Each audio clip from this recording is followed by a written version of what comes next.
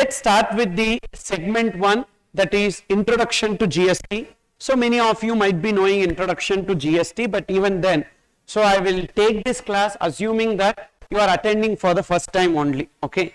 So therefore, wherever still like you are finding it difficult, etc. and all, don't hesitate. You just ask me in the doubts, whatever you have. Okay. And so first, introduction to GST. How GST formed? Is GST a new law? No, GST is not new law. GST is formed by subsuming various old indirect taxes. What are the various old indirect taxes that got subsumed into GST? So we had indirect taxes levied by central government, that is central excise duty, then service tax, central sales tax, and customs duty. But is customs duty part of GST? No. But inside customs duty, we had additional customs duties. What were those additional customs duties? CVD and SAD. CVD full form is what? Countervailing duty.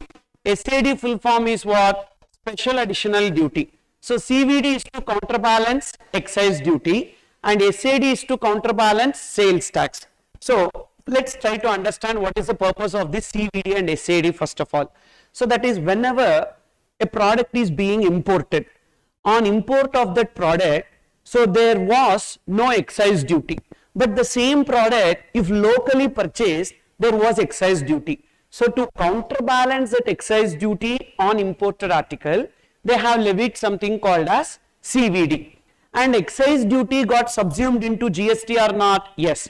As excise duty got subsumed into GST, so that CVD, which is to counterbalance excise duty, that also got subsumed into GST. Are you understanding? Then sales tax got subsumed into GST. Yes, sales tax got subsumed into GST. Special additional duty is levied to counterbalance that sales tax. That is, when you are importing an article, there won't be sales tax, because sales tax will be applicable only when that article is being sold in India. But on import, there is no sales tax. So the same article, if purchased in India, there is sales tax. So to counterbalance that sales tax, so they have levied something called as SAD. As sales tax got subsumed into GST, SAD also got subsumed into GST.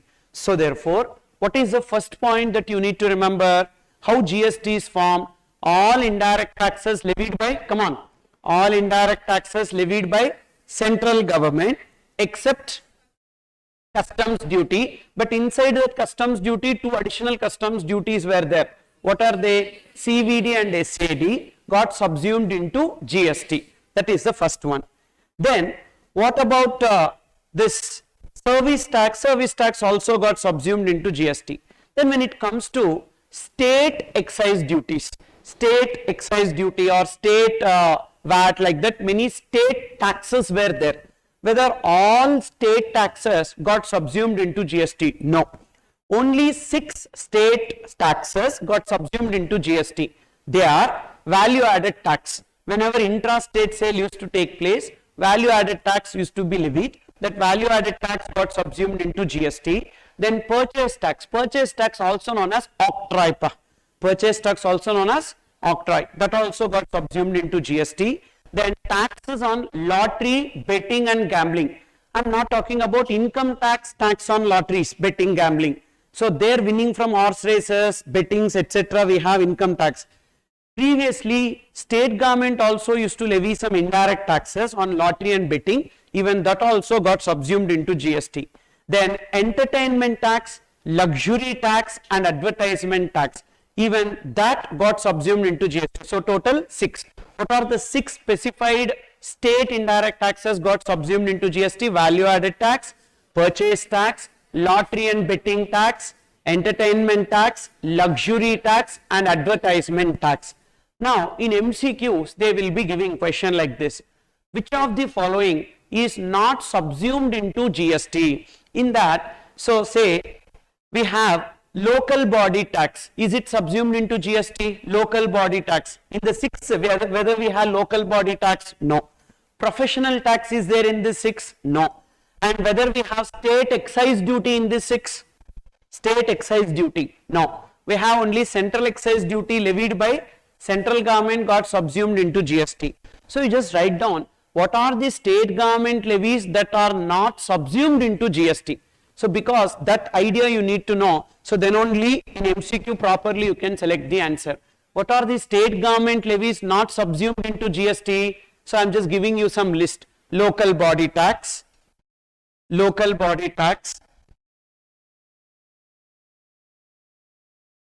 state government indirect taxes, not subsumed into GST. What are the state government indirect taxes not subsumed into GST? Local body tax. Then we have professional tax, then state excise duty,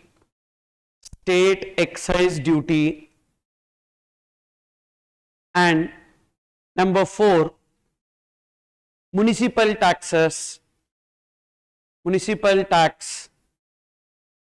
So these are some examples, etc. Not necessary that these are only not subsumed, etc. All others. So like this, if there is any state government levy, so just you need to check whether 6 state government levies are given in the question. So if it is there, that is only subsumed into GST. All other state government levies not got subsumed into GST. Is it clear? Then what about indirect taxes levied by local authority? Whether that got subsumed into GST? No. Indirect taxes levied by local authorities not got subsumed into GST. It is only indirect taxes levied by central government, state government, but indirect taxes levied by local authority not got subsumed into GST. Example, property tax, entertainment tax, professional tax, etc. So whether they got subsumed into GST or not got subsumed into GST. So indirect taxes levied by local authority not got subsumed into GST. Okay. So it is not got subsumed into GST. So therefore, what are the 3 points that you need to remember? What are the 3 points you need to remember here? Indirect taxes levied by central government except customs duty, but including CVD and SAD got subsumed into GST. Then indirect taxes levied by state government, specified indirect taxes. What are those specified indirect taxes? 6.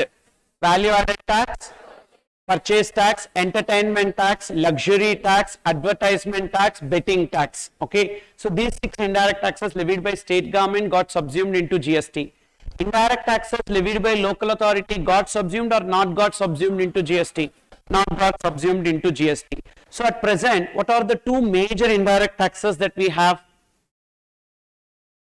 GST and customs duty. And whether India follows single GST model or dual GST model. Dual GST model means what? On the common tax base, both central government and state government parallelly shall levy tax, that is known as dual GST model. For example, when you go to a restaurant and eat food for 100 rupees, 2.5% CGST and 2.5% SGST we pay na. So that 2.5 is known as dual GST model. So therefore, central government will have how much percentage? 50%. And state government will have how much? 50%. So therefore, this central government and state government will share equally. Okay, so they are equal partners in crime. You understood or not? So therefore, central government and state government ratio is how much here? 50:50. Suppose if the rate is 18%, then 9% and 9%. Now there is one important point in exam. What many students are doing is that, so whenever it is given as CGST 9%, SGST 9% and IGST 18%, students are just taking 18% and doing the answer as per IGST fully, but that should be avoided. So whenever in the question you can see tax rate as only one rate, you can do single computation. Whenever you can see in the question CGST 9%, SGST 9%, IGST 18%, so you need to prepare a table like particulars, CGST, SGST, IGST. So how do we know, sir, whether a particular transaction is intrastate supply or interstate supply? So that we will see. I will tell you how to identify that, simple only. So but try to remember now. So whether India follows single GST model or dual GST model? Dual GST model. And this dual GST model India has adopted from which countries? Brazil and Canada. So useful for MCQ, Brazil and Canada. Then, so what are the types of GSTs that we have? These types of GST depends upon the supply, types of supply, intrastate supply versus interstate supply. So supply is broadly divided into two, intrastate supply and interstate supply. What is this supply? Supply is the taxable event under GST. So taxable event means what? Whenever one event happens, we are required to pay GST, that is known as taxable event. So what is the taxable event under GST? Supply of goods or services or both. In short, you can remember it as supply. So this supply is divided into two, intrastate supply and interstate supply. Intrastate supply means what? Come on. If location of supplier and place of supply, location of supplier and place of supply is in two different states or single state, single state. Inter means two different states, intra means single state. Single state or single union territory, and it will be known as intrastate supply. So what are the two factors that we need to keep in mind? Location of supplier. So whenever you see the question, to know whether it is intrastate supply or interstate supply, first see the location of supplier. This will be easily identified in the question. So they will give Mr. X registered in Tamil Nadu, Mr. X registered in Karnataka, like that clearly in the question itself it will be given. So take that, location of supplier, okay. And then place of supply, place of supply. Place of supply, how to identify, sir? Generally it will be given in the question. If not given in the question, if it is goods, you take the ending point of the goods. If it is services, you take the location of recipient. Is it clear here? So what should be taken as place of supply? 80% it will be given in the question itself. As to this is the place of supply, like that. If suppose they have not given that in the question, so what should be taken as place of supply? If it is goods, ending point of goods. If it is services, location of recipient. So if it is goods, ending point of the goods. If it is services, location of recipient will be taken. So the location of supplier and place of supply determines whether a transaction is intrastate supply or interstate supply. If the location of supplier and place of supply, these two in same state or same union territory, then it will be known as intrastate. And whenever it is intrastate, even same union territory also, it will be intrastate only, not intra-union territory, intrastate only. And same state, what are the type of taxes that we have? Same state means CGST plus SGST. If it is same union territory, what are the taxes that we have? CGST plus UTGST, CGST and UTGST. This is the combination. So either it will be CGST plus SGST or CGST plus UTGST. So what is the full form of CGST? Central Goods and Services Tax. Who will levy CGST? Who will retain that CGST? Central government. Then SGST, who will levy? State government. Who will retain that SGST? State government. Who will levy UTGST? Union territories. No, it is central government. UTGST is levied by central government only. So CGST also levied by central government, UTGST also levied by central government. Then why we have two separate GSTs? Because how much revenue union territories are contributing for GST needs to be separately accounted. For accounting purpose only, it has been given separately. Is it clear or not? So therefore, UTGST is levied by central government, collected and retained by central government. Okay. Then next, what is the meaning of interstate supply? Again, two factors. What are the two factors? Location of supplier and place of supply. So place of supply in case of goods, ending point of goods. In case of services, location of recipient. Somewhere you please write down. So place of supply in case of goods, is ending point of goods, place of supply, in short POS, place of supply, in short POS. In case of goods, it is what? Ending point. In case of goods, we need to take it as ending point. And in case of services, we need to take it as, in case of services, we need to take it as location of recipient. Location of recipient. But this you need to do only when there is no information in the question. In the question, if they say this is the place of supply, you go by that place of supply only. When the question is silent, then you need to take this way. Okay. The place of supply in case of goods is ending point of goods, and in case of services, location of recipient. So therefore, location of supplier and place of supply are the two factors. And if it is in two different states, correct? Two different states, two different union territories, or a state and a union territory, a state and a union territory, then it will be called as interstate supply. Inter, not intra, interstate supply. So in case of interstate supply, what is the GST that will be applicable? IGST will be applicable. Who will be levying? What is the full form of this IGST? Integrated Goods and Services Tax. Who will levy this IGST? Central government will levy this IGST. Can central government retain this IGST fully? No. 50% they will retain, and remaining 50% they have to give. Give it to whom? Give it to the consuming state based on place of supply. So it will be given to consuming state based on place of supply. For example, if location of supplier is in Tamil Nadu and place of supply is in Andhra Pradesh, and even location of recipient also Andhra Pradesh. Okay, location of recipient also Andhra Pradesh, place of supply also Andhra Pradesh. This will be interstate supply, correct? Because location of supplier and place of supply is in two different states. So therefore it is interstate supply. What is the type of GST that will be applicable? IGST. So the supplier who is located in Tamil Nadu will pay IGST to government. In that IGST, so which government they will be paying? Central government or state government? Central government. Central government, they will pay IGST. Who will pay IGST? Generally supplier will pay IGST.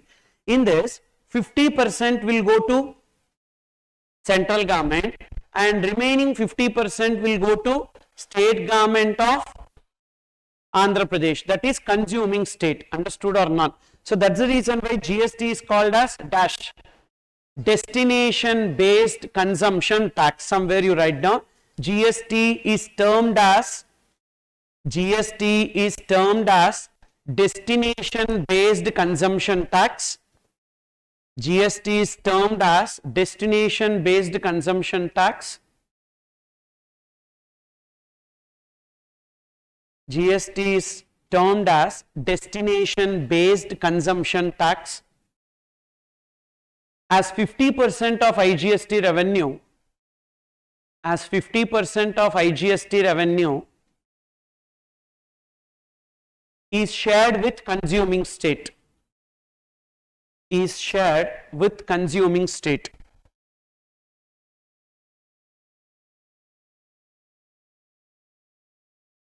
Okay, then next, so that is this types of GSTs. So first we need to know what is intra-state supply, then we need to know what is interstate supply. In case of intra-state supply, the combination will be CGST, SGST or CGST plus UTGST. In case of interstate supply, it will be IGST. In that IGST, 50% will be shared with the consuming state based on place of supply. And there is something called as GST compensation cess. So what is the purpose of this GST compensation cess?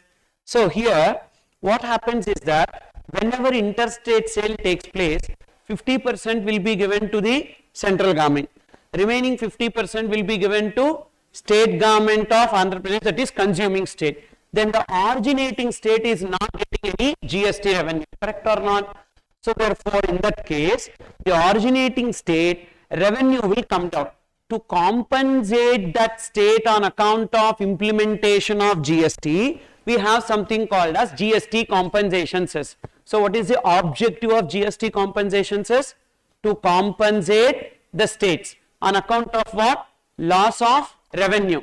On account of what? GST implementation.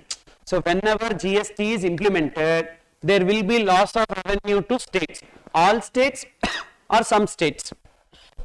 All states or some states? Some states, not all states, some states. Which states usually will have this issue? Producing states. Producing states will have the loss of revenue, not the consuming states. Why not consuming states? Because GST is now what type of tax? Destination based consumption tax, means it will go to the consuming state. So therefore, which states will have the issue? The originating states or the producing states. So for the producing states, they will be giving some compensation.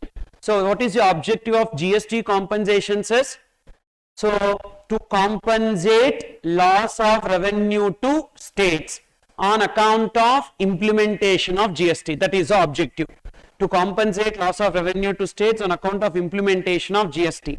So to compensate that states, government will be levying some cess called as compensation cess, GST compensation cess. This GST compensation cess is applicable on all goods or only on notified goods? Only on notified goods, not on all goods, only on notified goods. And what is the period for which this compensation cess will be levied? Initially, it was 5 years from the date of implementation of GST. What is the date of implementation of GST? 1st July 2017.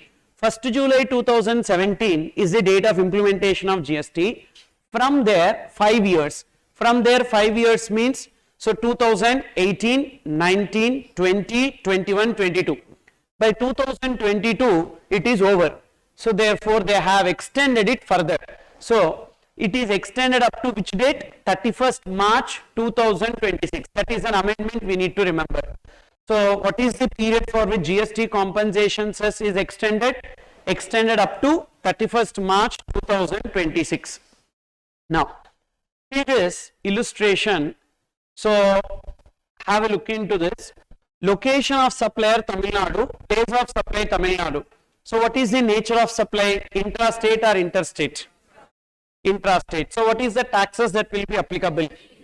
CGST and SGST. SGST of which state? Tamil Nadu. Okay. Then location of supplier Tamil Nadu and place of supply Karnataka. Interstate. So what is the type of GST that will be applicable? IGST. And this IGST, whether 50% is shared with the state government? Yes. Which state government? Tamil Nadu or Karnataka? Karnataka, consuming state. Okay. Then next, location of supplier Jammu and Kashmir, place of supply Ladakh. What is the nature of supply? Intra or inter? Inter. Because Jammu and Kashmir and Ladakh are two union territories and therefore now it is not a state. So abrogation of Article 370 to the Constitution. So Jammu and Kashmir, which was previously a state, is now divided into two union territories. What are the two union territories? Union territory of Jammu and Kashmir and union territory of Ladakh. So therefore these are two union territories. So what is interstate supply? You said if location of supplier and place of supply is between two states, two union territories. It is between two union territories now. Therefore it will be interstate supply. Chargeable to which tax? IGST. And in case of this IGST, who will collect this IGST? Central government. Whether 50% is shared with the consuming state in this case? No, it will not be shared with the consuming state. Why like that? Because there are 5 union territories which are treated as union territory without state legislature. What are those 5 union territories without state legislature? Without state legislature. Without state legislature means what? Without state legislature means they will be treated like central government only. They are part of central government only. They are not treated like states. If it is with state legislature, they are treated like state government. If it is without state legislature, they are treated like central government. So what are they? Number 1, so Ladakh, correct. Andaman, then Lakshadweep,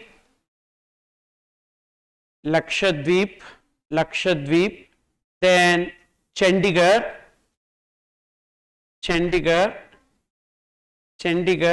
then number 5, Daman, Diu, Dadra and Nagar Haveli. Okay, so these Daman and Diu, Dadra and Nagar Haveli were 2 union territories. Now it is merged into a single union territory.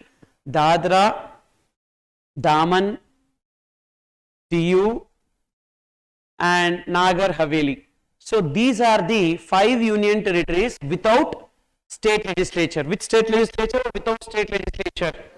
Without state legislature means whenever you see place of supply as these union territories, 50% sharing to state government will not be there. Means 100% of the IGST will go to central government. So therefore, as Ladakh is a union territory without state legislature, IGST 50% will be shared with the consuming state? No. So means completely it will be retained by, come on, central government. Then next one, location of supplier Ladakh and place of supply Jammu and Kashmir. Now, intra or inter? Inter. Because again 2 union territories, inter. Now 50% will be shared with the consuming states.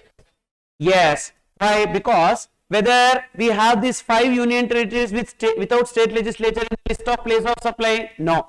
Others means 50% will be given. So therefore 50% shared with Jammu and Kashmir. Then next, location of supplier Ladakh and place of supply also Ladakh. Intra or inter? Intra. And what is the type of GST that will be applicable there? CGST and SGST or UTGST? UTGST. Why UTGST? Because for these 5 union territories without state legislature, what is the type of GST that is applicable? UTGST. As these are under the control of central government, the type of GST for these 5 union territories put together is UTGST only. Therefore, here it will be CGST and UTGST. Next, location of supplier Jammu and Kashmir and place of supply also Jammu and Kashmir. Then this is union territory, okay, but should be treated like state. So there are 3 union territories with state legislature which will be treated like states. So what are those 3 union territories with state legislature? Vinod? Yes, yeah. State legislature, union territories with state legislature. Number 1, Jammu and Kashmir. Number 2, so Delhi. And number 3, Puducherry. So these are the 3 union territories with state legislature. Means what is the type of GST that is applicable here? Which GST will be applicable here? CGST, SGST or UTGST? SGST, because they are treated like state. So therefore, Jammu and Kashmir, even though it is a union territory, but it is treated like a state. So therefore, location of supplier Jammu and Kashmir and place of supply also Jammu and Kashmir. So therefore, what is the nature of supply? Interstate or intrastate?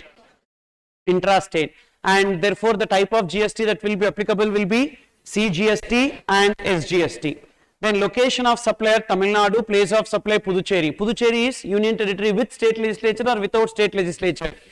Means treated like a state. So Tamil Nadu and Puducherry. So therefore, what is the nature of supply? Intra or inter? Intra.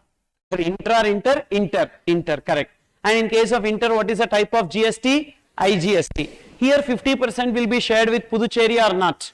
Yes. So because Puducherry is union territory without state legislature. Correct?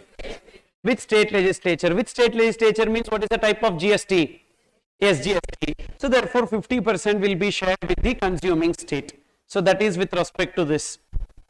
Then next, so this is the meaning of union territory. So this is what I told, 5 union territories are there where UT-GST Act will be applicable. Andaman and Nicobar Islands, Lakshadweep, Dadra, Nagar Haveli, Daman, Diu, Ladakh, Chandigarh and any other territory. So this any other territory means, so what is this any other territory? What is this any other territory means? Any other territory means beyond the territorial waters and up to 200 nautical miles from baseline, because remember, what is the meaning of India? India extends up to 200 nautical miles from the baseline for the purpose of GST. So GST law is applicable to India. So what is the meaning of India? Just write down there. What is the meaning of India here? Up to 200 nautical miles, up to 200 nautical miles from baseline, up to 200 nautical miles from baseline is known as India. So which means even if the supply takes place in the waters, so 200 nautical miles from baseline, baseline means what pa? Shore pa, shore of India, baseline, ending point of India. So from the seashore, in the sea, India extends up to 200 nautical miles. But if there is any country within this 200 nautical miles, that is not belonging to India. But within 200 nautical miles, Sri Lanka is there. Is Sri Lanka belonging to India? No. So if there is no country or some island which is not captured by any country and captured by India, example, Andaman and Nicobar, Lakshadweep, these are all within 200 nautical miles. So will be called as India. So whenever the transaction takes place in the territorial waters or this 200 nautical miles from baseline, that is also called as supply taking place in India. Example, usually these oil rigs and all is there, crude oil extraction. These oil rigs and all, they will be having somewhere in the sea basin, that is seashore. So there what they will do, they will put one oil rig and they will extract the crude oil beneath the ground. Okay, so this particular activity, so whenever they are doing, to that person you have provided some services. Where the service is provided, in the land or in the waters? Waters. So will it be also called as supply taking place in India? Yes, supply taking place in India. Will it attract GST? Yes, it will attract GST. And what will be the type of GST that will be applicable? You are located in Tamil Nadu pa, that oil rig or that ship is located in the waters. So what is the nature of supply? Other territory. Other territory is also given in union territory, which means it will be coming under interstate supply. So chargeable to IGST. Can you remember this? So whenever supply takes place in the waters, so 200 nautical miles from the baseline is India. So whenever supply takes place in the waters, so it may be in a ship or in an oil rig, etc., that will be treated as interstate supply and chargeable to which GST? IGST. Okay. So maybe this point can be tested, but for the purpose of India definition, you remember up to 200 nautical miles from baseline. Then what are the various laws that we have? That is one CGST Act. So CGST is levied by central government. So therefore one CGST Act, and SGST is levied by state government. So how many state governments we have? How many state governments we have?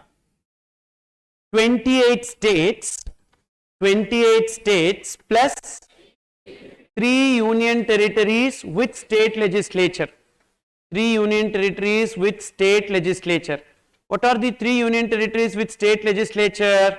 Already we have seen Delhi, Jammu and Kashmir, Puducherry. So total how many SGST acts we will have? 31 SGST acts. So therefore one CGST Act, then 31 SGST Act for 28 states and 3 union territories with state legislature, and one UTGST Act, one UTGST Act for 5 union territories. What are those 5 union territories? We have seen now that 5 union territories without state legislature. For that one UTGST Act and one IGST Act for entire India levied by central government. And GST requires dual GST, means both central government and state government should make the law. For that reason, a constitutional amendment was required. Before bringing GST into picture, they have amended the constitution. So that constitution amendment happened in 2016 or 17, 2016 or 2017. When the constitution amendment has happened? 2016. So in MCQ they will confuse you by giving 2016, 2017. But constitution amendment has happened in which year? 2016. Bill is presented in 2014 and it became act in 2016, and then in 2017 GST implementation has happened. Is it clear? 2014 bill. What bill? Constitution Amendment Bill, and it became act in 2016, and thereafter GST implemented with effect from 1/7/2017. Then next, so position of goods under GST in comparison to earlier indirect tax system. Whether all goods are covered under GST? No. So there are two products which are not covered under the ambit of GST. What are they? Alcoholic liquor for human consumption and petroleum products. What are those petroleum products not covered under the ambit of GST? Total 5 petroleum products. What are those 5 petroleum products? Crude oil, petrol, diesel, aviation turbine fuel and natural gas. These are the 5 petroleum products not covered under the ambit of GST. So which means there is no GST on that. And whether this alcoholic liquor for human consumption excluded from the ambit of GST, permanent exclusion or temporary exclusion, means it will never come into the ambit of GST. What about petroleum products excluded from GST, permanent exclusion or temporary exclusion? Temporary exclusion. When it will be coming into the ambit of GST? As and when GST Council decides. I am also telling this for last 5 years. I don't know when they will decide. So, but as on today, it is still outside the ambit of GST. Okay. So therefore, kerosene oil, is GST applicable or not? Kerosene oil. Why? Because it is not in the list of petroleum products. Then LPG, liquefied petroleum gas, whether GST applicable or not? Yes. Again, because it is not in the list of 5 petroleum products. Engine oil, lubricating oil, engine oil, tutti oil, lubricating oil, etc. Whether GST will be applicable? Yes. Again, why? Because it is not in the petroleum products. What about cooking wine? Is it alcoholic liquor for human consumption? No. So therefore, that will be coming under GST? Yes. So suppose if it is alcoholic liquor for human consumption only, it will not come. Then what about cough syrup containing alcohol? Usually cough syrup contains an element of alcohol. So then that is also alcoholic liquor for human consumption? No. It may contain alcohol, but that is not for human consumption. So therefore there is no GST, or GST is there. GST is there because it is not a alcoholic liquor for human consumption. So therefore what are considered as non-taxable supplies under GST? Come on. Non-taxable supply means no levy of GST. What are non-taxable supplies? Alcoholic liquor for human consumption and petroleum products are the 2 non-taxable supplies under GST. Only 2 non-taxable supplies, that is alcoholic liquor for human consumption and petroleum products. Now on alcoholic liquor for human consumption there is no GST. Then at present what are the indirect taxes that will be applicable? State excise duty, CST and VAT. Okay. What are the existing indirect taxes that are applicable on alcoholic liquor for human consumption? State excise duty, CST and VAT. State excise duty, who will levy? State government. So that revenue will go to state government. CST, who will levy? Central government, but collected and retained by state government. Somewhere you write down. CST, even though levied by central government, CST even though levied by central government, but collected and retained by state government. CST even though levied by central government, but collected and retained by state government. So therefore this revenue CST go to central government or state government? State government. Value added tax, who will levy? State government. Collected and retained by state government, which means on alcoholic liquor for human consumption entire revenue will go to, so revenue will not go to central government. Is it clear? Then next, petroleum products. On petroleum products there is no GST. So therefore what are the indirect taxes that are applicable on petroleum products? Central excise duty, that will go to central government. Then CST and VAT, that CST and VAT will go to state government. Then tobacco and tobacco products, whether GST is applicable on tobacco and tobacco products? Yes. Not only GST but also old indirect taxes. What is it, old indirect taxes? Central excise duty, which means on tobacco and tobacco products we need to pay old indirect taxes, central excise duty, and the new indirect taxes, that is GST. Then all other goods, we don't have any old indirect taxes, only new indirect tax, that is GST. Is it clear? So now, therefore, what are considered as non-taxable supplies? Only these two: alcoholic liquor for human consumption and petroleum products. Whether services are covered under GST? Yes. Few are taxable, few are exempted. Now, whenever you see question in exam, you need to ensure that you are applying this 5 checklist. So, in order to arrive at the answer. Okay. So, this flow chart you please make note, because many students, what they see is that taxable or exempted directly. But actually first you need to check whether a transaction is supply or not a supply. See, first the transaction should become supply, and thereafter that will be taxable or exempted. You understood or not? So, therefore, first what you need to check, whether the given transaction is supply, whether the given transaction is supply.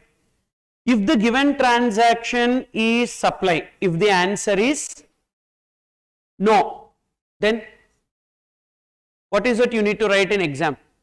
Okay, pa, you read the transaction, pa, the transaction is not a supply. So what you will write? The said activity is not a supply. Don't write exempted. If you write exempted, so you will not get marks. If you write GST not payable, you will not get marks. You understood what I am telling? See, it's not about, many students are losing marks not because they don't know the subject.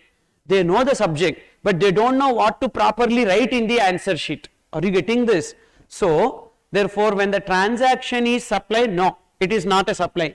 Then you need to write the said activity is not a supply. Then, okay. Suppose if the activity is supply, how do you know whether an activity is supply or not a supply? For that we need to refer to section 7. We have one section 7, so that we need to refer. So I am just giving you the section reference also. So transaction is supply under section 7.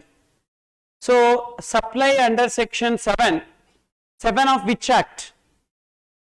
CGST Act, because we don't have IGST Act in syllabus, we don't have UTGST Act, SGST Act, we have only CGST Act. So first you need to check whether the transaction is supply under section 7. If it is no, then not a supply.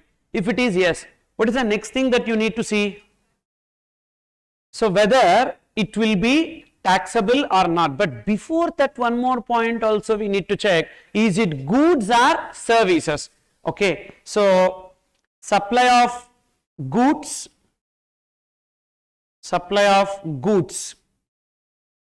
is it supply of goods? If it is supply of goods, okay, always taxable, pa, always taxable. Why always taxable? Because we don't have the exemptions with respect to goods. Is it clear? We don't have exemptions with respect to goods in syllabus. For intermediate exam syllabus, we don't have exemptions with respect to goods. We have exemptions only with respect to services. So whenever you see in the list goods, definitely it will be always taxable, always taxable, always taxable, and always taxable under FCM or RCM. What is FCM? Forward charge mechanism. RCM, reverse charge mechanism. That is okay, but meaning FCM means who will pay GST? Supplier will pay GST to government. RCM means who will pay GST to government? Recipient will pay GST to government. Ultimately the burden will be on whom? Recipient only. Suppose I am supplier, you are my recipient. If I pay GST and in turn recover it from you, so then also the burden is on you. And you pay GST directly to government, then also the burden is on you, correct or not? So therefore let it be FCM or RCM, the burden will be always on the recipient. So always taxable under FCM. So supplier shall pay GST to government. Suppose if it is no, it is not supply of goods, then it is what? Services. For services we have exemption or taxable. But what is defined? Exemption is defined or taxable is defined? Exemption is defined, means we know what are the list of exemption. So balancing figure is taxable. So you need to check whether such service is exempted. Whether such service is exempted. Whether such service is exempted. If the service is exempted, then what you need to write? Yes, the said activity is supply, however, it is exempted. Okay, you understood? You have to write in the justification the said activity, even though it is supply, but the same is exempted. How do you know whether a service is exempted or not? It will be given in one notification. What is that notification number? 12/2017. Notification number 12/2017 contains the list of services which are exempted. Notification number 12/2017 contains the list of services which are exempted. So you need to write a reference. So that is, the said service is exempted. Wide notification number 12/2017, like that. Okay. So it will become exempted supply. It will become exempted supply. Then, so when it is not a supply, whether you need to pay GST? When it is not a supply, are you required to pay GST? No. When it is exempted supply, are you required to pay GST? No. Suppose if it is no, that is whether such service is exempted, no, then it will be, what is the balancing figure? Taxable. When it is taxable, again what is the next thing that you need to check? FCM or RCM. For that, which is given? FCM is given in the law or RCM is given in the law? RCM is given in the law. So whether it is taxable under RCM, whether it is taxable under RCM, whether it is taxable under RCM. If it is yes, who will pay GST? Recipient shall pay GST to government. Recipient shall pay GST to government. What if recipient is unregistered? Impossible, because every recipient who is liable to pay GST under RCM is compulsorily required to get registered. Is it clear or not? Every recipient who is liable to pay GST under RCM is compulsorily required to get registered, irrespective of threshold limit. Means they need to register and they need to pay GST. Then suppose if it is no, whether it is taxable under RCM, no, then it will be FCM. So who will pay GST? Supplier shall pay GST. Supplier shall pay GST to government. Supplier shall pay GST to government only when they are registered. If registered. If registered. What if they are not registered? No GST. First we need to know whether the transaction is under FCM or RCM. If it is FCM, supplier will pay. If it is RCM, recipient will pay. If it is FCM, supplier will pay. What if supplier is not registered? No GST. Is it clear or not? Don't write recipient will pay. No, supplier will not pay. Even though supplier is having liability to pay, but they are not registered. When they are not registered, they are not required to pay GST. Is it clear or not? Then supplier shall pay GST to government if registered. Then what about here recipient? Recipient shall pay GST to government. Here why I have not written if registered? Because there is compulsory registration. Compulsory registration.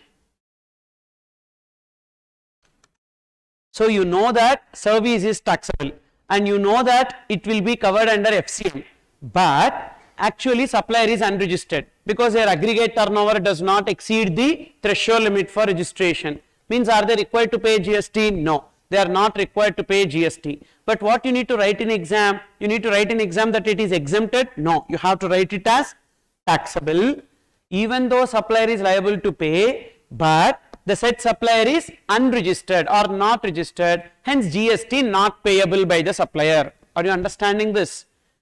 Then So that is with respect to this checklist you need to keep in mind, and therefore all services are covered under GST, few are exempted and remaining are taxable.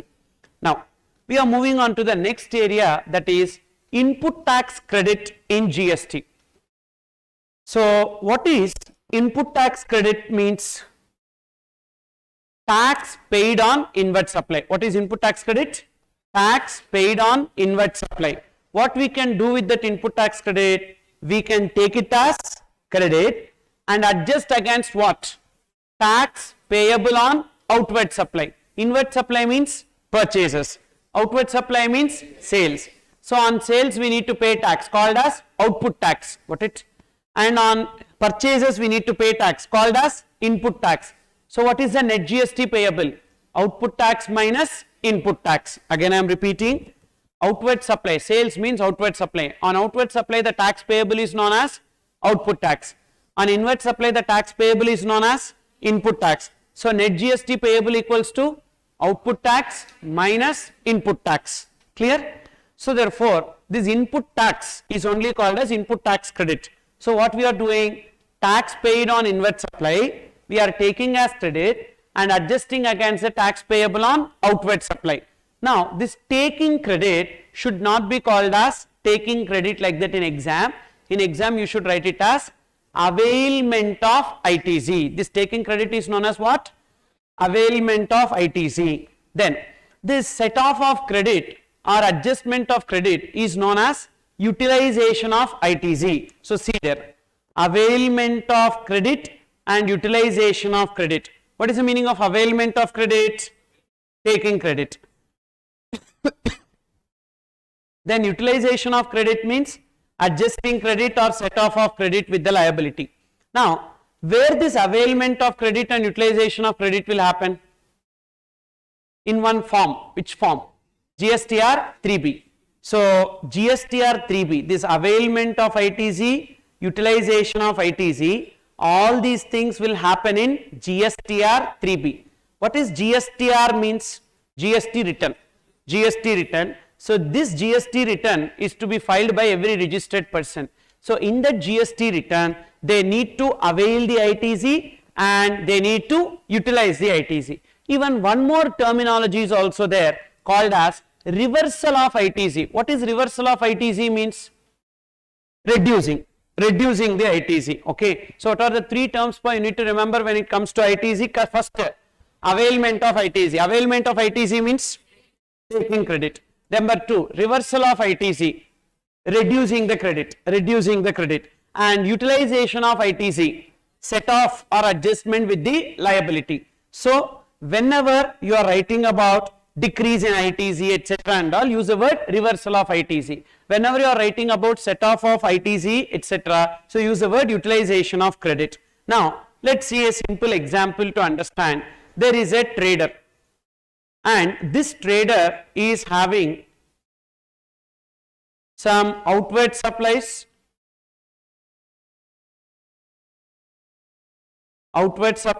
and inward supplies. This trader is having some outward supplies and inward supplies.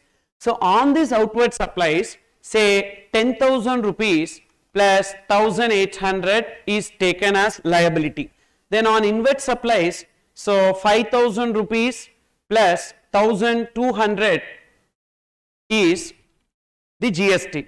Now in that case, this 1,200 is known as what? Input tax credit.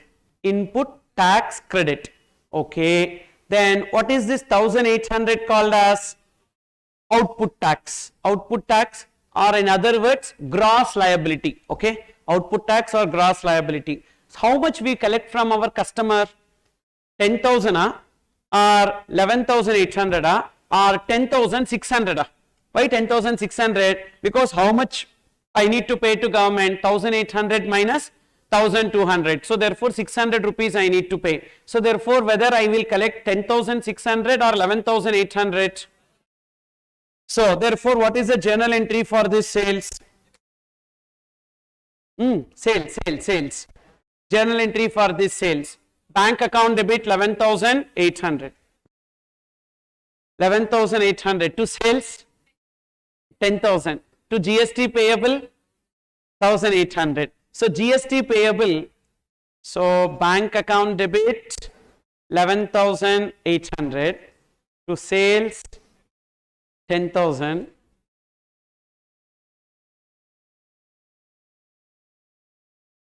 இப்போ நான் ஏதோ ஒரு photo எடுக்க சொன்னேன், அந்த அவ்வளோதான். அவர் விழுந்து விழுந்து எடுக்கிறாரு. Bank account 11,800, sales 10,000, GST payable. So we are recognizing a liability of 1,800. Then for this purchases, what is the entry? Purchase account debit. Purchases account debit.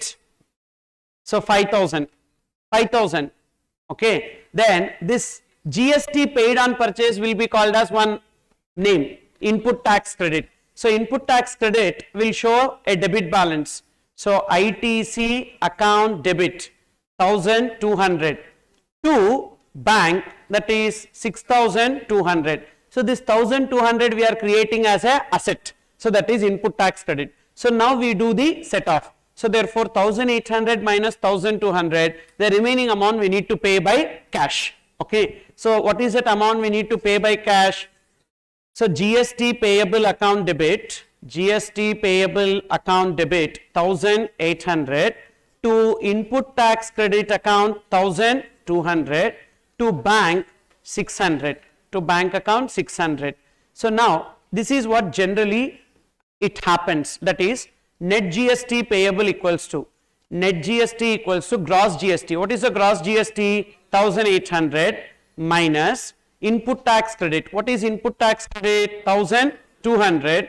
So 1,200, therefore the net GST will be 600. So this 600 rupees is only this bank. You understood or not? And how practically it will work? This is theoretically. How practically it will happen? So there are 3 ledgers maintained by GST network on behalf of every registered person. What are those 3 ledgers?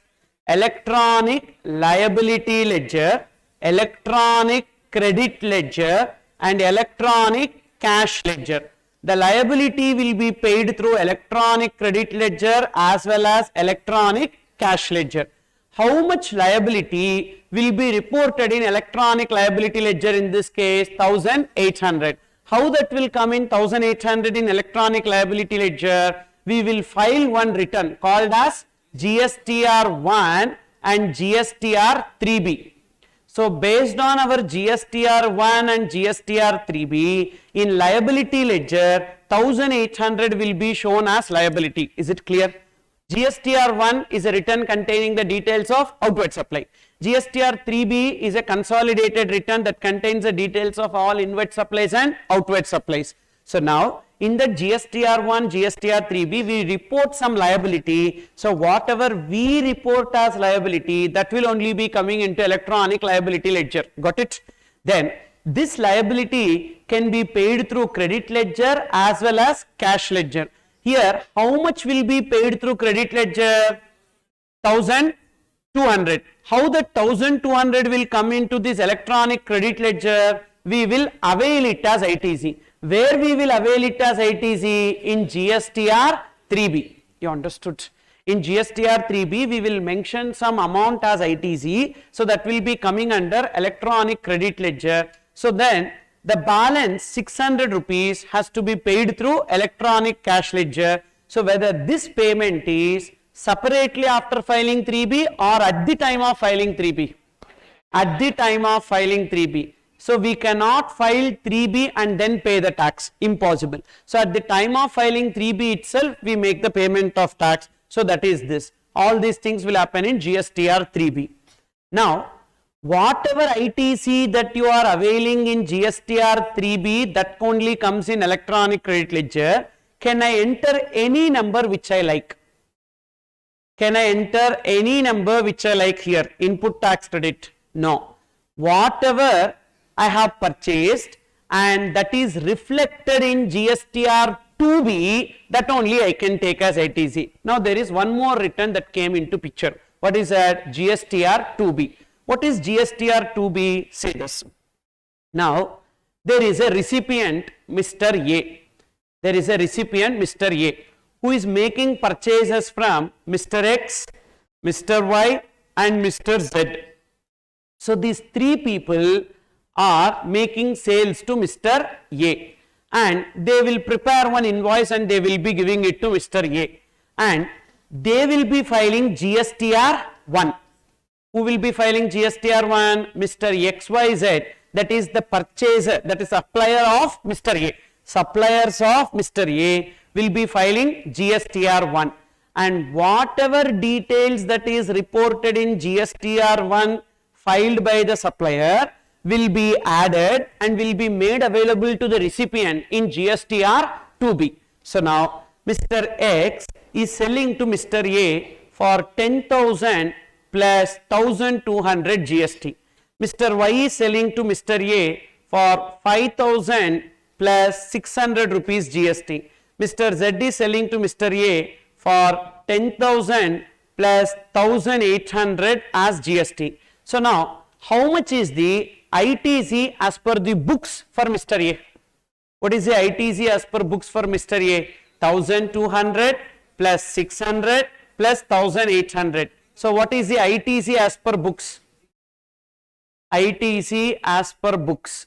ITC as per books is 3,600.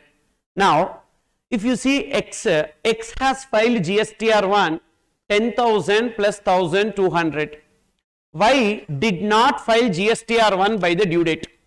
Why did not file GSTR 1 by the due date? Why he did not file? So maybe some problem he has. So that is not our botheration. So he has not filed. Okay. Then Z has filed GSTR 1, but he reported lesser amount. So that is 10,000 plus 1,200 he reported. Then how much will be reflected in the 2B of Mr. A? So who will generate 2B? Who will generate 2B? Portal will generate 2B. So that is GSTR 1 filed by X will give the details of Mr. A. X will give the detail of Mr. A while filing GSTR 1. Y also will file GSTR 1 and give the detail of Mr. A. Z also will file GSTR 1 and give detail of Mr. A. Now the portal will understand, okay, A has made purchases from these three people. So therefore, the sum of these three, what is the sum of these three? 2,400 will be, taken in GSTR 2B and will be made available to the recipient Mr. A in GSTR 2B. And who will be giving this data? Portal, GST network will be giving. So therefore, what is the ITC as per 2B?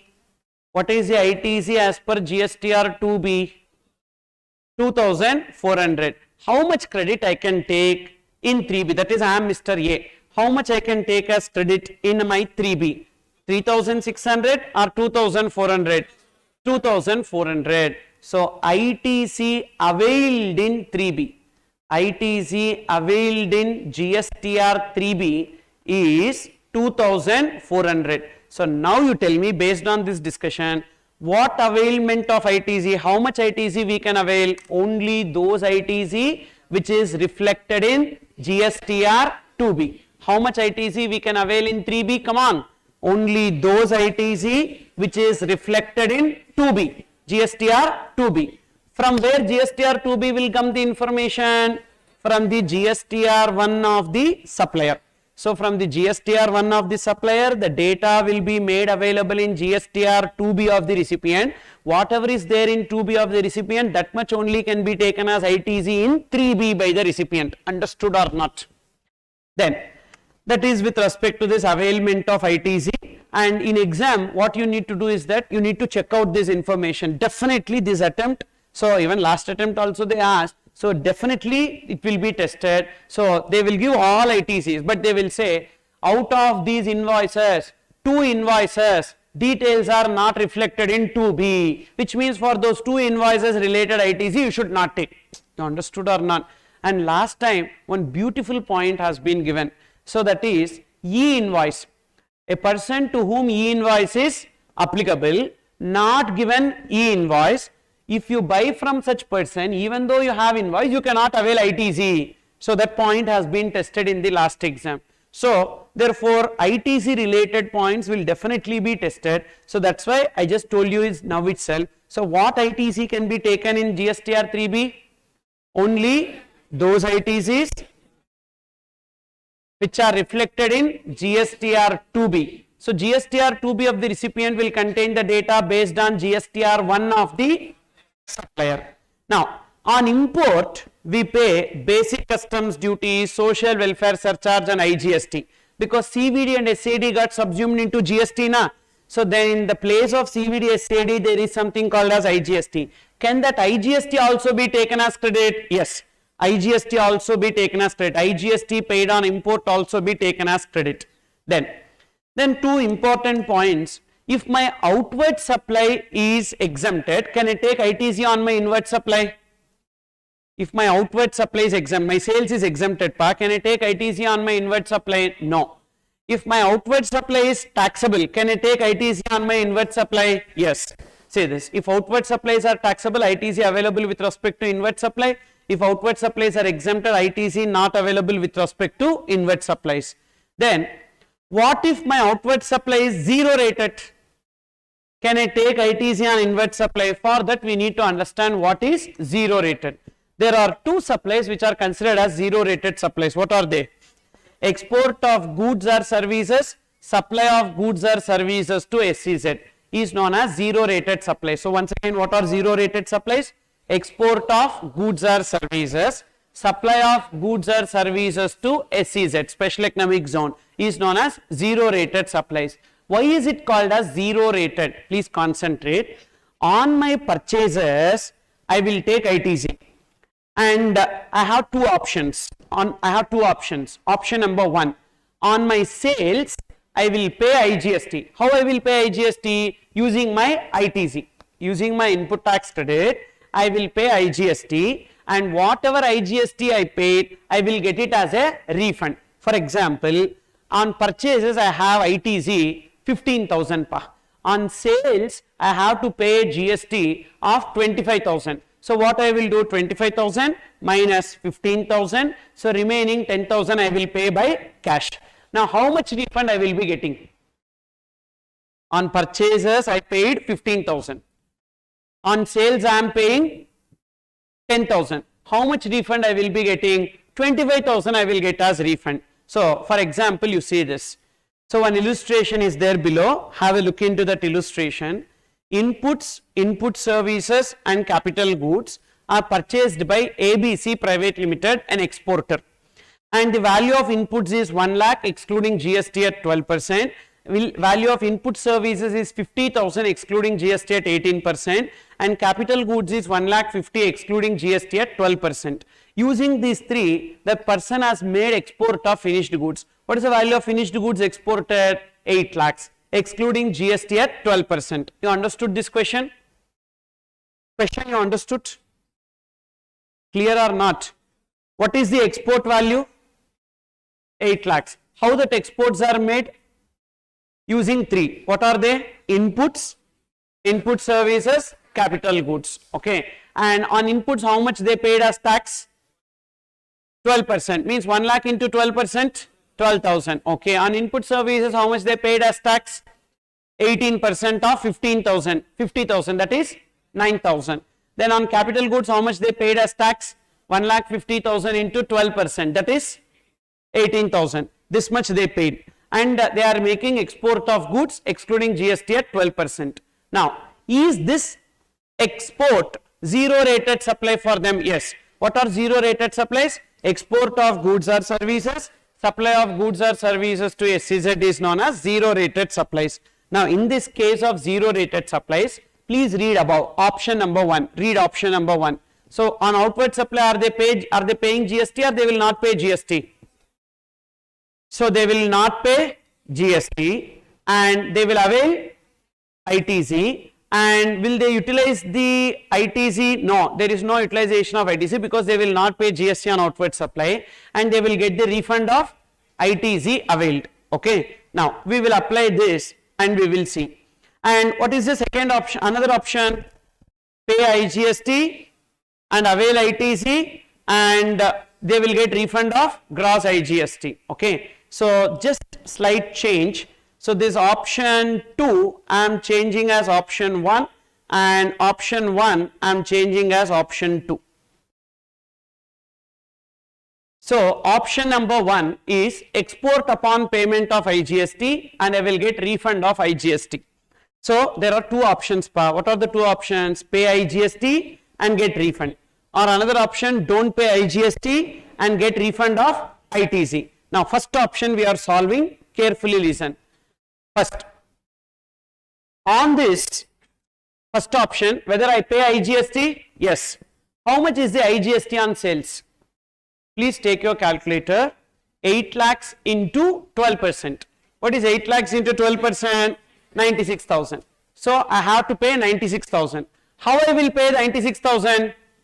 By using my input tax credit. What is the input tax credit that I have?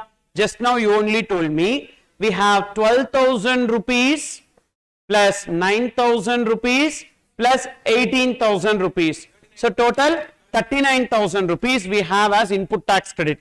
What is our sales GST? 96,000. 96,000 minus 39,000. So what is the difference? So 57,000 I will pay GST. How much I will get as refund? So not 39, not 57, I will get 96,000. How? Simple pa. On purchase how much I paid? 39. On sales how much I am paying out of pocket? So what is the sum of these two? That 96,000 we will get. So on purchases whatever I paid also I got as refund. On sales whatever I am paying also I am getting as refund. So which means the total burden will be 0. That's why it is called as zero rated supplies. Is it clear? On purchases I am paying 39,000 which I am getting as refund. On sales I am paying 57, that also I will get as refund. So which means total refund is 96,000. So the burden on me will be 0. That's why it is known as zero rated supplies. Understood? Then next. So another option is export without payment of IGST under bond or letter of undertaking, means I will not pay GST. So therefore on this exports will I pay any GST? No. But on purchase already I paid, correct? On export I will not pay GST, but on purchases I already paid na 39,000 rupees. In that 39,000 rupees for inputs and input services. What is inputs and input services? 12,000 and 9,000. So GST paid on inputs and input services 12,000 and 9,000. That 12,000 and 9,000 I will be getting as refund. What is 12,000 and 9,000? 21,000 I will get as refund. But still how much is there? GST paid on purchases, capital goods 18,000. That 18,000 I can avail as ITC and adjust with my liability in future. So which means now also the burden became 0. On sales no tax pa. On purchases whatever I paid partly I got as a refund and remaining amount I am taking as credit which I will adjust against the future liability. Now also the burden is 0. So therefore zero rated supplies means two options are available. Either they will pay IGST and get refund of that IGST, or they will not pay GST and get refund of ITC.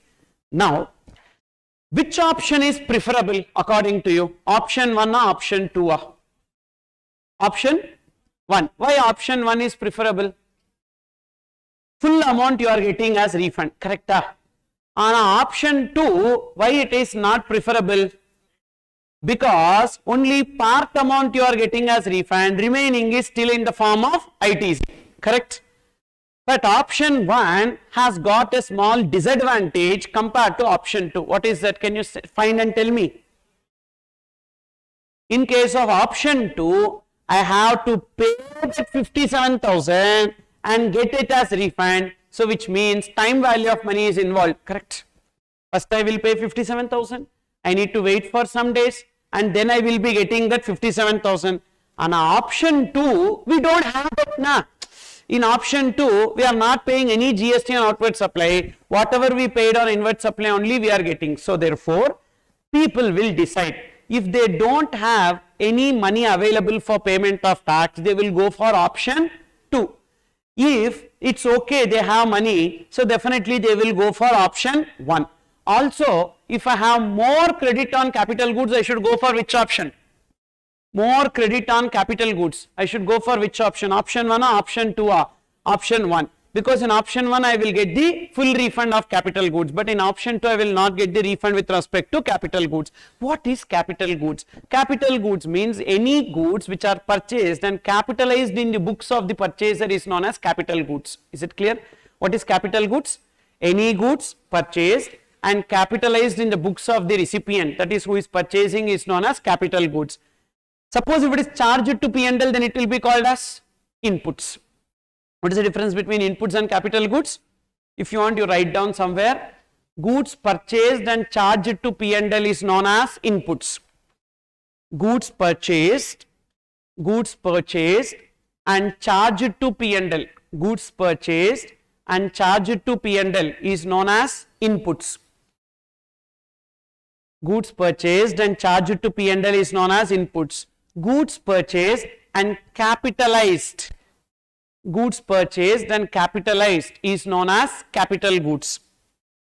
Goods purchased and capitalized is known as capital goods.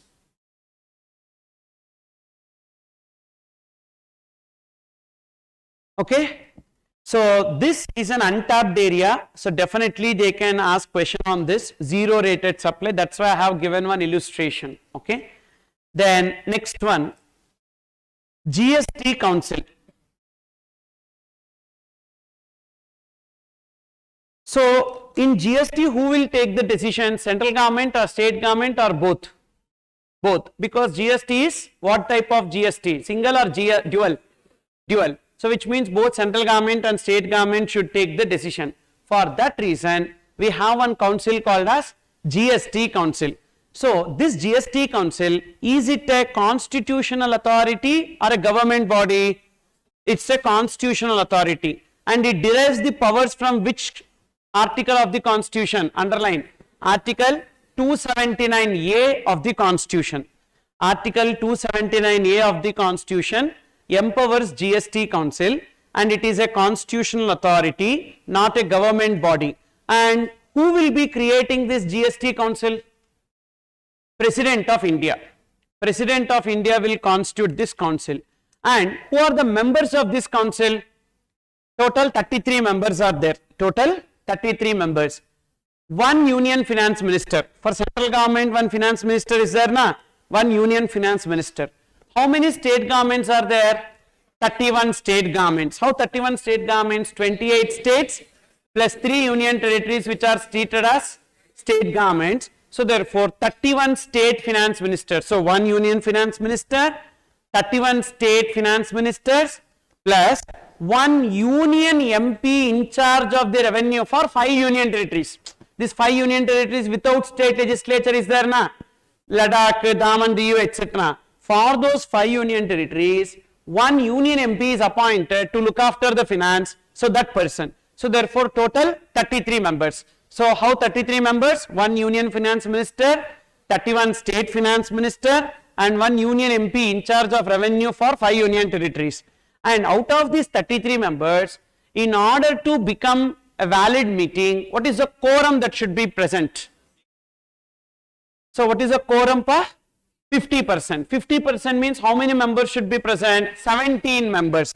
33, 50% is 16.5. So 17 members should be present in the meeting. Then it will be called as a valid meeting. Then here, what is the weighted votes? That is, central government vote is having 1/3 weight and state government vote is having 2/3 weight. And what is the weighted majority that is required? 3/4 of the weighted majority means how many votes should be in favor? 75%. 3/4 means more than 75%. That too. So central government one vote will not be counted as 1. So it will be counted as 1/3.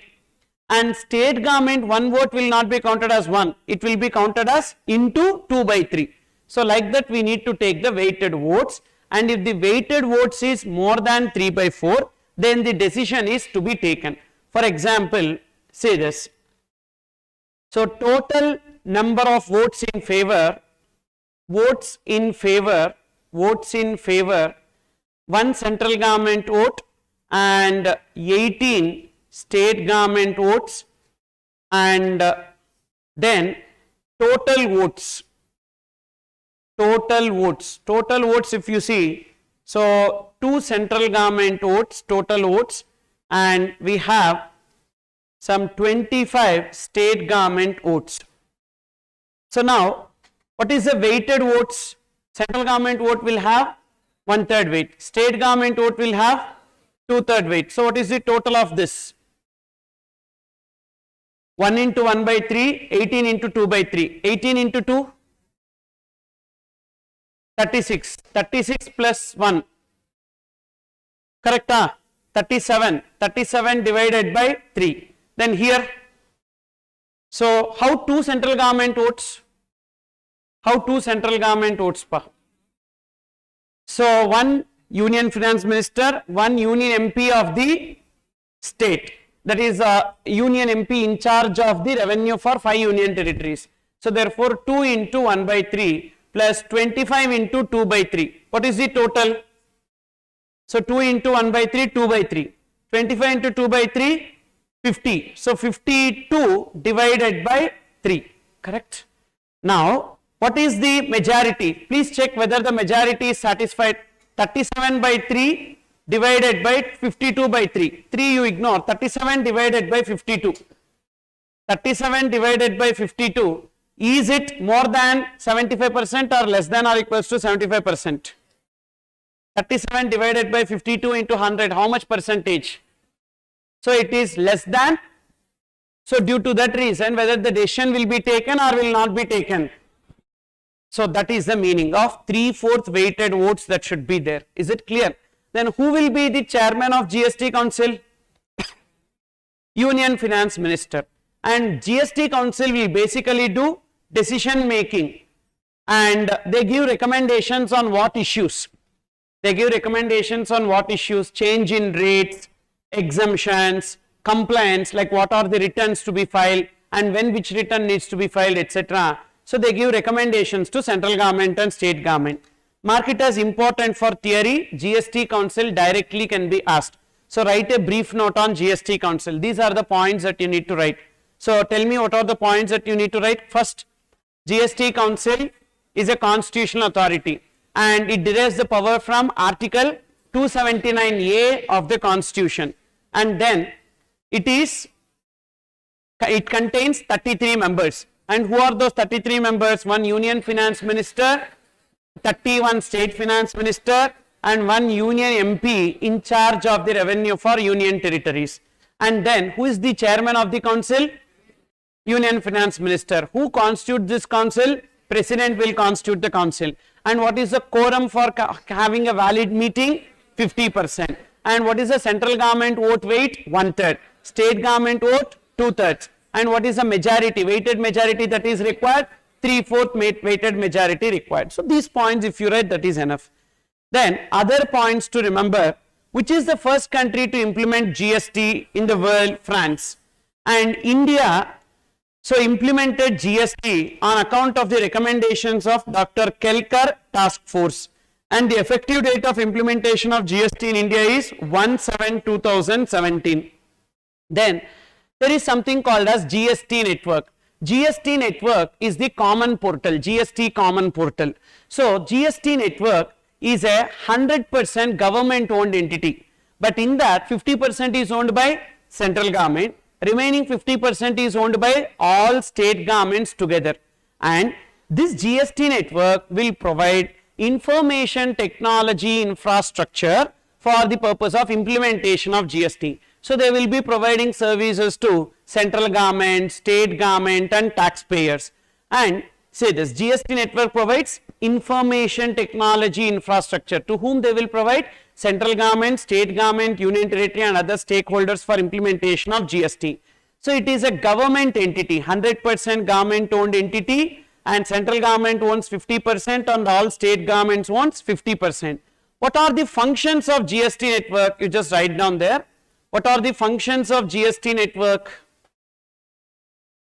Registration. If you want to do registration, the registration under GST can be done only through GST network. then returns, filing of returns, payment of tax, then e-invoice, e-way bill, then claiming refunds. These are the functions of GST network, etc. Okay, claiming refunds, registration, returns, payment of tax, e-invoice, e-way bill, claiming refunds, etc. These are the functions of GST network. So with this we completed majorly. There is one more area, that is IGST settlement. So this IGST settlement, so see this, can we utilize IGST credit for payment of SGST liability? Yes, we can utilize IGST credit for payment of SGST liability. So before that, let's try to understand the matrix of utilization of credit. On my inward supplies, no need to write, just listen. On my inward supplies, I have CGST credit and then SGST credit, then UTGST credit and IGST credit. Then on my outward supplies, I have liability. What are those liabilities? CGST payable, then SGST payable, UTGST payable, and then IGST payable. Can I use CGST credit for payment of CGST payable? Yes, we can use CGST credit for payment of CGST payable. CGST credit for payment of SGST payable? No. CGST credit for payment of UTGST? No. CGST credit for payment of IGST? Yes. Same way, SGST credit cannot be utilized for payment of CGST and UTGST, but it can be utilized for payment of SGST, and it can also be utilized for payment of IGST. Same way, UTGST credit cannot be utilized for payment of CGST and SGST. It can be utilized for payment of UTGST and IGST. Then IGST credit can be utilized for payment of all liabilities: CGST payable, SGST payable, UTGST payable and IGST payable. Clear? Now in this case, so what are the 2 points you need to remember from this table?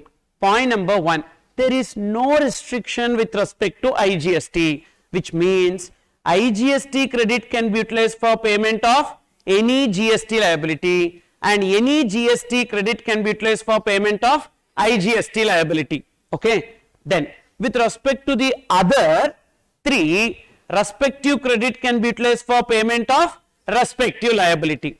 Now here, when IGST credit is set off with SGST liability, can IGST credit be set off with SGST liability? Yes, no restriction.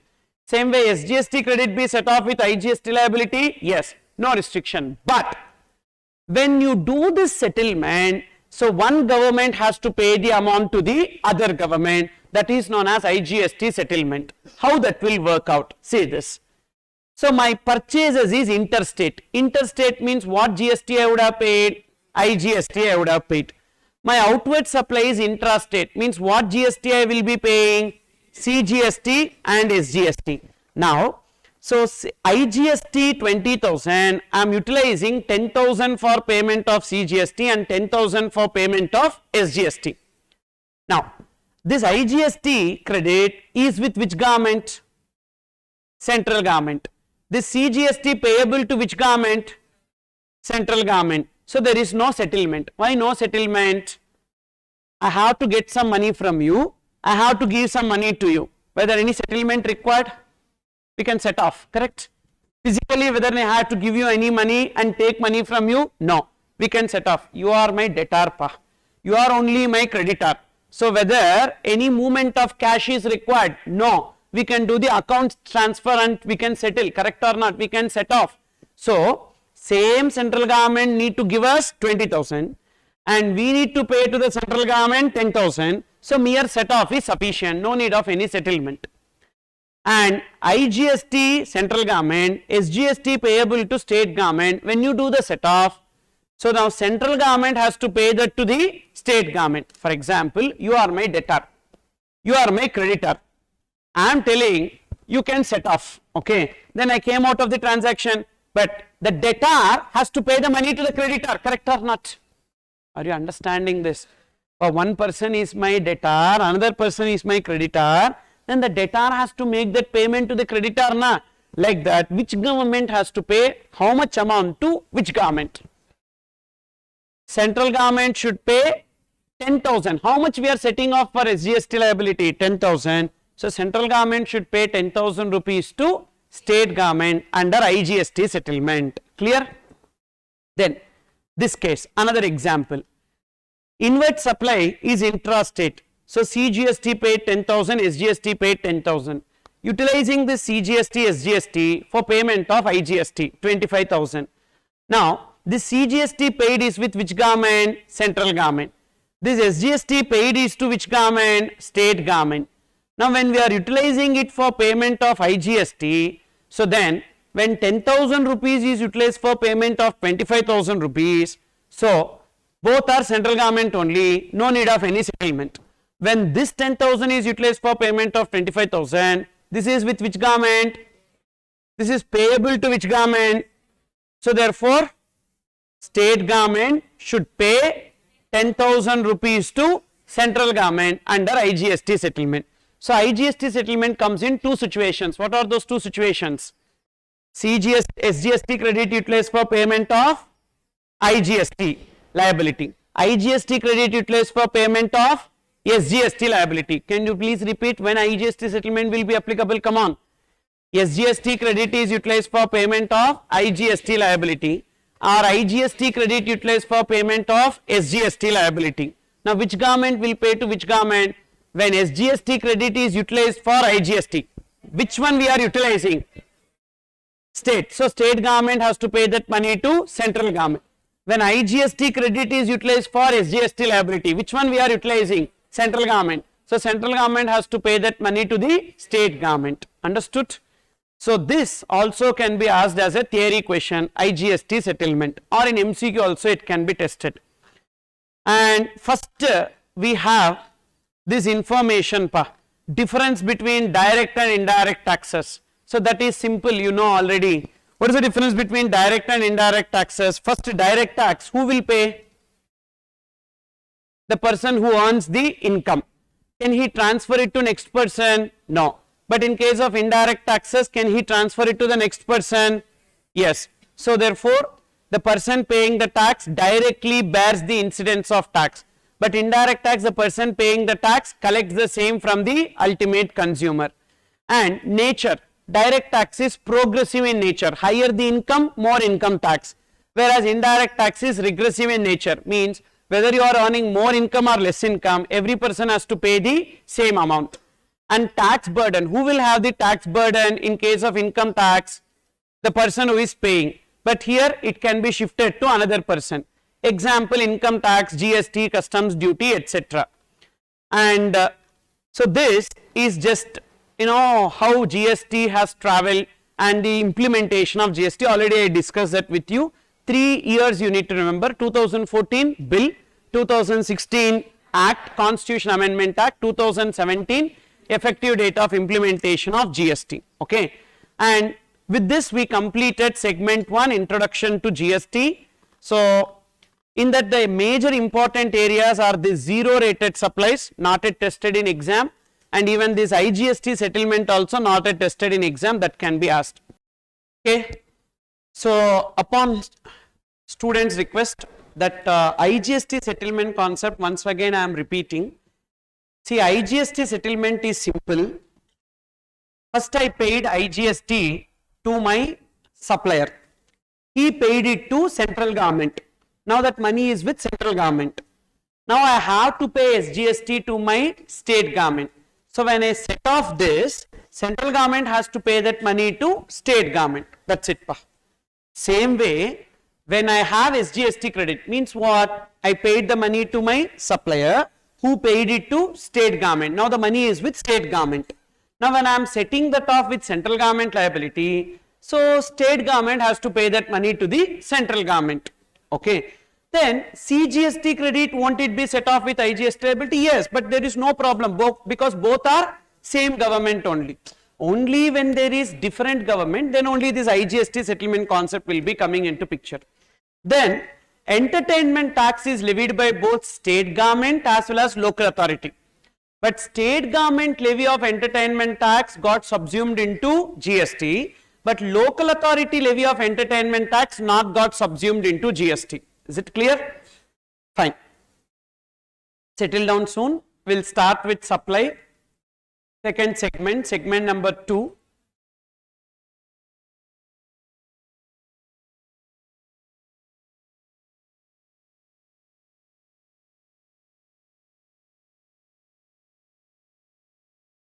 Okay, supply is defined under section 7 of CGST Act. So supply is defined under which section here?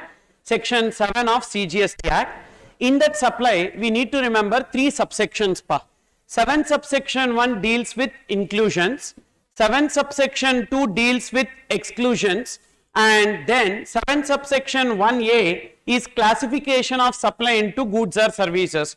So in section 7 there are 3 subsections. 7 subsection 1 inclusions, 7 subsection 2 exclusions, 7 subsection 1 capital A classification of supply into goods or services. There is one more subsection 7 subsection 3, but that is practically irrelevant now. That is, central government is empowered to reclassify supply of goods or supply of service and vice versa, but that is practically irrelevant now because we don't have any notification under 7 subsection 3. So you need to remember, for exam point of view, only 3 subsections, that is 7.1 inclusion, 7 subsection 2 exclusion, 7 subsection 1A classification of supply into goods or services. In that, we are starting with 7 subsection 1 inclusions in the meaning of supply. What are included? You can see there 7 subsection 1 capital 7.1A, 7.1AA, 7.1B and 7.1C. These are the 4 inclusions. 7.1A says any activity for a consideration, whether or not in the course or furtherance of business, or it should be in the course or furtherance of business. It should be in the course or furtherance of business, and from whose point of view we need to see? Supplier point of view. Let it be goods or services. For example, there is one trader who is selling goods. So trader selling goods will be any activity. When he is selling goods, he is getting some consideration, and he being a trader, that is in the course or furtherance of business. Therefore, it is supply under 7.1A. Now you have one old mobile. That old mobile you sold in OLX. Will it become supply under 7.1A? You have old mobile. That old mobile you sold in OLX. Will it become supply under 7.1A? First, is it an activity? Yes. Activity is sale. Sale. And is it for consideration? Yes. But is it in the course or furtherance of business? No. So therefore, it is not a supply under 7.1A. Understood? One more example. Say, you have some old newspapers at your house. So that old newspapers, so you have bundled it and you have sold it to a newspaper mart, old newspaper mart, and you got some 200, 300 rupees. So whether that will become supply under 7.1A activity, sale. For consideration, yes. Is it in the course or furtherance of business? No. Suppose if old newspaper sales itself is your business, then it will become supply under 7.1A. Same way, selling mobiles itself is your business, then the previous example will become supply under 7.1A. So what are the 3 conditions? First, there should be an activity. First, there should be an activity. That activity should be for consideration, and it should be in the course or furtherance of business. If these 3 things satisfied, then it will become supply. And that activity can be any activity, not that this sale only will be coming under activity. It can be sale, transfer, barter, exchange, rental, lease, license, any kind of activity. So should it be involving only goods or services? Goods or services. Then what is the difference between 7.1A and 7.1AA? 71AA is any activity between a person other than individual and its members. So this 71AA is an amendment not for May 23, it was an amendment for November exam itself, and this point not much tested. So therefore there is a possibility of asking questions on 71AA, that is, there is a person other than individual. Who is person generally? Individual, HUF, AOP, BOI, firm, LLP, company, body corporate, etc. That is person. Person other than individual and its members. So HUF and its members, firm and its partners, company and its shareholders. Between them, if there is any transaction, so that transaction will become supply under 71AA. For example, there is a club or an association. That club or association providing facilities to their members, and they collected some maintenance charges from the members or subscription charges from the members. Will it become supply under 71A? No, it will not become supply under 71A, because the club and members are one and the same, correct? Whether the club is having any separate incorporation, no, the club and members are one and the same. So even then it will become supply under 71AA. One more example, there is a partnership firm and there is a partner who is working as a partner in that partnership firm and getting salary. Salary is not a supply. Why salary is not a supply? Because withdrawal of profit. So he invested in the business and he is taking as remuneration or salary, that is not a supply. However, that partner will be providing some services to the firm for which the firm will pay some money to the partner. So then it will become supply under 71AA. For example, you and me, we both started one partnership firm. Okay, you are not taking classes. I am taking classes in that partnership firm. Done. You are a partner. You are also partner. I am also partner. We both invested. And you are not taking classes. I am taking classes.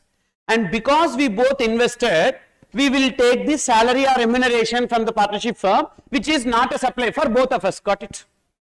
Now, apart from this, I am taking classes now. For that, I will get some money from the partnership firm now. That will become supply under 71AA. Any activity between a person other than individual and its members. So, who is the supplier? Person other than individual, means firm or company or body corporate, etc. Who is the recipient? Members of that firm or company, body corporate, etc. Between them, if there is any transaction, that is supply under 71AA. Should it be for a consideration? Yes. In the course or furtherance of business? Yes. Whose point of view? Supplier. It can be goods or services. So the only difference between 71A and 71AA is 71A is between a person and any other person, and 71AA is between a person other than individual and its members. That is the difference. Then 71B, what is the difference between 71A and 71B? See there, 71A is any activity, but 71B is what? Import of services. 71A should be in the course or furtherance of business. Can you see that wording? In the course or furtherance of business. But 71B, whether or not in the course or furtherance of business. Example, I am subscribing for Amazon Prime or Netflix by paying some amount. Is it import of services? Yes, because supplier is located outside India. I am located in India. So it's an import of services. Is it for consideration? Yes. Is it in the course or furtherance of my business? No, not in the course or furtherance of my business. It's a personal activity. Even though it is a personal activity, it will become supply under 71B. You can see that 71B, import of services, whether or not in the course or furtherance of business, yes or no, but it should be for a consideration. And this is seen from whose perspective? Supplier perspective or recipient perspective? Are we seeing it from Amazon Prime, Netflix perspective or the importer perspective? Importer perspective. So therefore we need to see it from the recipient perspective, and the coverage is only services, import of services. Why import of goods is not covered here? Because import of goods is a subject matter of customs. So on import of goods we need to pay customs duty. That's the reason why import of goods is not covered here. We have only import of services. Then Next, 7.1c. 7.1c, total 4 activities. Even though without consideration, it will become supply. What are those 4 activities? DRIP. DRIP. Disposal of business asset on which ITC is availed. For example, I purchased a business asset. On that business asset, I availed the ITC. Now that business asset is disposed of for consideration or without consideration? Without consideration. Then it will become supply under 7.1c. For example, I purchased a AC in my business and that air conditioner I have availed the ITC. GST paid availed as ITC. Now that AC I donated it to an old age home. So it will become supply in my hands? Yes. Under 7.1c. And should it be for consideration? No. Should it be in the course or furtherance of business? That is not applicable. Means whatever the donation may be for business purpose or personal purpose, that is irrelevant. But I am disposing of the business asset on which ITC availed. From whose perspective we need to see? Supplier perspective. And what is the coverage here? Only goods. One more example. I am a AC dealer, air conditioner dealer. I purchased 10 ACs in my business. And on those 10 ACs, GST paid, I have availed as ITC. Out of these 10 ACs, 2 ACs I took to my home. Will it also come under 7.1c, disposal of business asset? Yes.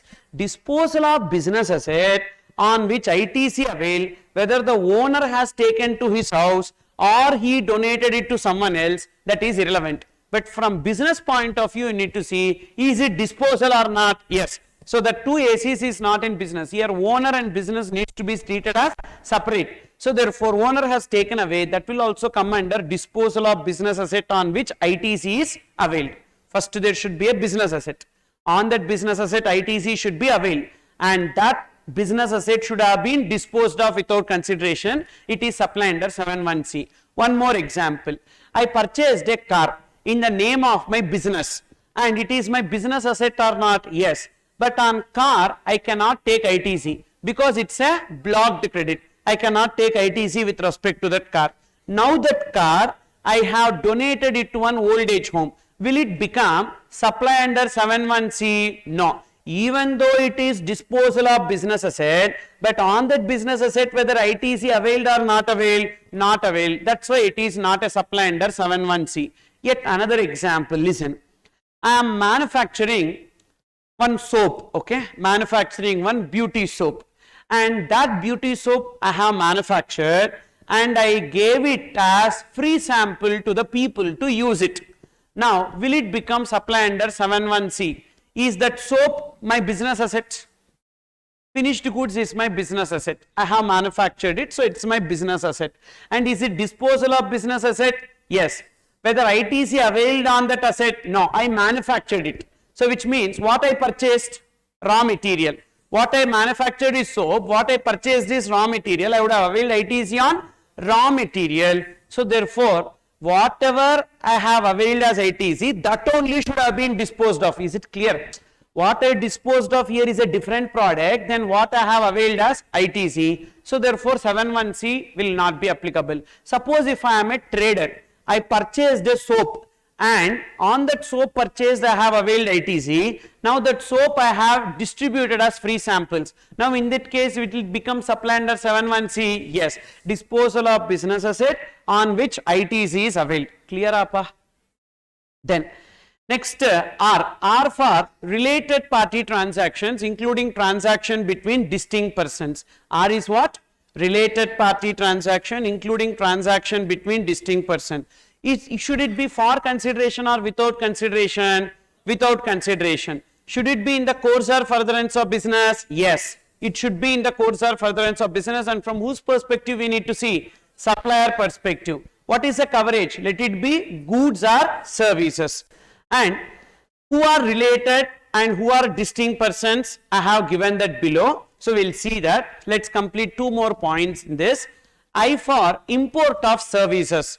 Import of services from whom? Related person or another establishment located outside India. You please check the table and tell me the difference between 7.1b import of service and 7.1c import of service. In 7.1b import of service, that import of service should be from whom? Any person, any person. But 7(1)(c) import of service should be from whom? Related person or another establishment located outside India. Okay. And another difference, consideration. 7(1)(b) should be for consideration. 7(1)(c) is without consideration. And 7(1)(b) from whose perspective? Recipient. C also recipient. And 7(1)(b) whether or not in the course or furtherance of business, but 7(1)(c) should be in the course or furtherance of business. Understood or not? So therefore, listen carefully. I am importing some services from a related person for my personal purpose. Okay? For my personal purpose. Then will it become supply under 7(1)(c)? No. Why? Because 7(1)(c) should be in the course or furtherance of business. Suppose if I am importing services from a non-related person for my personal purpose and I paid consideration, will it become supply under 7(1)(b)? Yes, because 7(1)(b) should be for consideration whether or not in the course or furtherance of business.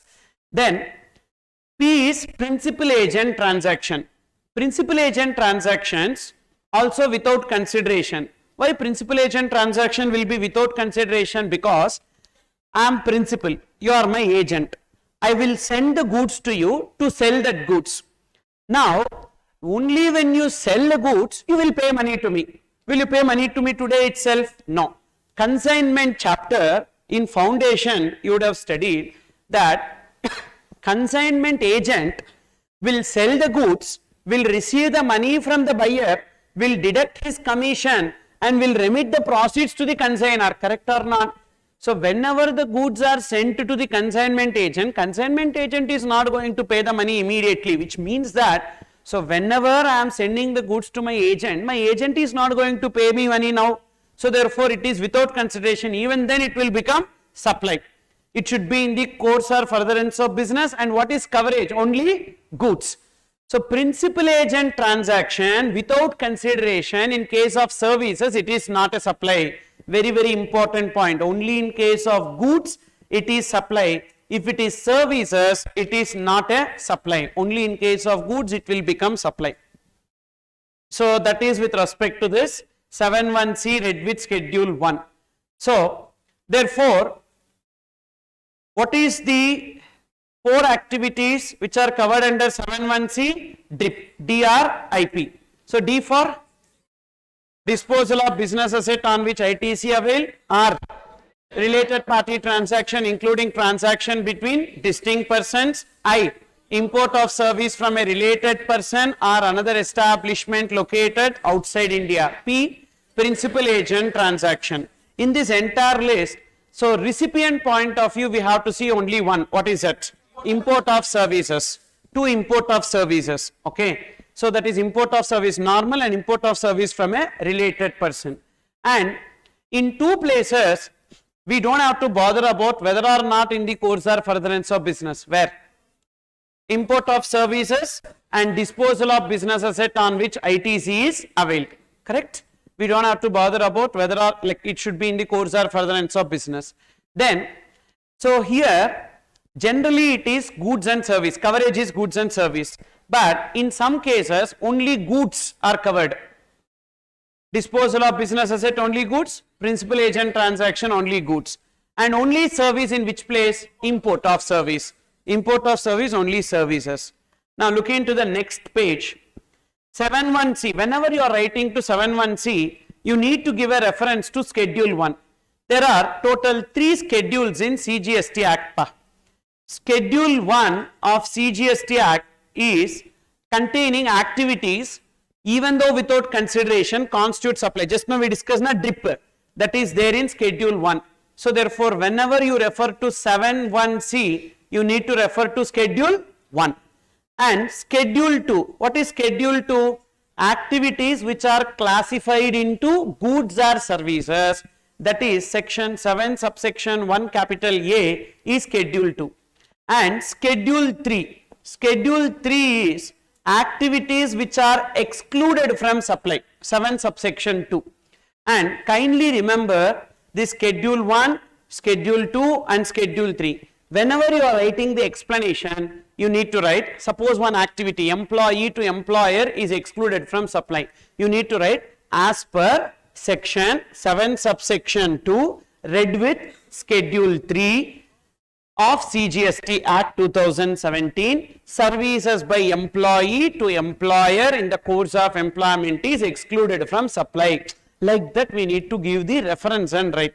Section numbers should we remember? Try to remember pa, because see you are focusing on this 40 marks, correct? So in this 40 marks you should be able to score as much as you can. So due to that reason, try to remember the section numbers, nothing wrong in that. And last, at the end of this revised book, I have given the summary of sections, like the section 7 is what, section 8 is what, section 9 is what, like that I have given the summary also. So whenever you have time, you just revise those sections. Just what is that section number? So section 7 is what, 9 is what, 12 is what, like that. So just at least the headings you need to read once. So along with section numbers when you are presenting the answer, so the appearance will be good, and because of which we get the full marks due to that reason. Okay. So 7(1)(c) schedule 1, 7 subsection 1 capital A schedule 2, and 7 subsection 2 schedule 3. Right now we completed what? 7(1)(c). So 7(1)(c) read with schedule 1. Disposal or permanent transfer of business asset on which ITC has been availed. Now, in this regard, one more question. Listen, I am a principal and you are my job worker. Job worker means the one who do the process, outsourced process. For example, I am manufacturing one two-wheeler and you are doing the painting. So, I manufacture the two-wheeler, I will send the two-wheeler to you, you do the painting and return. So, therefore, you are my job worker. Now, in that case, when I am sending the two-wheeler to you, is it permanent transfer or disposal of business asset on which ITC availed? No, because after job work, you are going to return the two-wheeler back to me, correct or not? So, only when there is permanent transfer or disposal, it will come under supply 7(1)(c). Got it? Disposal or permanent transfer of business asset on which ITC availed. Should the business asset be current asset, fixed asset? It can be any, either fixed asset or current asset. It can be fixed asset or current asset. The words used there are business asset. Business asset can be fixed asset or business asset can be current asset on which ITC has been availed. Then related party transaction, including transaction between distinct persons. In that, what is the meaning of related? So total 9 relationships we have. These 9 relationships you need to remember. Not for the purpose of reproducing it, but for the purpose of application. Means you will never get a question who are all related under GST. You will not get a question, but you will get a situation. X Limited holds 60% in Y Limited. Now they are related.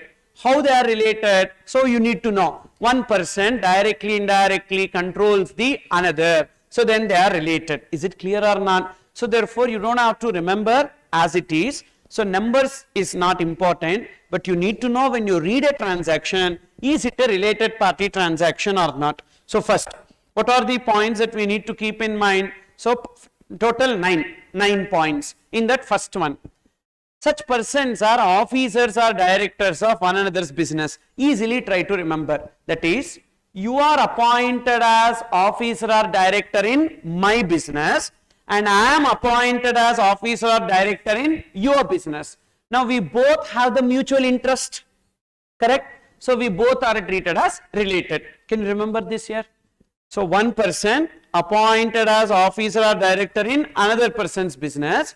For that, the another person is appointed as officer or director in this person's business. Now these two people are treated as related. Then second point, they are legally recognized partners of a firm. Whether firm and partners are related? No. No. Firm and partners are not related. Only partners of a firm are related. So which means there is a partnership firm with 3 partners ABC. A and B are related. B and C are related. A and C are related. But this partners ABC and that firm is not related. Understood? And they use the word legally recognized partners of a firm. What is the meaning of legally recognized? Means that partnership deed should be registered. It should be a registered partnership firm. So then only it will be called as a legally recognized partners of a firm. Then such persons are employer and employee. Employer and employee are always treated as related. So what are the 3 points that you need to remember? So one person, that is in your business, one person is appointed as officer or director in other person's business, and the other person is appointed as officer or director in this person's business. Then number 2, legally recognized partners. Number 3, employer and employee. Then next point number 4, simple here, that is there are 2 companies. These 2 companies are having a common shareholder holding how much? 25% or more. Then those 2 companies will become related. Got it? 2 companies with a common shareholder holding 25% or more. Then those 2 companies are related. For example, A Limited and B Limited. This A Limited and B Limited is having a common shareholder, say Mr. X. Okay. Now say this. There are 2 companies, A Limited, B Limited. This A Limited and B Limited is having a common shareholder, Mr. X. And Mr. X has invested 30% in A Limited and 25% in B Limited. Okay. Now, if A Limited is making any transaction with B Limited, definitely X will be influencing the transaction, correct? Same way when B Limited is making a transaction with A Limited, X will be influencing the transaction. Why? 25% is holding. To take any decision, special resolution is required. Special resolution in Companies Act is more than 75%. Means without the vote of Mr. X, definitely a decision cannot be taken by the company, correct? 75%, more than 75% required, you are only holding 25%. But without your vote, can a decision be taken? No. Your vote is so crucial, because if all of the shareholders agree also, if you are not agreeing, decision cannot be taken because you are holding 25%. Are you getting this? So due to that reason, any 2 companies having a common shareholder with 25% or more, then transaction between those 2 companies will be a related party transaction. That only 4th point. Any person directly or indirectly owns, controls or holds 25% or more is there, na? That you need to remember as what? 2 companies with common shareholder. How much they are holding? 25% or more makes those 2 companies related. Whether that shareholder and the company is related? No. Whether X and A Limited is related? No. X and B Limited is related? No. But these 2 companies are related. Then next, 5th point, one person directly or indirectly control the other. So when there will be control, if the investment is more than 50%. For example, holding company, subsidiary company you take, control is there or not? Yes. So X Limited, Y Limited. X Limited invested 60% in Y Limited. So whether X Limited controls Y Limited? Yes. So which means X Limited and Y Limited are treated as related. So control means what here? Investment more than 50% or majority common board of directors. Majority common board of directors means what? Say there are total 5 directors in 2 companies. So company X Limited, Y Limited or A Limited, B Limited we will take. A Limited, B Limited, and this A Limited is having total 5 directors. So A, B, C, D and E are the directors of A Limited, and B Limited is also having 5 directors, A, so F, C, D and G. So now 3 out of 5 directors are common, correct? So therefore A Limited and B Limited is having control. So therefore A Limited and B Limited are treated as related. So what is it? Common board of directors. Common board of directors, and that too majority common board of directors. Suppose if there is only one director who is common. Whether these two companies will have control? No. So when there will be control? Majority common board of directors. So see this. So control means what? Either investment greater than 50% or majority common board of directors are controlling the operations. Controlling the operations, example, you know Oyo hotels, Oyo rooms? Yes, definitely you will be knowing.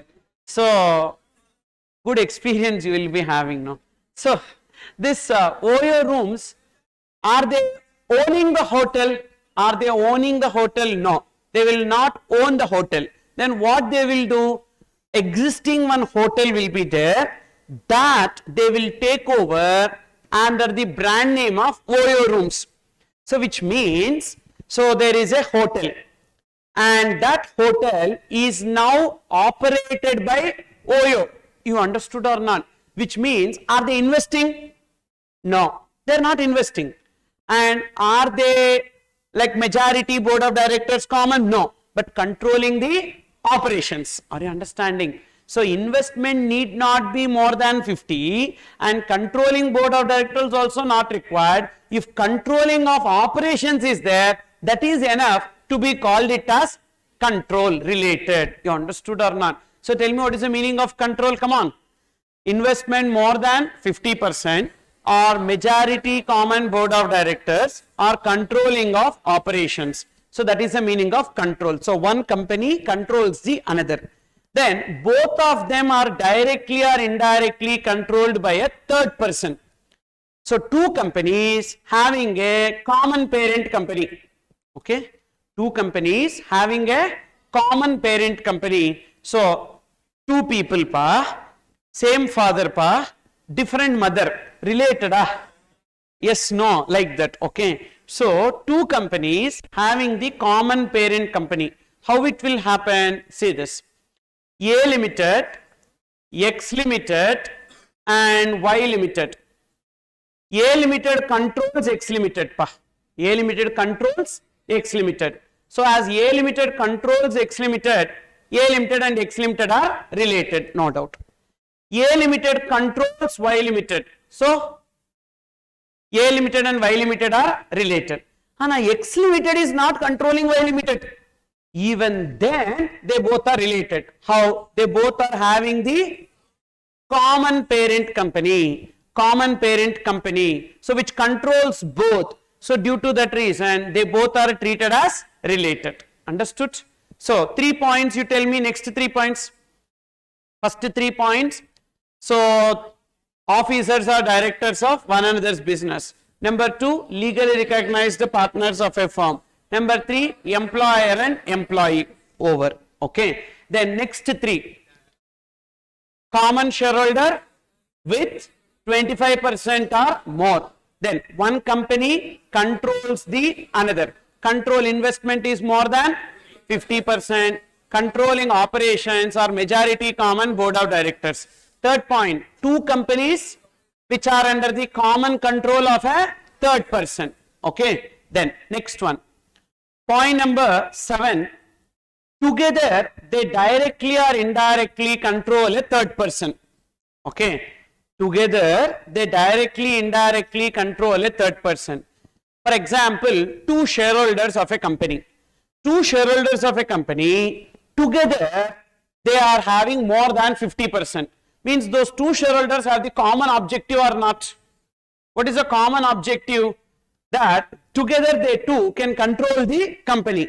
So which means these two are treated as related if there is any transaction between them.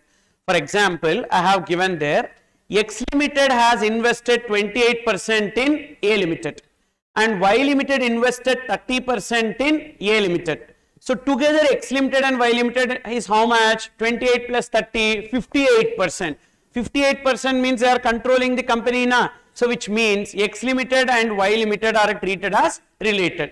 So in that case, all shareholders together will control the company. So then all shareholders are treated as related. No. We have to see relationship always between two parties. If it is more than two, that is not called as relation, that is called as something else. You understood? The relationship will be two only, Napa. Correct? husband, wife, girlfriend, boyfriend, like that. So 3, 4, 5 and all, அதெல்லாம் ஒரு கன்றாவி, அது நீங்க பார்க்குற videos அது. Okay, so but generally relationship with only two. So between two parties only relationship should be there. Okay, so therefore don't take all shareholders together and see that only two shareholders, any two shareholders together, are they controlling the company? Yes, they are controlling the company, then it will be treated as related. Then next, point number 8, they are members of the same family. What's the meaning of family? As per GST, spouse and children, whether or not dependent. Whether grandchildren will come under family? No, grandchildren is not there in family, means only spouse and children. Then brothers, sisters, parents, grandparents, if they are wholly and mainly dependent on that person. So whether in-laws are considered as family? No, in-laws are not considered as family. And for grandfather, whether grandson is family? No. For a grandson, whether grandfather is family? Yes. Super definition, no? So grandfather, grandson is not a family. But for a grandson, grandfather will become family, because they use the word only children. They did not use the word grandchildren, but grandparents are given. What about stepfather, stepmother, stepbrother, stepsister, etc.? Covered pa. So that is covered under family definition. Mother can be stepfather, stepmother, brother can be stepbrother, sister, anything. All steps are covered. You understood or not? So that is because multiple seeds when we throw, no, trees will come. All trees are ours only. Okay, and so therefore all these are part of family only. Then next, also persons who are associated in the business of one another, in that one is a sole agent or sole distributor or sole concessionaire, howsoever described of the other, shall be deemed to be related.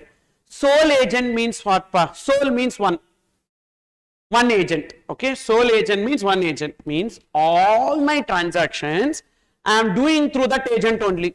Means definitely that agent and me share a relationship, correct or not? So that's why they are deemed to be related. Sole selling agent or sole distributor or sole concessionaire. Why they have only one agent, one distributor? So usually they need to have multiple distribution network na. Why they are having only one agent? So which means that they are treated as related. So last 3 points you tell me, what is that? Together they control a third person, and then they are members of the same family. Family means spouse and children, whether or not dependent, brothers, sisters, parents, grandparents, if they are wholly and mainly dependent, then sole selling agent. Okay, so these are the 9 relationships that we have. So whenever you come across a transaction, is it a related party transaction or not, you need to check whether it comes in this 9 points. What is the consequence of related party transaction? Why we need to learn this related definition? In 2 places we have come across related in 7.1c. What is that? Transaction between related parties or import of services from a related person. So there we need to apply this. So in order to know whether it is supply or not a supply. Then between employer and employee, whether all activities are covered under supply or not, we will see little later, but right now remember employer and employee are related. That much we remember right now. Then look into the next one. When agent will be acting on behalf of principal. In case of principal agent transaction, agent should be acting on behalf of principal. Only then the transaction between principal and agent will be supply. For example, I am principal pa, you are my agent. Now when you will be acting on my behalf to the buyer, you are raising invoice in your name, means you are acting on behalf of principal. Now between principal agent, it will be supply under 7.1c. Is it clear? Suppose if I am only raising invoice to the buyer, you are mere agent, you are not acting on behalf of principal. Now between you and me, we don't have any supply. Got it? So when agent will be acting on behalf of principal, so agent should represent principal in all aspects and raise invoice in their name. Whose name? Agent's name. If it is purchase transaction, invoice should be in whose name? Agent's name. So in case of sale transaction, so I am principal, you are my agent and there is one buyer. You are raising invoice in your name. Agent is raising invoice in agent's name. Now agent is acting on behalf of principal. So between principal and agent it will be supply under 7(1)(c). Same way, you are purchasing goods. You are purchasing goods on my behalf. In whose name you are purchasing goods? Agent's name. Agent is purchasing goods in agent's name and sending it to the principal. Then also it will become supply under 7(1)(c). Suppose if invoice is in principal's name, will it become principal agent transaction? No. You understood? So therefore, agent invoice should be in agent's name. Let it be sale invoice or purchase invoice. Then only agent is acting on behalf of principal. Now look into this question. Don't see the answer in the next page, please. Examine whether the activity of import of service in the following independent cases would amount to supply under section 7 of CGST Act. Ms. Srinidhi Kaushik received Vastu consultancy services for her residence located at Bandra, Mumbai from Mr. Rachel of Sydney, Australia. The amount paid for the said service is 5,000 Australian dollars. Now, is it 7(1)(a)? Why it is not 7(1)(a)? Because it is import of service. Import of service will not come in 7(1)(a). Then it will come in 7(1)(b) or 7(1)(c). For consideration or without consideration? For consideration means 7(1)(b). So for 7(1)(b), should it be in the course or furtherance of business? Not necessary. It may or may not be in the course or furtherance of business. Will you agree with me? So it may or may not be in the course or furtherance of business. Therefore, it will be coming under 7(1)(b). And even though it is for her residence located at Bandra, so but it will become supply under 7(1)(b). So how will you write in exam? As per section 7(1)(b) of CGST Act, provision you need to write. First reference, as per section 7(1)(b) of CGST Act. Provision you give, like reference you gave. Now provision, import of services for consideration, whether or not in the course or furtherance of business, constitutes supply. Okay. Now discussion. What is the discussion? In the present case, Srinidhi Kaushik is importing services for a consideration of $5,000. Even though used for her residence, it will become supply. You understood? So discussion and finally conclusion. It is supply under 7(1)(b). Clear here? So 4-point approach you need to remember. What is that? Reference, provision, discussion, conclusion. Next. Ms. Srinidhi Kaushik received Vastu consultancy services for her residence located at Bandra, Mumbai from her son Mr. Varun residing in Sydney, Australia. Further, Ms. Srinidhi did not pay any consideration for the said service. Now, 7(1)(b) or 7(1)(c), it's import of service, no? It's import of service. 7(1)(b) or 7(1)(c), 7(1)(c). Why 7(1)(c)? Without any consideration. Okay, for 7(1)(c), it should be from a related person. Correct? Is it from a related person? Son. But we don't know son is dependent or not. Not required. Because import of service from a related person, son, daughter, spouse, whether or not dependent, they will always be treated as related. So therefore, import of service from a related person. And is it for consideration? No. Is it in the course or furtherance of business? Because please check your book table. So 7 section 1 clause C, one first page we discussed one table na. In that 7(1)(c), import of service, should it be in the course or furtherance of business? Yes. then only it will become supply under 71C. But here if you see, is it in the course or furtherance of business? No, for her residence. You understood? Even though it is import of service from a related person without consideration, but it is not in the course or furtherance of business. As it is not in the course or furtherance of business, consequently it is not a supply. Not a supply. Okay. Now, number 3. Miss Srinidhi Kaushik received Vastu Consultancy Services for her business premises located at Bandra, Mumbai from her son, Mr. Varun, residing in Sydney, Australia. Further, Miss Srinidhi did not pay any consideration for the said service. Now, import of service, yes or no? For consideration or without consideration? So we need to check 7.1c. Is it from a related person? Yes, son. And is it in the course or furtherance of business? Yes, it is in the course or furtherance of business for her business premises. So therefore it will become supply under 7.1c. You understood here? So like this properly we need to apply and we need to arrive at the answer. Then next area you see, meaning of recipient. Who will be called as supplier? Who will be called as recipient? Who is called as supplier? Easy. The one who is supplying goods or services is supplier. Very, very easy. Who is called as recipient? Don't tell the one who is receiving goods or services, because we have a separate meaning there. If a person is liable to pay consideration, the one who is liable to pay consideration is the recipient. For example, I am providing services to you. I am providing services to you, but your holding company is liable to pay consideration. Okay, I am providing service to you, but your holding company is liable to pay consideration to me. Then I should raise invoice to whom? Who is my recipient?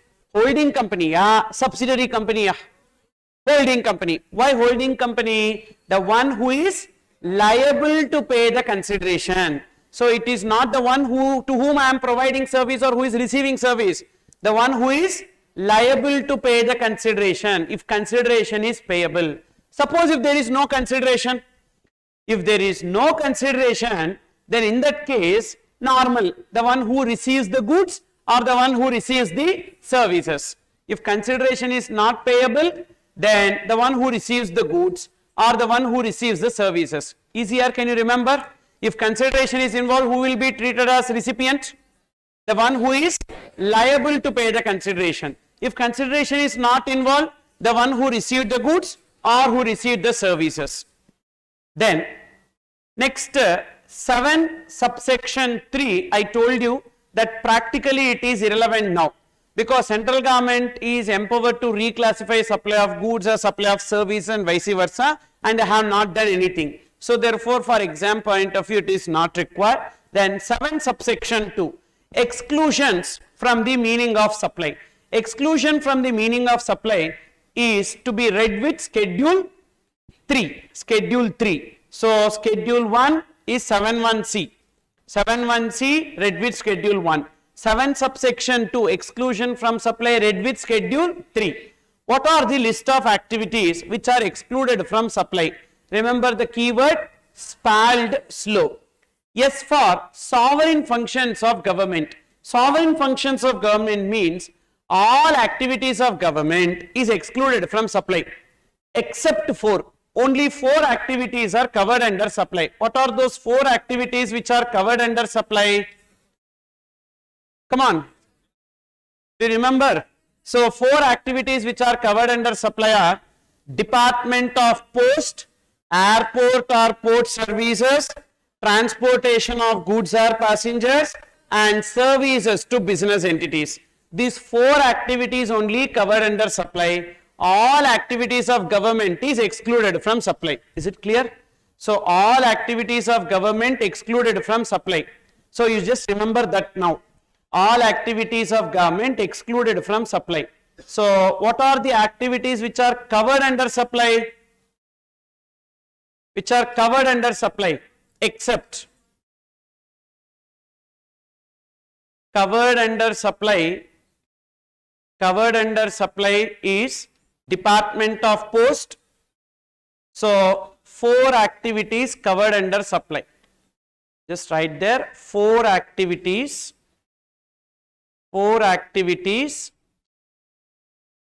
covered under supply. 4 activities covered under supply. 4 activities covered under supply.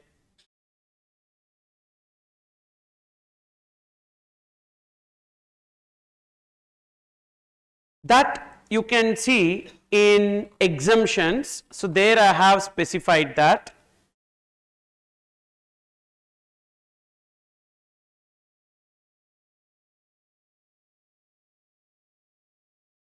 So page number 116.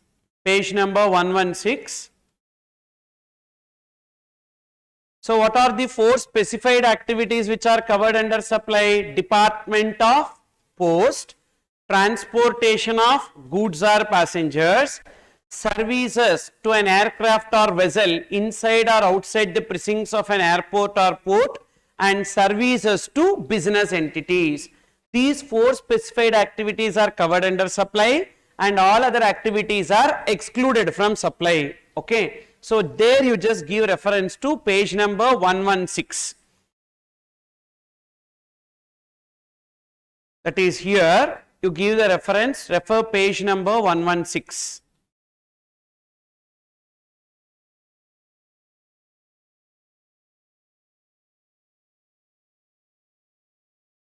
Page number 116. Okay. So because there is a connection, that's why I just connected it there. Now what are the 4 activities which are covered under supply pa? Department of Post, transportation of goods or passengers, airport or port services, and services to business entities. Now listen carefully. You are receiving water services, water supply from state government for which you pay water charges. Is it covered under supply or excluded from supply? Is it Department of Post? Is it transportation of goods or passengers?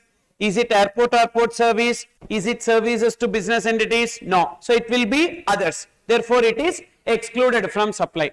Then you get a driving license from RTO for which you need to pay some charges, driving license fees. So driving license charges. Whether it will be covered under supply or excluded from supply. First, Department of Post, airport or port, transportation of goods or passengers. No. Services to business entities. No. Others. So therefore it will be excluded from supply. Suppose if a company is purchasing a car and they register the car in the company name and pay the registration charges to RTO, will it come under supply? Yes. Where services to business entities. If you receive speed post or express parcel post, whether it will be covered under supply? Yes. Department of Post. And suppose if you are traveling in metro train or railways etc., so whether it will come under supply? Yes. Transportation of goods or passengers. Now got the clarity here? But generally government activities are excluded from supply. Only 4 specified activities are covered under supply. Understood? Then P for post, government post, constitutional post and nominated post. So government post means MLAs, MPs or local authority mayor or chairman etc. will be called as government post. So they will stay only for a period of 5 years. After that again they need to vacate the office, contest in the election, then only they can hold the office. So these people get money, remuneration from whom? Government. That remuneration received by them will be excluded from supply. Same way constitutional post. Constitutional post means, so we have governor, president, collector, chief justice of India etc. These are some constitutional posts. So they receive any amount from the government, that is also excluded from supply. Then nominated post. There will be some bodies or boards under government. That body or board will be having a head. That head will be nominated by the government and that head will receive some money. So that money received by that head is also excluded from supply. Example, SEBI chairman, RBI governor, CBI director. Then these are all some examples of body or board under government for which the head will be appointed. So they will receive some money that is excluded from supply. So what is yes? Sovereign functions of government. Then what is P? Post. What post? Government post, constitutional post, nominated post. A for actionable claims other than lottery, betting and gambling. So means what actionable claims are covered under supply? Lottery, betting, gambling is covered under supply. All other actionable claims are excluded from supply. Clear? Then next L, legal fees. Legal fees, fee collected by court or tribunal. So court or tribunal will be collecting some legal fees, and this is like documentation charges, that is also excluded from supply. But this will be like May 23 will be the last attempt for this, because in future they are going to make it taxable. So they are going to omit this. Okay. So definitely this point could be tested for your exam. So legal fees, fee collected by court or tribunal is excluded from supply. Then another L is land sale. Land sale, so sale of land is always excluded from supply part.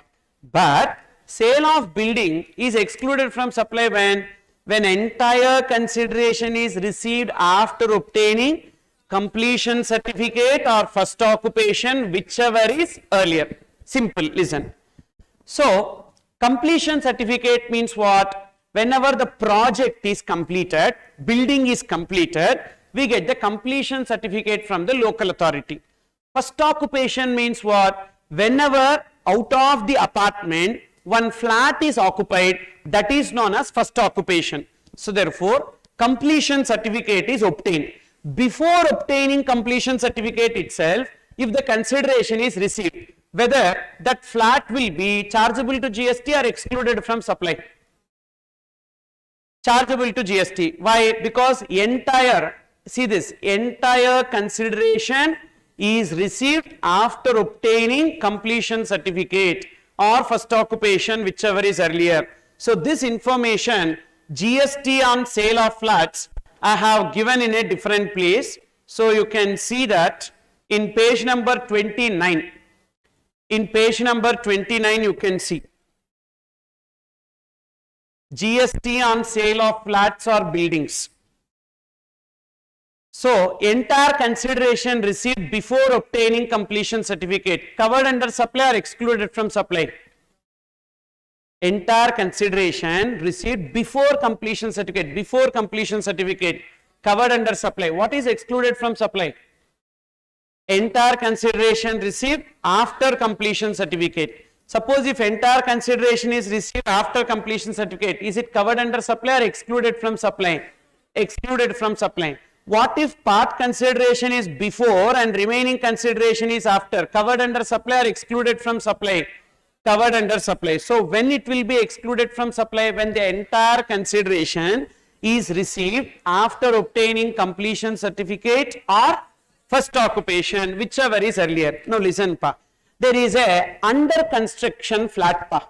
That under construction flat, when you buy, are you buying the flat or are you paying for the construction? There is a under construction flat. Pillars are laid down. One flat is getting constructed. Now you purchased it. What you purchased is flat or you paid for the construction service? You paid for the construction service, because flat is not yet complete. Only when flat is complete, then only it will be called as you purchase the flat. Then what you have paid now is not for the flat. What you paid now is for the construction of the flat. That's why what they are telling, if you buy a completed flat, then it is sale of building and it is excluded from supply. Sale of immovable property, it is excluded from supply. Until that point of time, if you pay money, that is only for the construction. Therefore, it will be treated as works contract service. Okay. Now, usual tendency is like we pay some booking advance and book a flat, and thereafter we will pay the balance. Correct? So now, whether the booking amount is only taxable or entire amount will be taxable? Entire amount will be taxable. So GST payable on entire consideration. Okay. Then look into another example for first occupation. Say I commence a project containing some flats, okay, and that particular project commenced construction on 25th March 2019, and immediately after commencement of construction, lot of people will come and book the flats. So like that, some 10 people booked the flats. Out of these 10 people, one person occupied the flat on 15th May 2020. Okay. Thereafter, 25 flats booked. Then I got completion certificate from the local authority for the project. After completion certificate, 5 flats booked. Now, which will be taken as the deemed completion date? Completion certificate date or first occupation date, whichever is earlier. Which is earlier? 15th May 2020. Correct? Correct or not? So, completion certificate date is 28 September 2021 and first occupation date is 15 May 2020. Whichever is earlier, first occupation date is earlier. As on first occupation date, how many flats booked? So, on the 10 flats only GST payable. Got it? Then on remaining flats GST payable or not payable? GST not payable. Why GST not payable? Because all these flats are booked after completion certificate. If booking itself is after completion certificate, then consideration, entire consideration is received after completion certificate. Therefore, it will be excluded from supply. Understood or not? So, therefore, tell me what is excluded from supply? Sale of land, including sale of building. When sale of building is excluded from supply?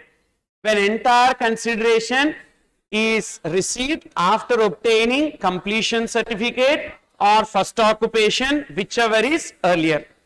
Then E is employee to employer in the course of employment. So, salary is excluded from supply. That is the meaning. Employee to employer in the course of employment. Say you are appointed as manager of a company, for which you are getting some salary, that is excluded from supply. So, but remember, only when it is in the course of employment, it is excluded from supply. What if it is not in the course of employment? Means not excluded from supply. Listen carefully. Mr. A chartered accountant, appointed as finance manager with a salary of 12 lakhs per annum. Covered under supply or excluded from supply? Excluded from supply. Employee to employer in the course of employment. Now, that Mr. A, who is a chartered accountant, did an internal audit for one branch which is not in the scope of his employment contract, but for which he received 1 lakh rupees from the employer. Is it covered under supply or excluded from supply? First, is it excluded from supply? No, because it is not as per employment contract. Then we need to refer to inclusions. If it is not covered under exclusions, then we need to refer inclusions. So, in inclusions, will it come under supply anywhere? Activity. What is activity? Doing internal audit. For consideration, yes. How much? 1 lakh. Is it in the course or furtherance of his business? Yes. So, therefore, it will become supply under 7(1)(a). Understood or not? So, now, this employer-employee transaction, we have one more point also. You can see in page number 19 in the footnote. Page number 19 in the footnote. However, services by employee to employer in the course of employment is not treated as supply as per Schedule 3 of CGST Act, and gifts by employer to employee. So, employer is giving gift to the employee. So, what is gift? Will it be specified in the offer document or not specified in the offer document? Not specified in the offer document. If it is specified in the offer document, what is it called as? Perquisite.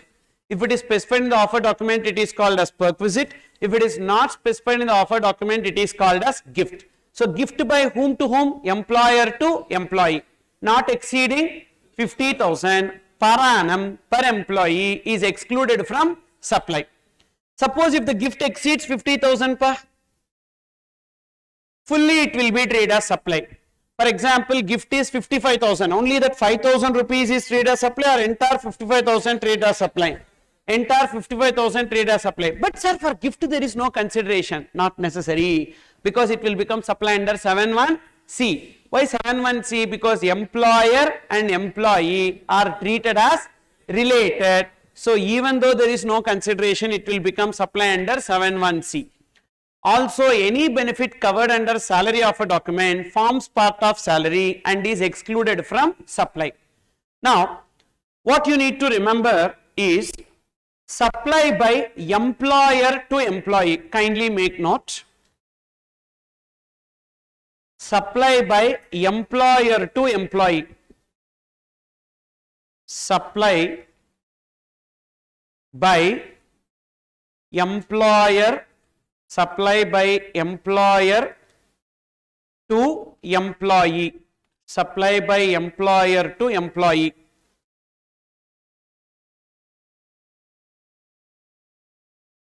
So it can be goods or services, correct? Correct or not? It can be either goods or services. So that's why I use the word supply. It can be goods or services. Now divide it into two. For consideration, without consideration. For consideration or without consideration.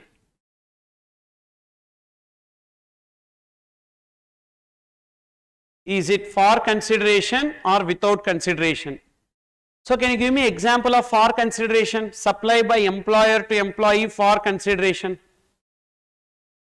Cab facility provided by employer to employee and collected some charges. Food facility provided by employer to employee and collected some charges. You understood or not?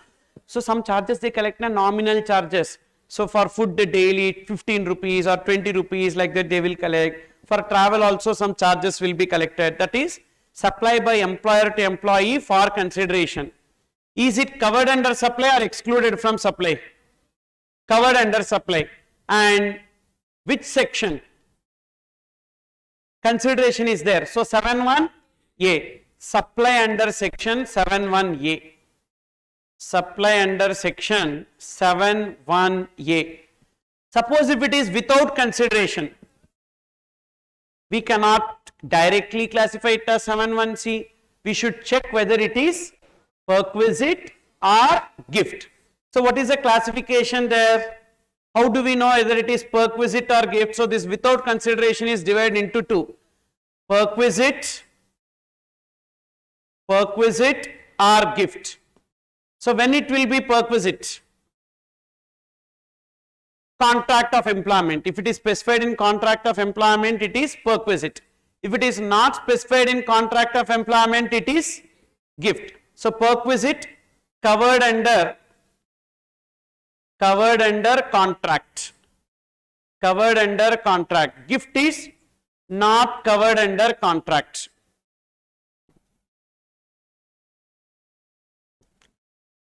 Not covered under contract. If perquisite is covered under contract, what is the answer? Supply or not a supply? Not a supply, because perquisites will form part of salary. Therefore, it is excluded from supply. Excluded from supply. Excluded from supply. Okay.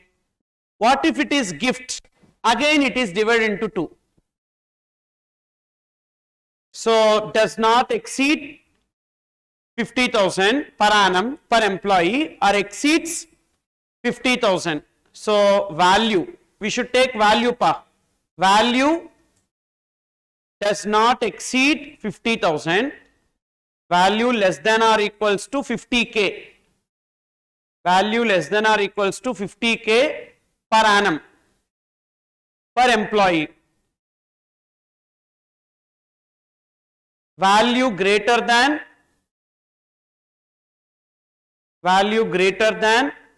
50k per annum per employee. If the value does not exceed 50,000 per annum per employee, is it supply or excluded from supply? Excluded from supply. It is excluded from supply. Then suppose if it is exceeding 50,000 per annum per employee, is it supply? Yes. Supply under section 7(1)(c). Supply under section 7(1)(c). While taking the value, should we include GST or exclude GST? Exclude GST. For example, I purchased a mobile, so which is 45,000 plus GST. So after adding GST, it went to 50,000 plus. So whether it is covered under supply or not covered under supply? Not covered under supply. So don't add GST. Without GST, what is the value of the mobile? 45,000. So it does not exceed 50,000. So therefore, it is not a supply. So that is with respect to supply by employer to employee. Got the clarity, pa? And here supply under 7(1)(c), entire amount or only that amount exceeding 50,000? Entire amount. Entire amount. Then next one is supply by employee to employer.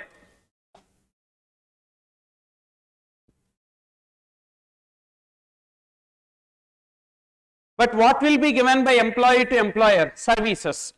So supply of services. Supply of services, second chart, by employee to employer. Employee to employer. Supply of services by employee to employer. Now what is the classification you need to check? In the course of employment or not in the course of employment? If it is in the course of employment, in the course of employment, not in the course of employment, not in the course of employment.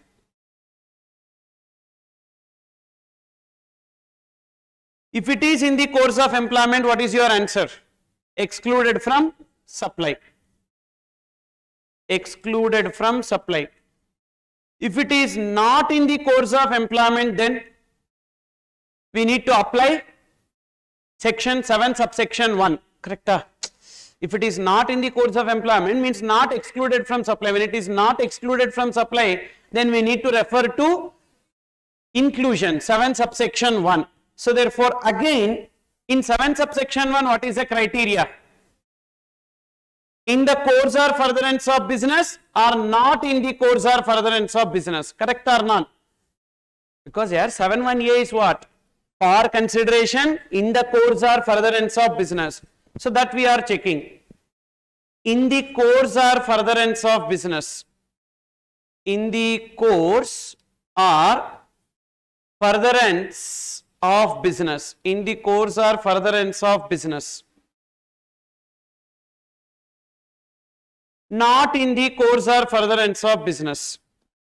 Not in the course or furtherance of business. Not in the course or furtherance of business. If it is in the course or furtherance of business, what is the answer? It will be supply under section 7(1)(a) or 7(1)(c) applicable.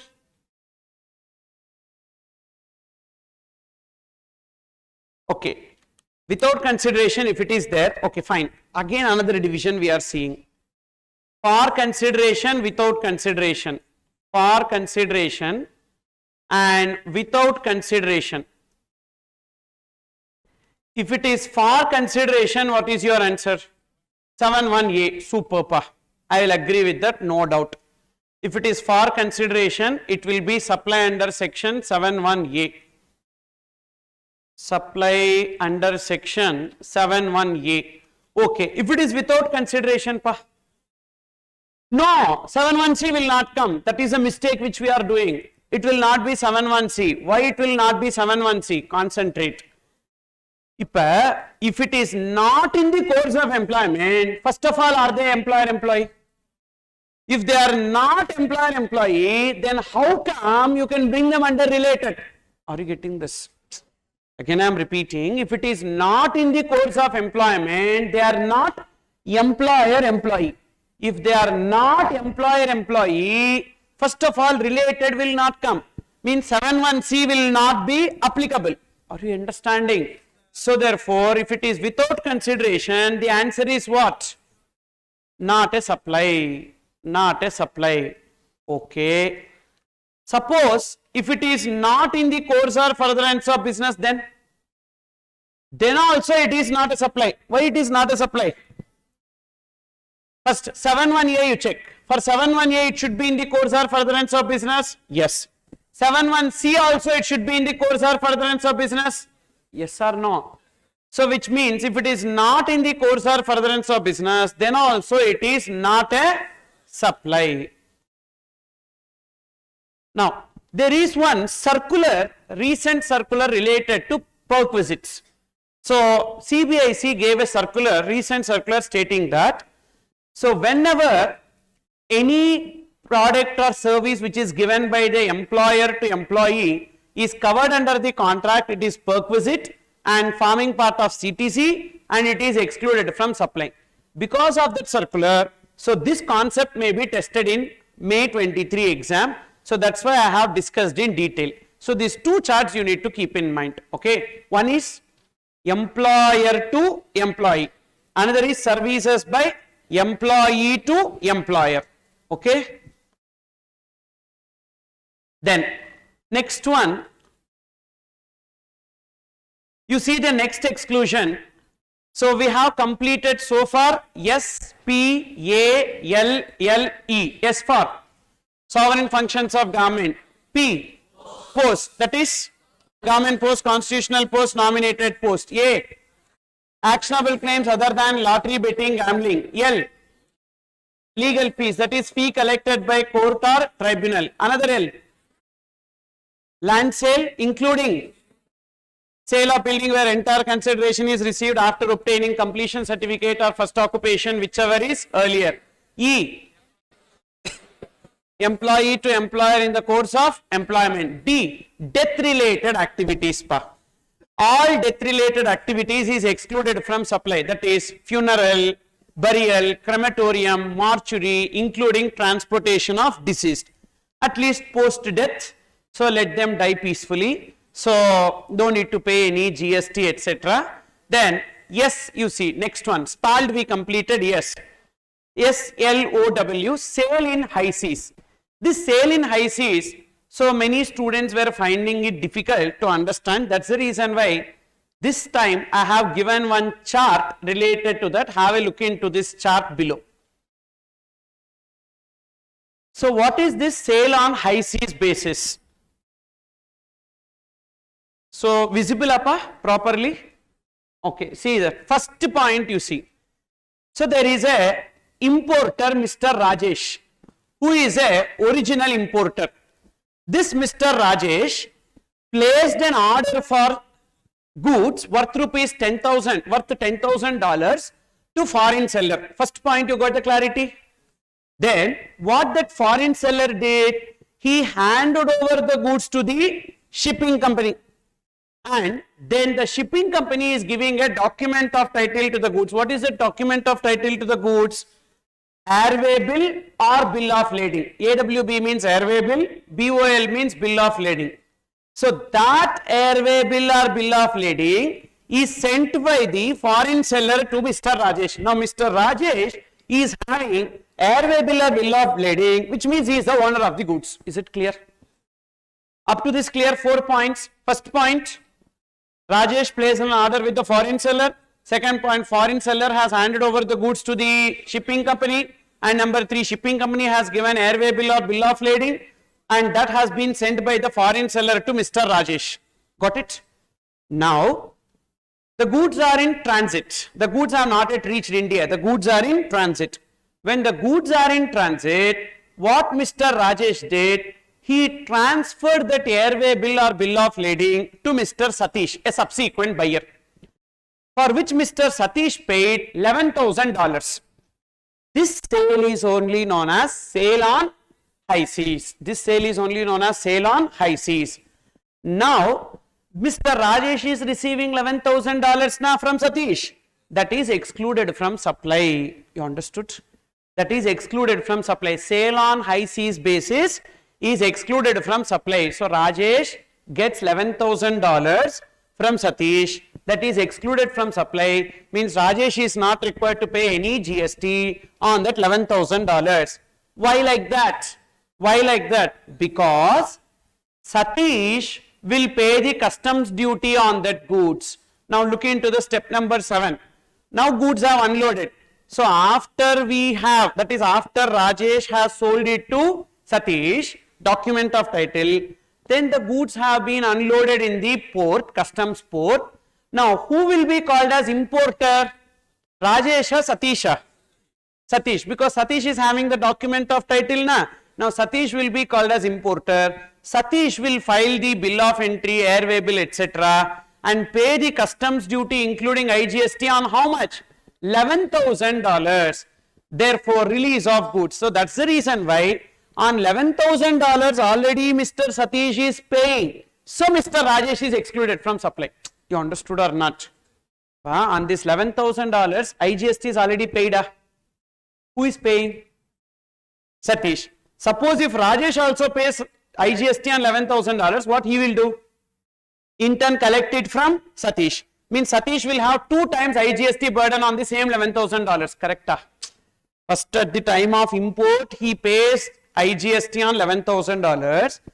Again if Rajesh charges the GST and collects it from Satish, again there will be another amount. So then 2 times GST on same amount will lead to double taxation. So it is excluded from supply. Got the clarity?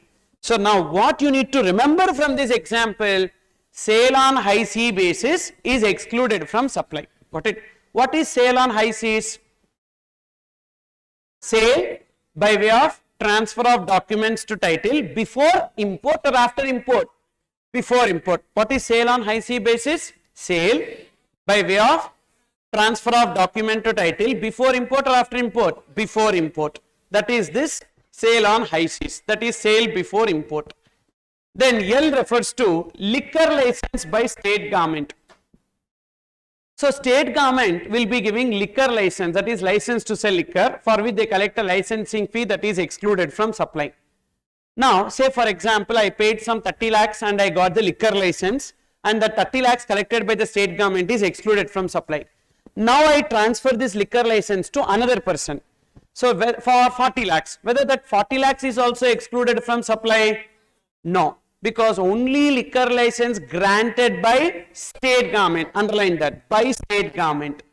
Only liquor license granted by state government is excluded from supply, but liquor license granted by any other person is not excluded from supply. Then O, outside the country movement of goods. Outside the country movement of goods means I am a seller located in India, you are my buyer, you are also located in India, but the goods are originating outside India, from say my branch in outside India to your branch in outside India. Even though the money is paid in India, but goods are neither coming into India nor leaving India, or goods are not sold in India. So neither import nor export nor it is a domestic supply. That's the reason why there is no GST, even though the money is received in India. So that is sale. Sale happened where the movement of goods is outside India.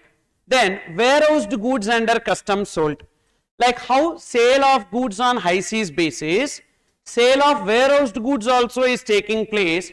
So sale of warehoused goods means what? What is the difference here? Simple. In this transaction, where the goods were at the time we transferred the document of title? Transit. In case of warehoused goods, where the goods will be? The goods are imported and is kept in the warehouse without payment of customs duty. Ditto pa, same, everything same. But only thing, goods are already imported and is kept in the warehouse. Now Rajesh will transfer the document of title to Satish. Now also Satish only will go and pay customs duty. As Satish is paying customs duty on the revised price, so Rajesh is excluded from supply. So 2 cases it is excluded from supply. On import, what are they? Sale on high sea basis or sale of warehoused goods sold under customs. So these are the exclusions from supply. And GST implications on employer-employee relationship. So these two charts only I made you write. Okay. Sir, why you made us write? It's there, but only when you write you will remember for that reason. Okay. Should not complain and all. So why are you making us write and all? At least at that time you will be attentive in the class, no? So these are the two charts, so which I have discussed, and you understood now employer-employee relationship. So mark this as very, very important part. GST implications on employer-employee. I feel this time definitely questions will be asked on this. Then some important definitions or points. Meaning of goods, meaning of services. First we will see meaning of goods. Goods is defined under section 2 clause 52. Goods means what? Any kind of movable property. And goods includes actionable claims or growing crops or things attached to a farming part of land agreed to be severed under a contract of supply. First, goods means any kind of movable property. So immovable property will not come under goods. It should be movable. What are actionable claims? Actionable claim means any instrument which satisfies 4 conditions is called as actionable claim. You can see below. Right to receive a benefit or recover a debt, which is legally enforceable, can be transferred from one person to another person, and the holder of such right is entitled to receive the benefit or recover the debt. If these 4 conditions are satisfied, so then that instrument will be called as an actionable claim. Now, is lottery ticket an actionable claim? First, you have a lottery ticket. You have right to receive benefit. Legally enforceable? Yes, in the state where lottery system is prevailing. Transferable from one person to another person? Yes. And the holder of such lottery ticket is entitled to receive the benefit. So lottery ticket is an actionable claim. Like that, is bill of exchange an actionable claim? Yes. Bill of exchange you have, means you have right to receive a benefit or recover a debt. Recover a debt. And transferable? Yes. Legally enforceable? Yes. Whomsoever is holding bill of exchange, that person will recover the debt. So then, whether bearer check is also actionable claim? Yes. So because you have a bearer check, means you have right to receive a benefit. Bearer check, whomsoever is having, they will receive the benefit. And can the bearer check be transferred easily? Yes. And legally enforceable? Yes. So therefore, these are some examples of actionable claims. But only 3 actionable claims are covered under supply. What are they? Lottery, betting, gambling. Only 3 actionable claims are covered under supply, and all other actionable claims are excluded from supply. Then you can see that goods. Goods means any kind of movable property. Goods includes actionable claims and also includes growing crops or things attached to our farming part of land. Okay. A photography porum pa. You know, then okay. Disturbance. So includes actionable claims, growing crops or things attached to our farming part of land. So why it is actually covered, you know, they are immovable. Trees are immovable. For example, today I enter into contract with you to sell the teakwood plantation. So today it is there as attached to earth. But under the contract, I have agreed to cut it and deliver. Correct? So even though at the time of entering into contract it is immobile, but at the time of delivery it is going to be movable. That's why it is included in the meaning of goods. Got it? Then same way, mango crop. Today at the time when I enter into contract to sell the mango crop, it is attached to land. Correct? And at the time when I deliver, so when I will deliver after 3 months, today it is in the form of crop, so the mango should ripen and then I will be selling it. So therefore, even though at the time of entering into contract it is immobile in nature, but at the time of delivery it will become mobile. That's why it will be included in the meaning of goods. Then goods excludes 2 things. What are they? Money and securities. Money and securities are excluded from the meaning of goods. So what is money? What is the meaning of money? Indian currency or foreign currency. Either it can be Indian currency or foreign currency. And it includes any instrument recognized by RBI.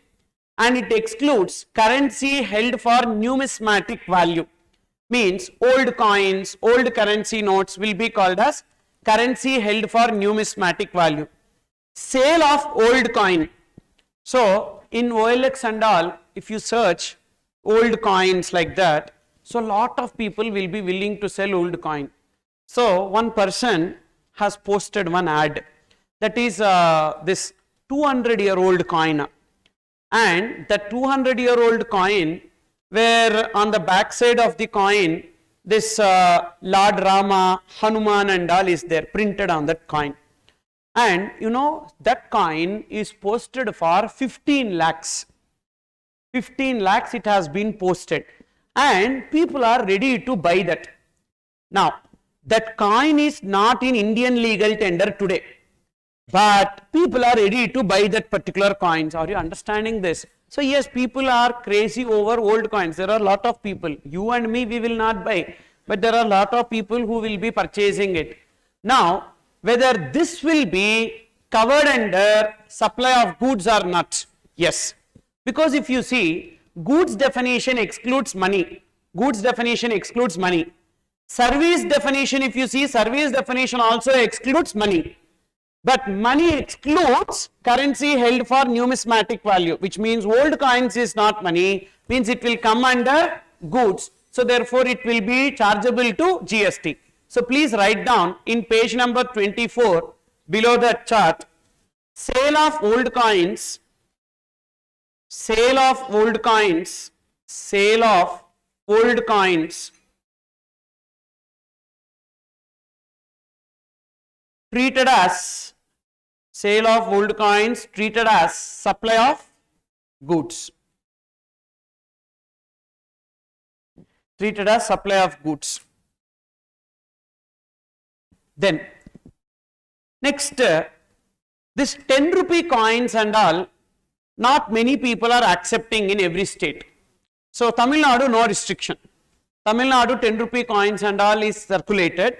But if you see in some other states like neighboring states, Andhra Pradesh and all, so 10 rupee coins, even Karnataka also 10 rupee coins, they are not accepting. So they say no, we don't need, give currency note only. So now therefore 50 10 rupee coins are given to you, and I took 50 rupee note. Is it supply or not a supply? Not a supply. It is neither supply of goods nor supply of service, because it is purely transaction in money. Suppose if I am giving 40 10 rupee, 60 10 rupee coins and took a 50 rupee currency note, then the 10 rupees extra you are getting, na? How much I gave you? 60 rupees. But how much you gave me? 50 rupees currency note. So therefore this extra 10 rupees will be treated as consideration, and that will be included. See this, transaction in money for a separate consideration is included in the meaning of service. So money is neither goods nor services, but transaction in money for a separate consideration is treated as supply of service. Again the same example, one more example. $1 is 80 rupees. You are giving me $100 and I am giving you 100 into 80, 8,000 rupees. So neither goods nor services. Suppose if I am giving you 8,000 minus 1%, that is I have deducted 1% and I gave the remaining amount, that is 80 rupees I deducted, and I gave you 7,920 rupees. Now in that case, that 80 rupees is treated as supply of service. Is it clear? Transaction in money for a separate consideration. So therefore money is neither goods nor services, but transaction in money for a separate consideration will be treated as supply of service. And any instrument recognized by RBI, can you give me examples of instrument recognized by RBI? That's Indian currency, it is covered pa. Currency notes and all, it is covered. Bonds, then even promissory note, bill of exchange, traveler check. So wallets we have na. So Paytm wallet, Airtel money wallet or Amazon Pay wallets, these are all recognized by RBI. So that's the reason why when you have a Paytm wallet, you need to complete the KYC. Without KYC, you cannot have a wallet. So therefore, all these wallets are instruments recognized by RBI. That is also treated as money. For example, I am giving you 10,000 rupees in a wallet, okay, and the 10,000 rupees is moved from the wallet to the bank account. Now in that case, So whether it will be transaction in money, yes, neither goods nor services. But usually from Paytm wallet to your bank account, if you transfer money, there will be some percentage deducted. Are you aware? In your Paytm wallet, some money is there, pa. That money, if you want to transfer to your bank account, some 1.5% like that, it will be deducted. So which means transaction in money for a separate consideration, that 1.5%. So that 1.5% will be treated as supply of service. Now, is cryptocurrency an instrument recognized by RBI? No. Cryptocurrencies like bitcoins, etc. is not an instrument recognized by RBI. So, sale of cryptocurrencies, will it be treated as supply of goods? Yes, just like old coins. So, sale of old coins, below that, sale of cryptocurrency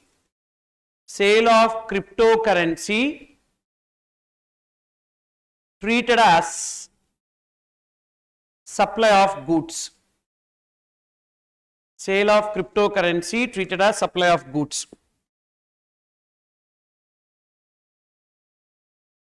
Next. So therefore, goods definition we understood. Goods means what? Any kind of mobile property. It includes actionable claims or growing crops or things attached to a forming part of land agreed to be served under a contract of supply, and goods excludes money and securities.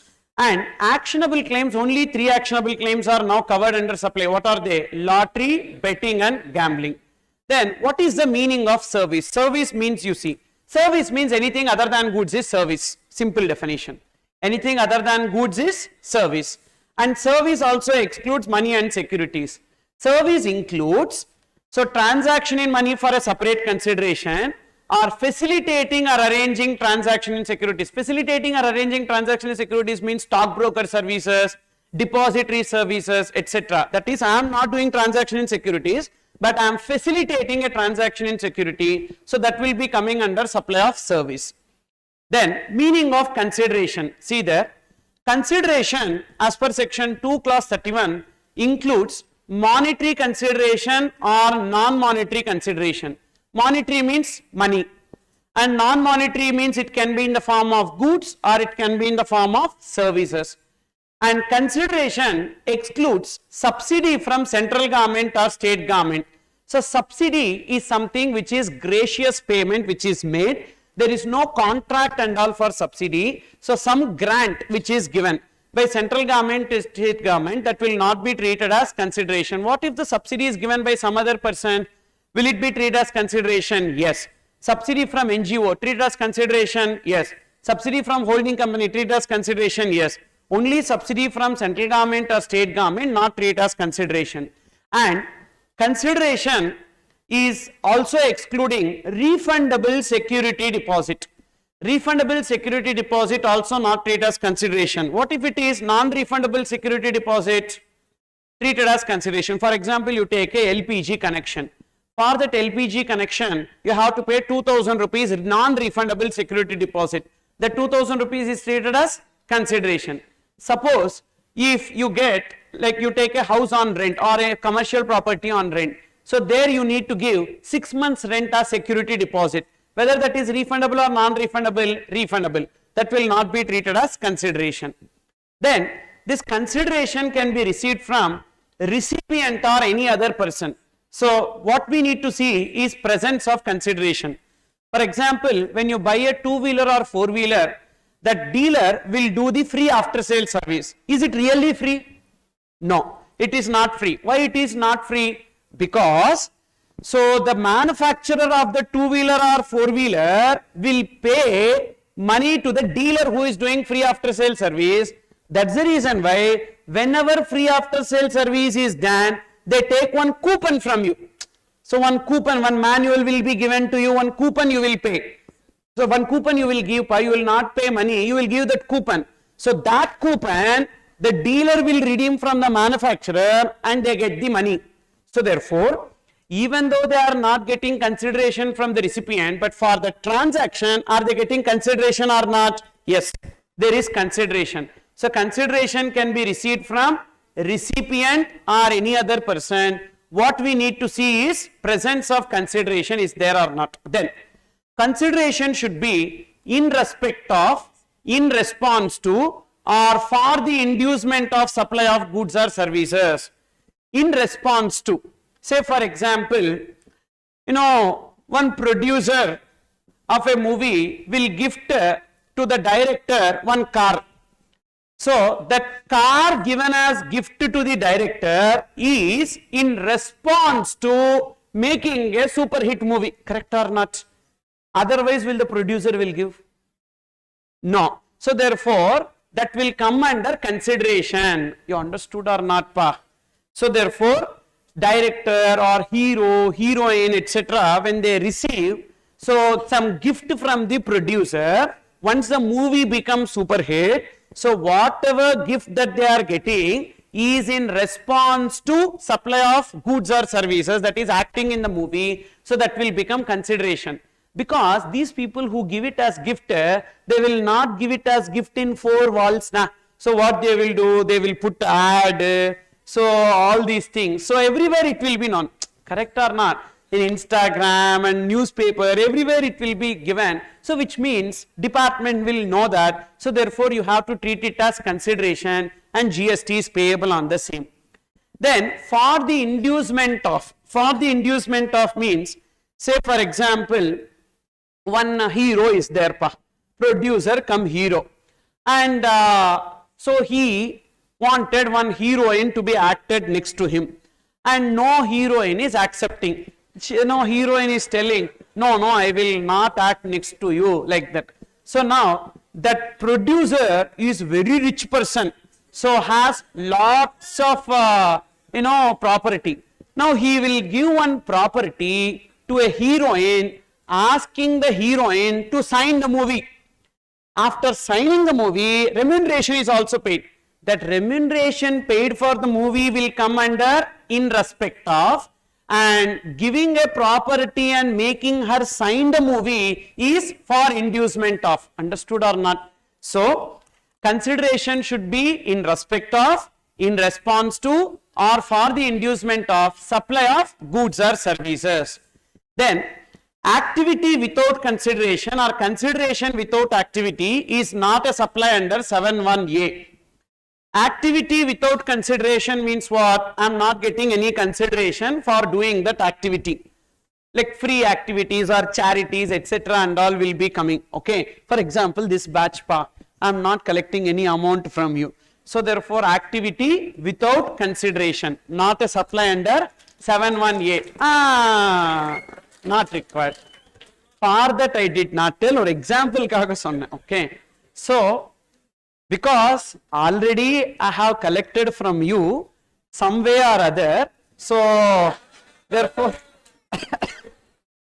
because you would have paid lots and lots of money already, so therefore it's just a moral responsibility, like you might have attended some regular batch or past fast track batch, etc., and you did not, so maybe I could not take class properly, etc. and all, so you could not clear, or maybe you attended regular batch properly, I did not take, that way because of that I am doing like this. You think that way, okay? Now listen, activity without consideration is not a supply under 7(1)(a), okay? Consideration without any activity, example, donations. Donations is consideration without any activity. I get money, but in response to that, I don't have to do anything. So therefore, unconditional donation.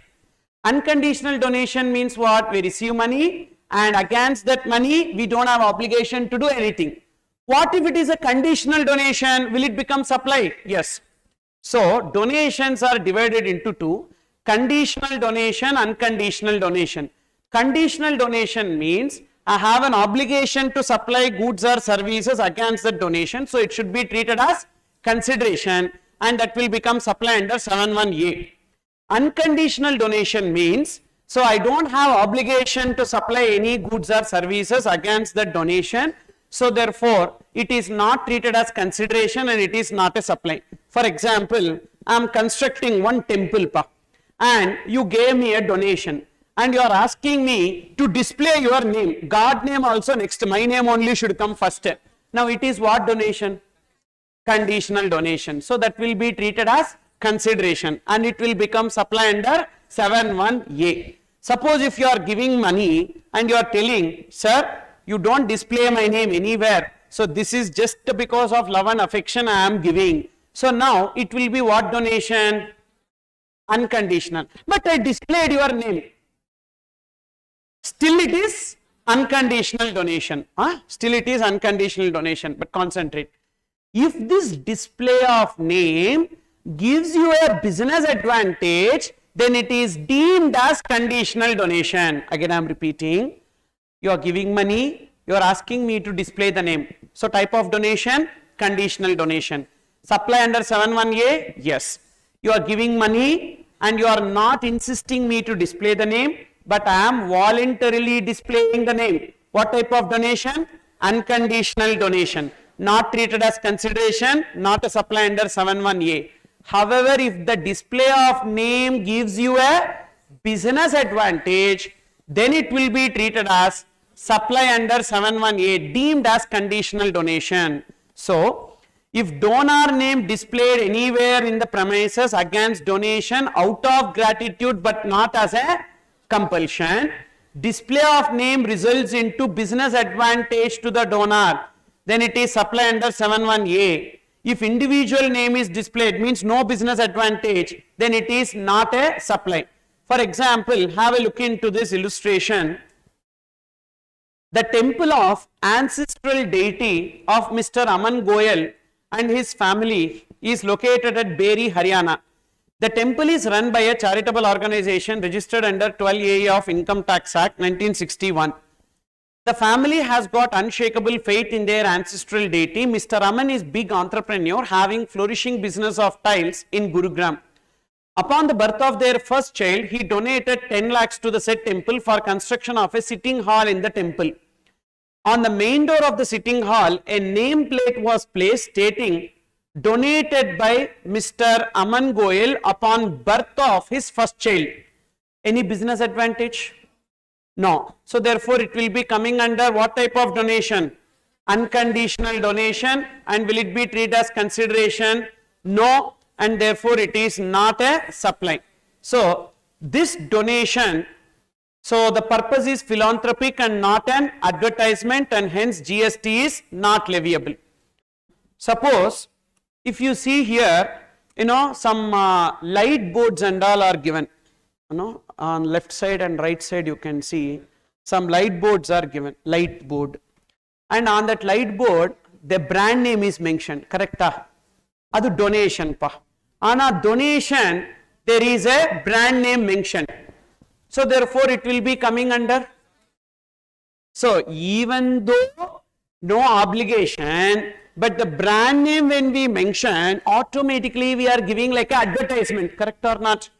Advertisement means there is a business advantage. So it will be coming under conditional donation. For example, in the same case, donated by Mr. Aman Goyal, proprietor Goyal Industries, then conditional. So the business advantage they are deriving. So it will be coming under conditional donation, treated as consideration, and that will become supply under 7(1)(a). Then next one you see meaning of business. After this we'll take break pa. Listen. Meaning of business. So we have general meaning of business and specific activities. So as per the general meaning of business, what will be coming under business? Trade, commerce, manufacture, profession, occasion, adventure, wager. Wager means betting activities or any other similar activity. Now, so trade means sale of goods. Commerce means service sector like transportation, insurance, warehousing, etc. Manufacture is conversion of raw material into finished goods. Profession is I got a skill which I obtained by way of qualification. Using that skill I make a living, like chartered accountants or company secretaries, cost accountants, doctors, engineers, advocates, they will be coming under profession. Then occasion. Occasion means I got a skill, not by way of qualification but by way of experience, and using that skill I survive. For example, magician or person who act in movies or even this astrology. So these people are called as vocation. Then adventure. Adventure is I got a skill, but I am not using that for my living, but I am using it as a passion and incidentally I get some money. That is adventure. For example, a doctor performing magic show is adventure. Correct? Correct only, no, yeah.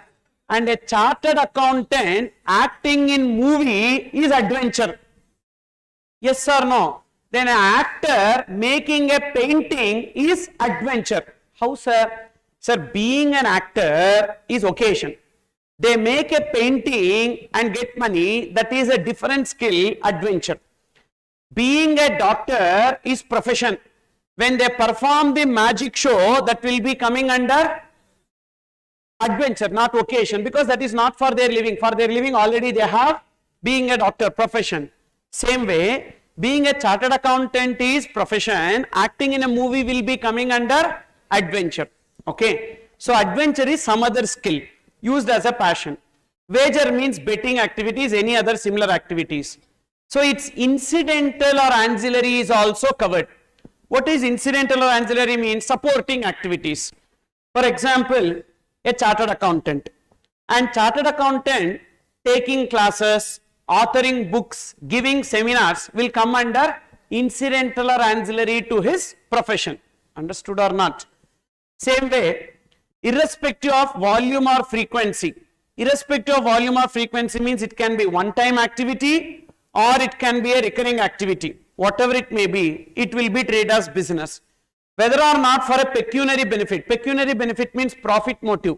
Whether profit motive is present or not, it will be treated as business. So it is a general meaning of business: trade, commerce, manufacture, profession, occasion, adventure, wager or any other similar activity. Its incidental or ancillary is also covered, and irrespective of the volume, frequency or continuity, and whether or not for a pecuniary benefit. For example, Tirumala Tirupati Devasthanam is selling diaries and calendars and laddus. Is it for profit motive or non-profit motive? Non-profit motive, not for profit motive. They don't have to sell that to earn money. So because even otherwise, he will be getting crores and crores of money. You understood? So therefore, by selling calendar and diary, no need to earn money. But sale of calendars and diaries is what motive? Non-profit motive. So even then it will be treated as business. Why? Because there is sale. You understood? Then next part, specific activities, entry tickets. All entry tickets are treated as business. So entry to theme park or entry to temple or entry to any cinema theatre, everything will be business. Then holding an office accepted in the course or furtherance of trade, occasion, profession. Example, there is a chartered accountant. That chartered accountant is elected as ICAI president. For being an ICAI president, they will earn some money, na? That will also come under business. Then supply of goods or service in connection with commencement or closure of business. That is at the time of commencement of business. Say one restaurant. So I opened one restaurant. For that restaurant, I have purchased some 10 ACs. Now I have closed down that restaurant. Those 10 ACs I will sell. Is sale of AC my business? No. Restaurant is my business. But even then, any supply of goods or services in connection with closure of business is also treated as business. Then provision of facilities or benefits to its members by a club, society or association to its members. So example, there is a resident welfare association or apartment owners association. They will be providing lot of common area maintenance like lift maintenance or garden, security, water supply, etc. And from each and every flat owner, they will be collecting maintenance charges. So that will become business. Then any activity of a race club including betting transaction, that is all activities of a race club including renting of space for horses, sale of merchandise, sale of beverages, sale of food, all those are business. Then all activities of government is covered under business, but only few activities of government is covered under supply and remaining activities are excluded from supply. So this is the meaning of business. So now what you need to understand is, whenever you see a transaction, you will apply 7.1a. In that 7.1a, when you are applying activity for consideration, it is given in the question itself. Whether it is in the course or furtherance of business or not, you need to refer here. If it is coming under this business definition, then it will be business, otherwise it is not. For example, one situation is there. Sundaram Acharya, a famous actor, makes some painting and sells the painting and gets some money which is donated to one charitable trust. Now, is it supply and chargeable to GST? What is your answer? Being an actor, making sale of painting will come under adventure. So the said activity is business. So therefore it will become supply under 7(1)(a) and chargeable to GST. But he donated it to charitable trust, that is irrelevant. So whatever money that he gets, utilization of that money we will not see. We are not computing income tax. For income tax only we will see out of the money on for what purpose we are using. If you donate it, ATG donations and all deduction will come. But for GST purpose, GST is always payable on the gross amount.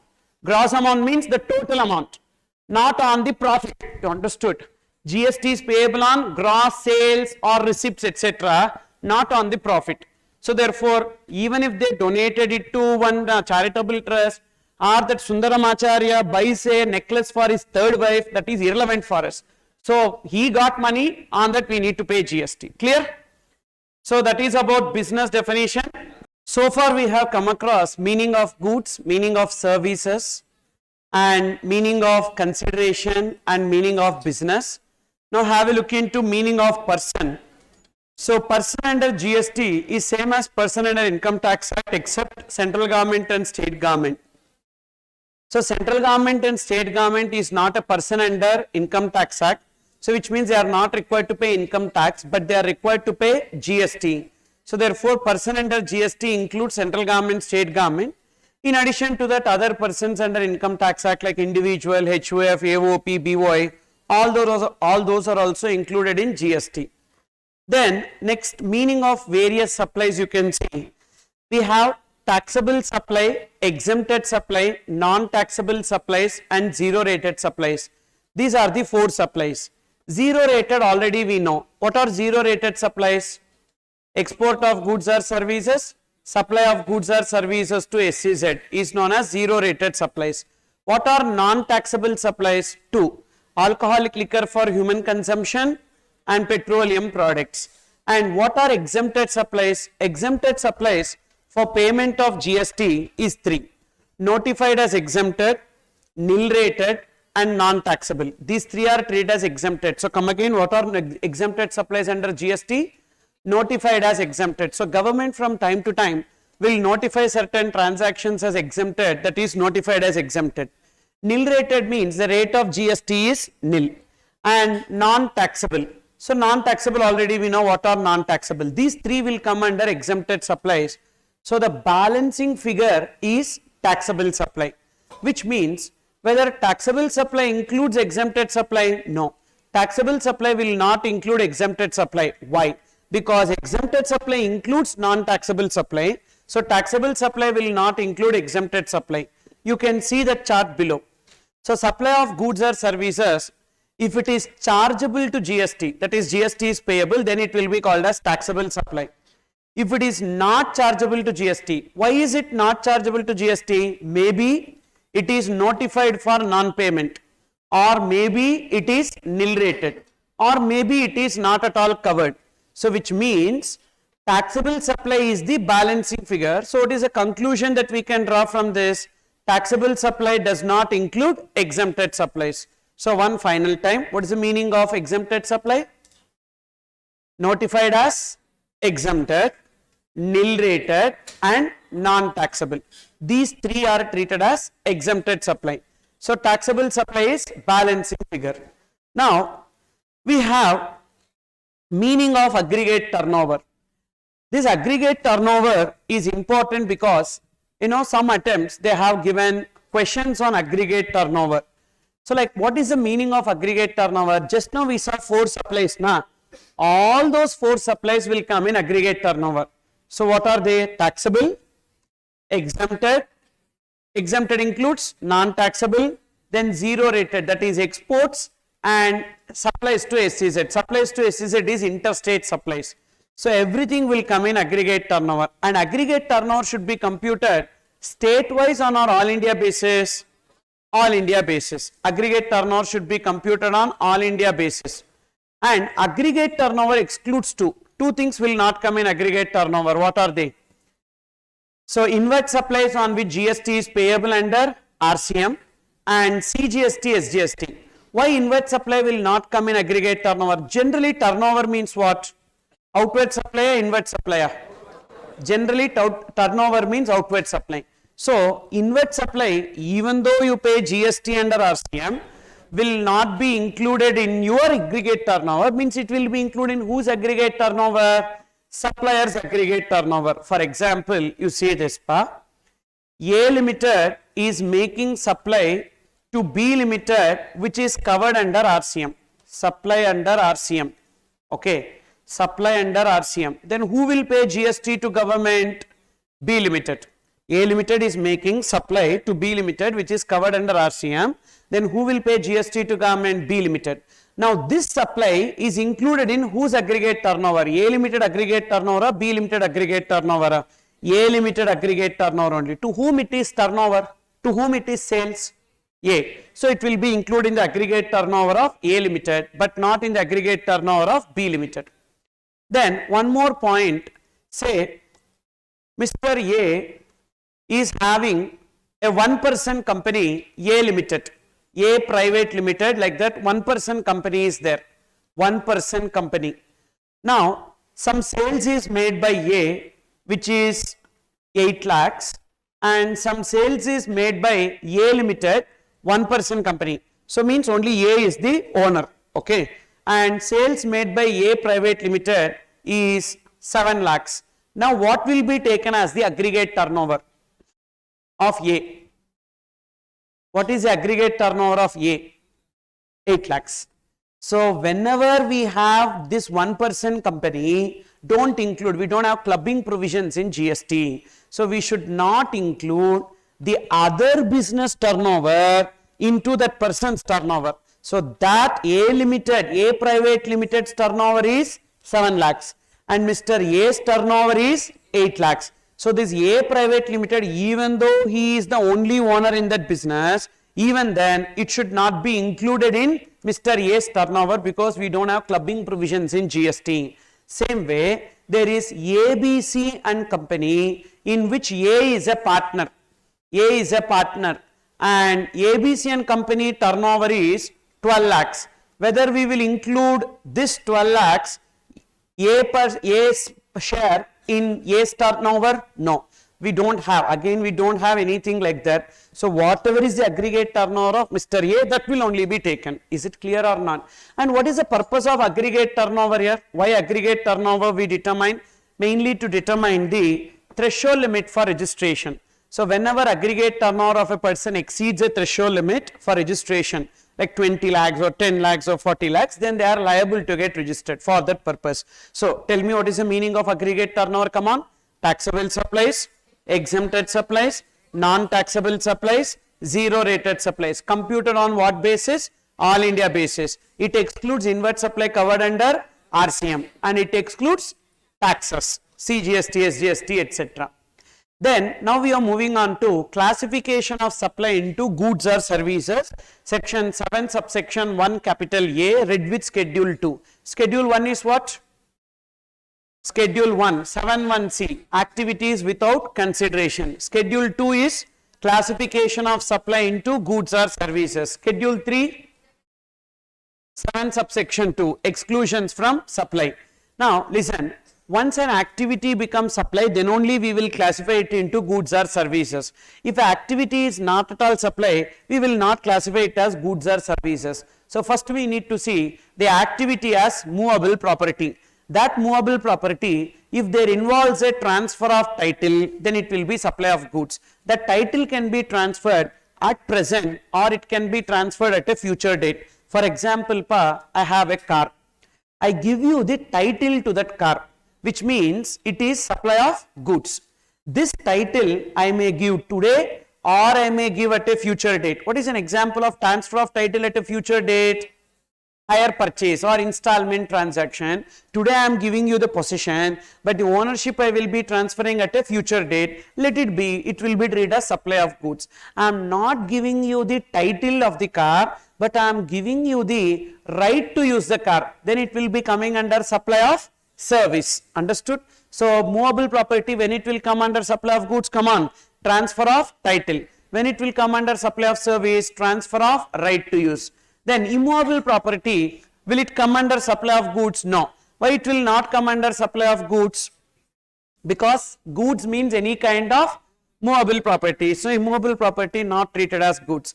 But it will come under supply of service. What is that? Bringing into existence an immovable property, that is construction, works contract, etc. And then transfer of right to use immovable property. I have an immovable property which I am giving to you on rent. So means I am not transferring the title to the immovable property, I am transferring the right to use immovable property, that is also supply of service. Then intellectual property rights. What are intellectual property rights? Patent, trademark, copyright, etc. Permanent transfer of intellectual property right will come under supply of goods, and temporary transfer of intellectual property rights will come under supply of service.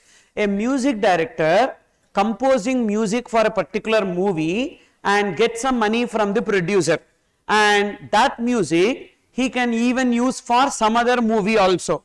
Now it is permanent transfer or temporary transfer?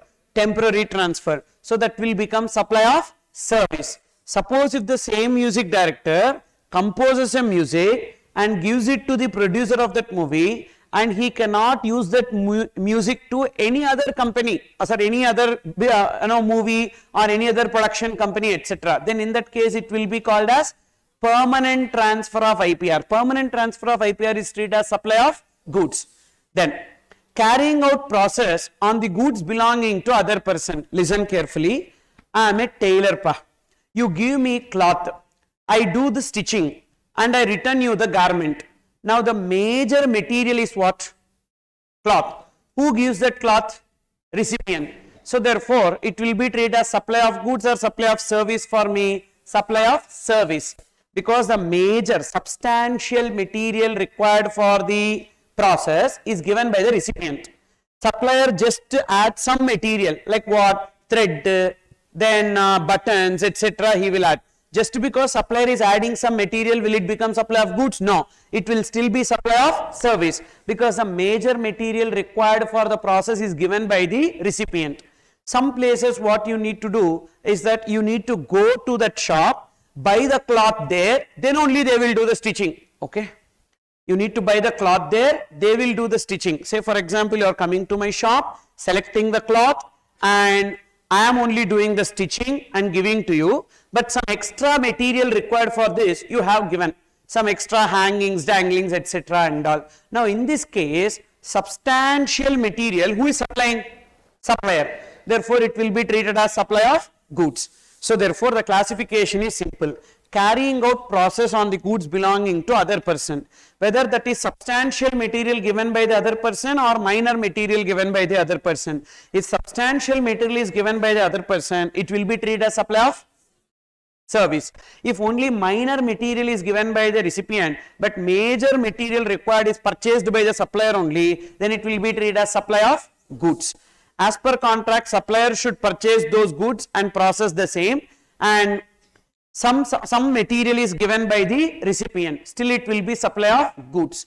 Suppose as per contract, recipient should supply those goods and supplier should carry out the process on those goods, then it will become supply of service.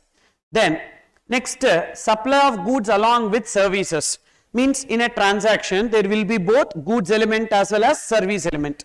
If it is notified activities, it will always be treated as supply of service. What are they? Works contract. Works contract means what pa? A contract involving both goods and services in relation to an immovable property. That is important. In relation to an immovable property against a single consideration, then it is known as works contract. Simple.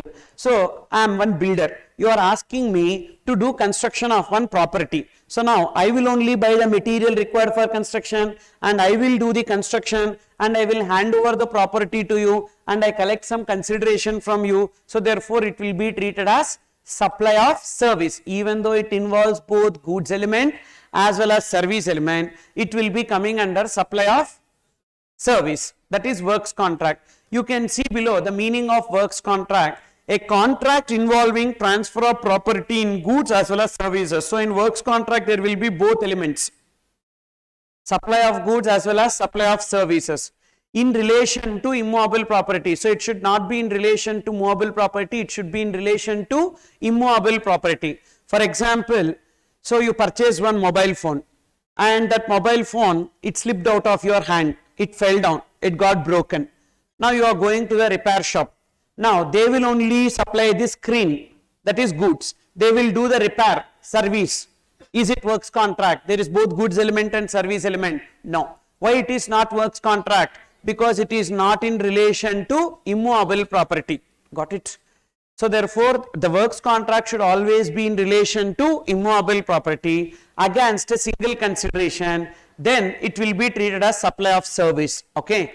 Then, so that's the reason why while discussing sale of flats I told you, when part consideration is received before completion certificate and remaining after completion certificate, or entire consideration received before completion certificate, it is covered under supply and it will be treated as works contract service. Then software. In software, what is goods? Software can be in the form of goods or software can be in the form of services. There are some softwares which is sold like goods, like antivirus softwares or OS or Microsoft Office, etc. and all. Even though it is sold as product or goods, or it is developed for a particular person, that is developed software. So whenever I need a requirement, based on my requirement, one software will be developed. So let it be developed software or ready-made software, whatever it may be, it will always be treated as supply of service. Then supply of food. In food, what is the goods element pa? Food.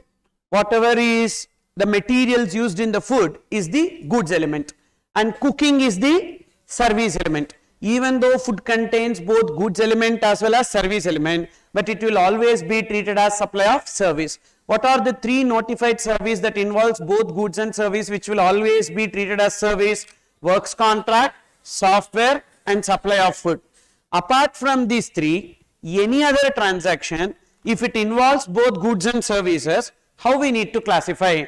We need to check, is it a composite supply or a mixed supply? What is composite supply, mixed supply? Little later we will discuss, but say if it is a composite supply, if the principal supply is goods, entire transaction will be treated as supply of goods. If the principal supply is service, entire transaction is treated as supply of service. For example, AC and installation is composite supply. Why it will become composite supply? Little later we will see. So, but it is composite supply. Okay. So, what is the principal supply here in AC and installation? What is the principal supply? Main supply AC, and installation is ancillary. Main supply is supply of goods or supply of service? Supply of goods. So, entire transaction will be classified as supply of goods. Same way, coaching plus study notes. Okay. Coaching plus study notes, study materials, but these are not published. Okay. So these are actually composite supply. Why it will become composite supply? Later we will see. It is composite supply. What is the principal supply there? Main supply, coaching, and study material is ancillary. Therefore, what is the principal supply? Goods or services? Service. So entirely it will be treated as supply of service. Then suppose if it becomes mixed supply, and if the highest rate supply is goods, entirely it will be treated as goods. If the highest rate supply is service, entirely it will be treated as service. For example, TV plus optional warranty is mixed supply. TV is say 18%, optional warranty is 12%. What is the highest rate? TV. So TV is goods. So entirely it will be classified as goods. Same way, video lectures and pen drive is mixed supply. Say video lectures 18%, pen drive 12%. Highest rate is what? Video lectures, which is service. So entirely it will be classified as supply of service. Is it clear? Therefore, whenever it is composite supply that involves both goods and services, that is Composite supply, principal supplies goods, entirely it will be treated as goods. If the principal supplies service, entirely it will be treated as supply of service. And mixed supply, if the highest rate supply is goods, entirely it will be treated as goods. If the highest rate is service, entirely it will be treated as service. Apart from these 5, any other activity will be coming under supply of service, either doing an act, not doing an act, tolerating an act. Okay. Now, I am taking classes. I am taking class. Say if it is supply. If it is supply, now will it come under movable property? No. Immobile property? No. Intellectual property rights? No. Carrying out process on the goods belonging to other person? No. Composite supply of goods and services? No. Mixed supply? No. So any other activity where it will be coming? Doing an act, services. You understood? You are sitting and tolerating me. Now where it will come? Again, supply of services. But first, is it supply? Are you getting consideration? Yes, you are tolerating my act, but you are tolerating my torture. Yes or no? Yes, sir. Yeah. Class so tolerating an act for which you are given a consideration, or are you paying a consideration? So you are not paying any consideration, you are not getting any consideration, which means it is not a supply. When it is not a supply, we should not bring it into classification of supply into goods or services. Can you give me an example for consideration for tolerating an act? Consideration for tolerating an act. Example, contract you entered and the other person has breached the contract. You are tolerating his act of breach for which you are collecting some damages. So this will be coming under consideration for tolerating an act. It will become supply under 71A and it will come under supply of service. Okay. Then can you give me example of consideration for not doing an act? That's what example. Non-compete fees, correct. Non-compete fees, not to start a competing business. I will not do a competing business for which you need to give me some money, or you should not place the tender, so I will give you some money for not placing the tender. You understood or not? So these are all known as consideration for not doing an act. Again it will become supply under 71A, it will come under supply of service. Okay. So therefore the balancing figure will be doing an act, not doing an act, tolerating an act. Then we have meaning of distinct persons. Who are treated as distinct person? One registration of a person to their another registration is known as distinct person. When a person is required to get more than one registration, when a person is required to get more than one registration, if they are doing business in more than one state, so then in each state where they are making taxable supply, they need to get separate registration. Now say for example, I am doing business in Tamil Nadu and Karnataka. Now if my aggregate turnover in a year exceeds the limit, then I need to register. I need to register where? In Tamil Nadu as well as in Karnataka. Now between my Tamil Nadu registration to my Karnataka registration, if there is any transaction, that will be transaction between distinct person. Got the clarity? Now within the state, when I will get more than one registration, okay, if I am doing business in other state, I will get separate registration. Within the state, is it mandatory to get a separate registration? No. Within the state, if I have multiple places of business, either I can go for a single registration or I can go for a separate registration. If I go for a separate registration, then one registration to another registration will be known as distinct persons. Understood? So when a person is required to obtain more than one registration, see this, suppose if we are doing multiple business in different states, then separate registration with respect to each state mandatory, correct? Suppose if I am doing multiple business within the same state but in different place of business, separate registration with respect to each place of business, mandatory or optional? Optional. If I am doing multiple business, same state, same place, that is I have a single building. In that single building, ground floor I am doing one business, first floor I have a cinema theatre, second floor I have a food court, Third floor, I have a beauty parlor, like the different businesses, but in the same building, done by the same person. Can I get different registration for each business? No, cannot obtain separate registration, which means under single registration, can I do n number of business also? Yes. How GST department will know that? We need to give the HSN and SAC at the time of making application for registration.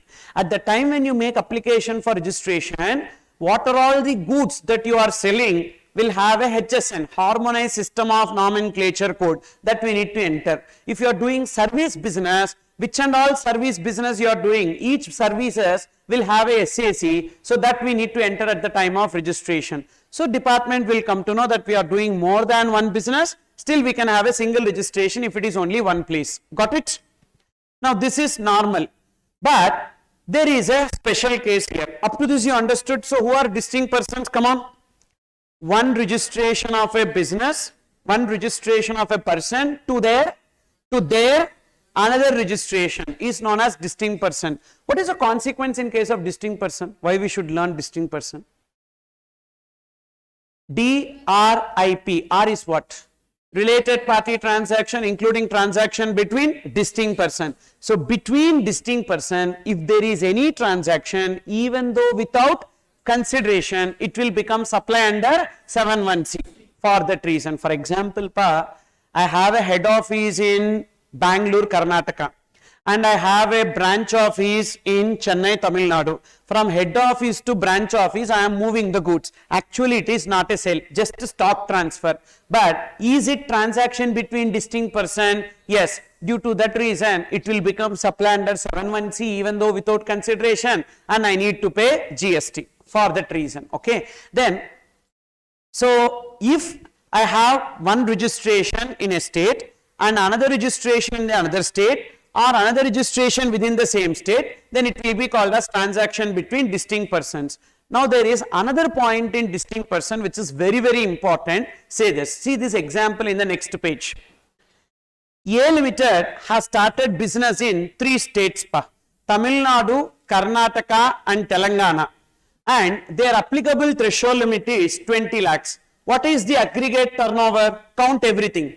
Count everything. Taxable as well as exempted, both will come in aggregate turnover, and aggregate turnover is computed on all India basis. Am I right? Now count everything. 10 plus 2 plus 3 plus 4 plus 3. What is the total? 22 lakhs. Whether their aggregate turnover cross the threshold limit or not cross the threshold limit? Cross the threshold limit. Are they required to get registered? Yes. They are required to get registered. A Limited is required to get registered. Why A Limited is required to get registered? Because their aggregate turnover exceed the threshold limit. And tell me, where and all they need to register? Tamil Nadu and Karnataka, but not in Telangana. Why they are not required to register in Telangana? Because they are not making taxable supplies in Telangana. So a person, once he is liable to get registered, they should register in each state from where they make taxable supplies. Are they making taxable supply in Telangana? No. Which means no need to register in Telangana. But even then, Telangana will become a distinct person. So even then, Telangana will become a distinct person. So Tamil Nadu to Telangana, is it transaction between distinct persons? Yes. So Karnataka to Telangana? Yes. What about Tamil Nadu and Karnataka? No doubt that is distinct person. Say this. A Limited is having a GSTIN in Tamil Nadu, A Limited will have a GSTIN in Karnataka, but A Limited is not having any GSTIN in Telangana. But between Tamil Nadu and Karnataka, if there is any transaction, that is distinct persons. And Karnataka to Telangana also transaction between distinct persons. Tamil Nadu and Telangana also transaction between distinct persons. Now tell me what is the meaning of distinct person. Come on. One registration of a person to their another registration, or one registration of a person in a state and another establishment in the other state, even though not registered. Even unregistered establishment in another state of a registered person in a state are treated as distinct persons. Clear pa? Sorry. Same way, I have 3 places of business in Tamil Nadu. Inside Tamil Nadu, say Chennai, Madurai and Erode, like that 3 places I have place of business. Chennai and Madurai, I got separate registration. Erode, I have not obtained any registration because we are making only exempted supplies there. Okay, pa? Now, will that become distinct person from Chennai to Erode? If I make any transfer, will that become distinct person? No, no. Unregistered within the state will not become distinct person. Unregistered in the other state. Unregistered in the other state only will become distinct person. Okay, yeah? So, can you tell me what are distinct person? 3 points you need to tell me. When the transaction is called as transaction between distinct person. Registered, okay, registered establishment in one state to registered establishment in another state. Super. Then registered establishment in one state to unregistered establishment in another state. Super. Third, registered establishment with respect to a place of business in a state to another registered establishment in the same state. You understood? Only 3. Okay, registered establishment in that state, within the state another unregistered establishment, will that be treated as distinct person? No. So that is this. Consequence of distinct person, stock transfer or branch transfer. If it is interstate stock transfer, it will be supply under 71C. If it is intrastate stock transfer, whether they got a separate registration or single registration, you need to check. If they get a separate registration, then only it will be supply under 71C. Why? Because within the state it is optional now whether to go for separate registration or not. Suppose if they are continuing with single registration, then it is not a supply. Now we completed section 7 fully. Okay. And we are moving on to section 8. What is section 7? Supply. Supply under GST. Now we are moving on to section 8. Composite supply and mixed supply. So, composite supply, mixed supply, what is the difference and when we will apply section 8? So, please listen, concentrate. When there are 2 or more supplies naturally bundled in the ordinary course of business, so first there should be 2 or more supplies in a transaction. Then only we will be applying composite supply, mixed supply concept. For example, you go to a cinema theater and order for popcorn plus Coke as a combo for say 299 rupees. And this popcorn is having GST rate 5% and Coke is having GST rate 28%. So 2 or more supplies in a single transaction, yes or no? Yes. Then we will apply section 8. 3 conditions we need to check. If these 3 conditions are satisfied, then it will become composite supply. If any of these 3 conditions not satisfied, then it is not a composite supply. Okay. First we are checking is it composite supply or not. Condition number 1. All the given supplies must be taxable. Satisfied? All the supplies should be taxable. Satisfied or not satisfied? Satisfied. And naturally bundled in the ordinary course of business. Is it naturally bundled or not naturally bundled? Naturally bundled means what? This is a place where in exam generally we get confused. Naturally bundled means one cannot be supplied without the other. That is known as naturally bundled. Means you ask for popcorn, mandatory you will get Coke. You ask for Coke, mandatory you get popcorn. That is naturally bundled. Is this naturally bundled in the ordinary course of business? No. Why? Can popcorn alone be sold separately? Can Coke alone be sold separately? When they are sold together, does it mean naturally bundled? No, it is not naturally bundled. So, second condition, not satisfied. So, therefore, it is not a composite supply. Is it clear? First, we are checking is it composite supply or not. It is not a composite supply. Why it is not a composite supply? Because it is not naturally bundled. Okay, then we need to apply mixed supply. For mixed supply, only one condition. What is that one condition? Single price or not. Is it single price or separate price? Single price. Therefore, it will be coming under mixed supply. Understood? As there is a single price, it will be coming under mixed supply. In case of mixed supply, we need to take the highest rate. What is the highest rate in this? 28%. So, therefore, this 299 rupees is taxable at what rate? Taxable at 28%. Understood? Then another example.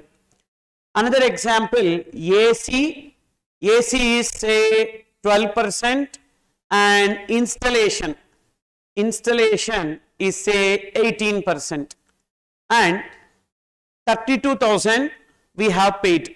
Now check whether it is composite supply or not. Number one, all are taxable. Three conditions. For first condition, all are taxable. All are taxable. Number two, naturally bundled in the ordinary course of business. So because even though we can buy AC without installation, but that is remote.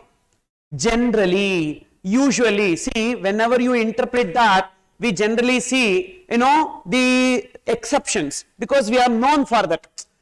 CA, the moment we study CA, what we do, we see always exceptions.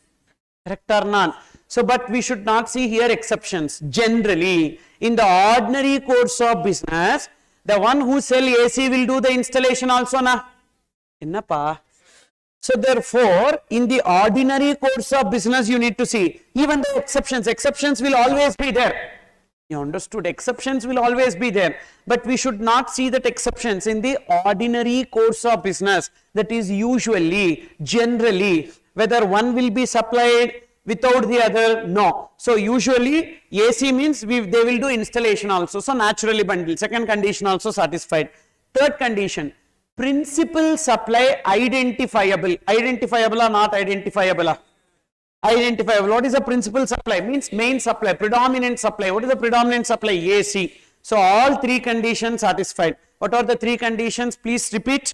All are taxable, naturally bundled in the ordinary course of business. Principal supply is identifiable.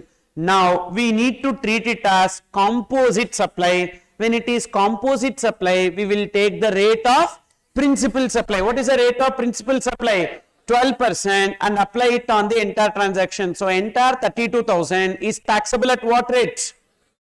Is taxable at 12%. Understood? Then get another example. Say there is one shampoo brand, okay, so they are making shampoo plus hair oil. Shampoo plus hair oil, always they will be giving it as a combo. You buy shampoo, you will get hair oil. You buy hair oil, you will get shampoo, like that, always together. And for a single price of 300 rupees, for a single price of 300 rupees, shampoo is 12% and hair oil is 5%.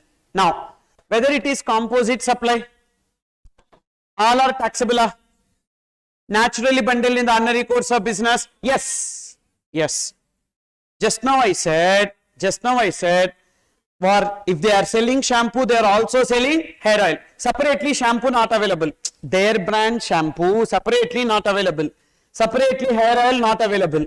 Always it will be sold as a combo. Means naturally bundled in the ordinary course of business. Ordinary course of business of that supplier we need to see. Is it clear? Ordinary course of business of that supplier. So naturally bundled. Then either principal supply identifiable? No. So we don't know what is principal supply. Sometimes shampoo will be principal supply. Sometimes hair oil will be principal supply. We cannot identify what is the principal supply. Of course, for me both are not applicable. Generally I am telling you. So therefore, what is predominant element here we don't know, and therefore it will be coming under not a wait. Wait.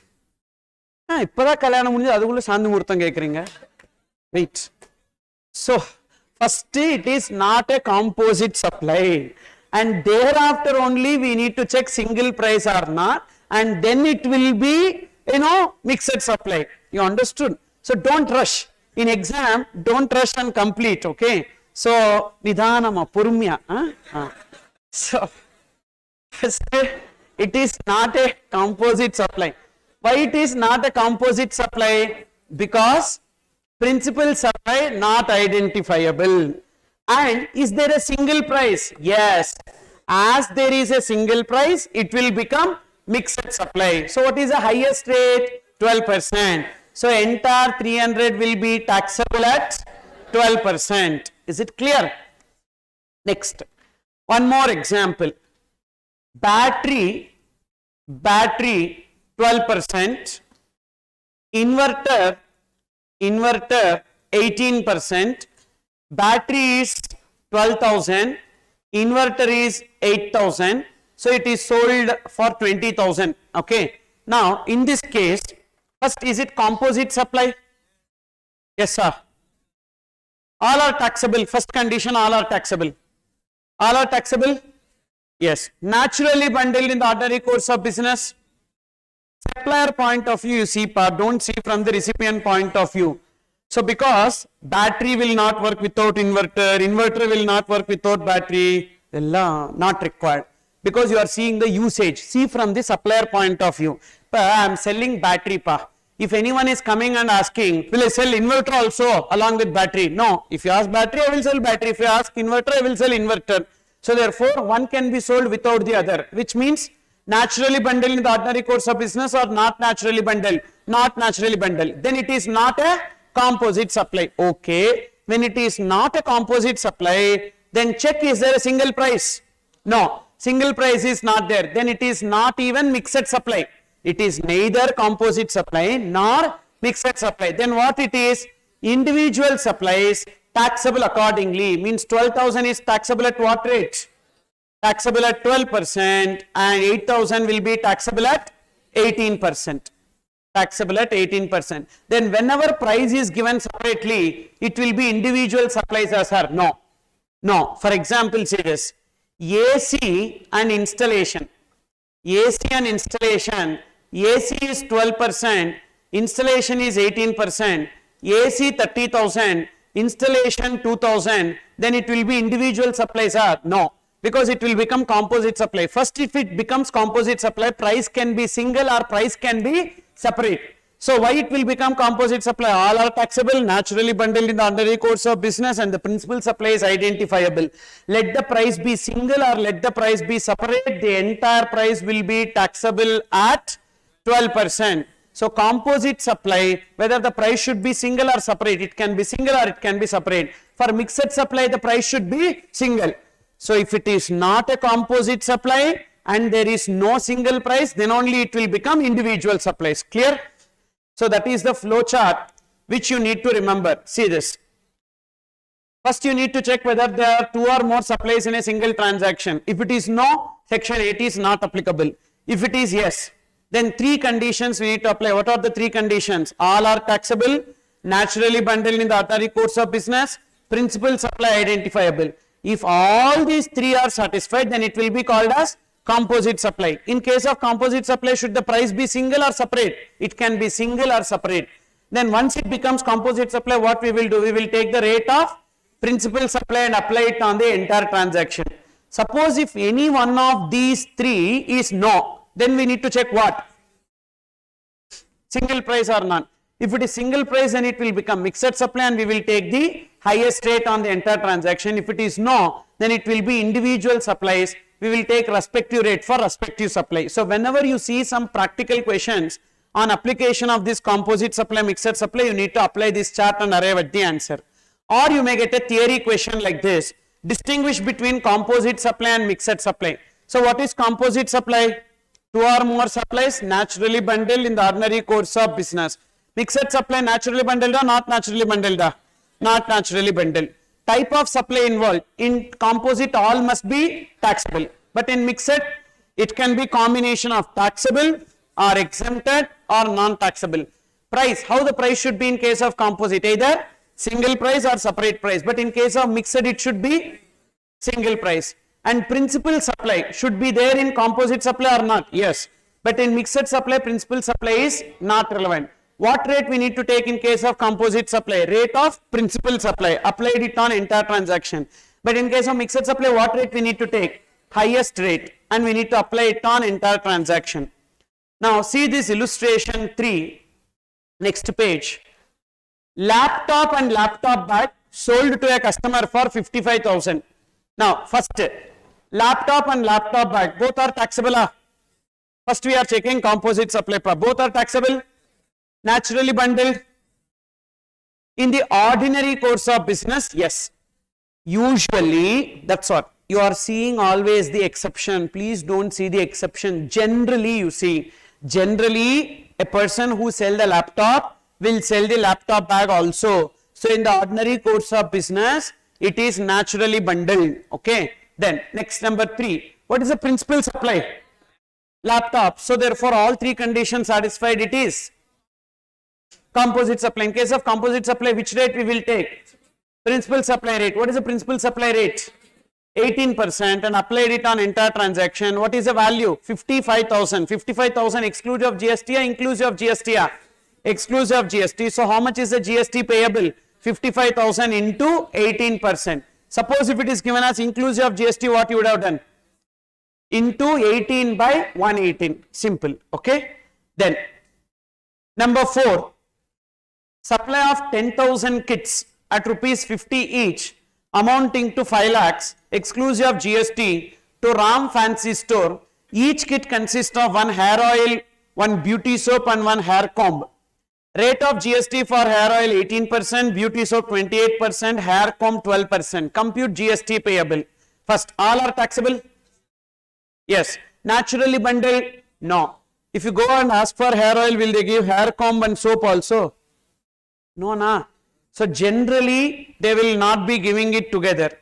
They Induleka hair oil is there, pa. One applicator they will give. Now will that be coming? Will that be coming under waste, pa? Don't use waste, okay? So will that be coming under composite supply? Will that be coming under composite supply? Yes, because for that hair oil they will give that applicator also. Like one hair comb, if you apply like that, so that hair will come like that and all, they will cheat. But bullshit all these are. And so therefore, this applicator will be mandatorily given in every hair oil box, na? Then it will be coming under composite supply there. But hair comb will they give? No. So therefore, it is not composite supply. Okay. Single price or separate price? Check the question. Single price or separate price? Single price. Therefore, it will be treated as mixed supply. Mixed supply means which rate we will take? Highest rate. What is the highest rate? 28% and applied it on the entire amount. That is 5 lakhs into 28%. But they have not given inclusive of GST or exclusive of GST. So generally all amounts in the absence of information in the question will be exclusive of GST. Only one place we will take the assumption as inclusive of GST. Which place? Interest. Interest alone is inclusive of GST, pa, in the absence of information in the question. Otherwise, all other amounts will be assumed to be exclusive of GST. So therefore, it is exclusive of GST. So 5 lakhs into 28%, 1,40,000. Suppose if it is clearly given as exclusive of GST, we will take it as exclusive of GST. If this line exclusive of GST is not given, then also we will take the assumption as exclusive of GST. Suppose if it is given as inclusive of GST, then we will take as inclusive of GST. Then, number 5, Mrs. Kajal has hired out 1,400 chairs and 100 coolers to Function Garden, Ajmer, Rajasthan for 3,30,000 exclusive of GST, including cost of transporting the chairs and coolers from Mrs. Kajal's godown at Jaipur to the Function Garden, Ajmer. Service of renting of chairs and coolers taxable at 12%. And transportation service is taxable at 5%. Now, in this case, what we need to do? First, all are taxable. What are the two elements here? Renting of chairs and coolers and transportation. Both are taxable. Is it naturally bundled in the ordinary course of business? Yes. In the ordinary course of business, the one who is giving the renting of chairs, etc., will only do the transportation.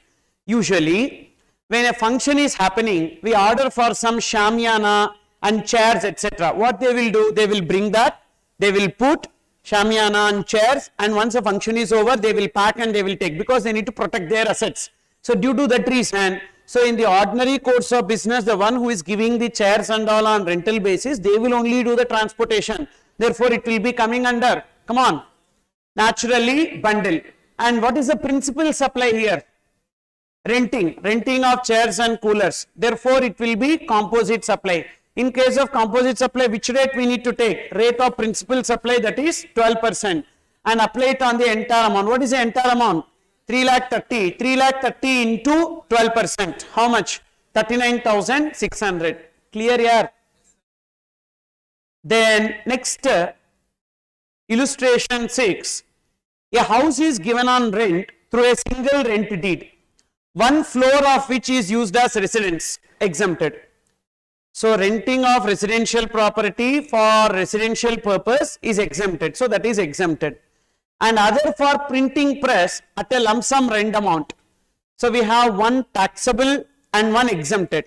Renting of residential property for commercial purpose is taxable. Renting of residential property for residential purpose is exempted.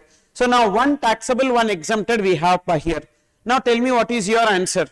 So is it composite supply? No. In order to become composite supply, all the supplies should be taxable. When we have one taxable and one exempted, will it become composite supply? No. So therefore, it will become mixed supply. Yes. Why mixed supply? Because there is a single rent, single price. Therefore, it will become mixed supply and entire rent will become taxable. Is it clear? Highest rate is what?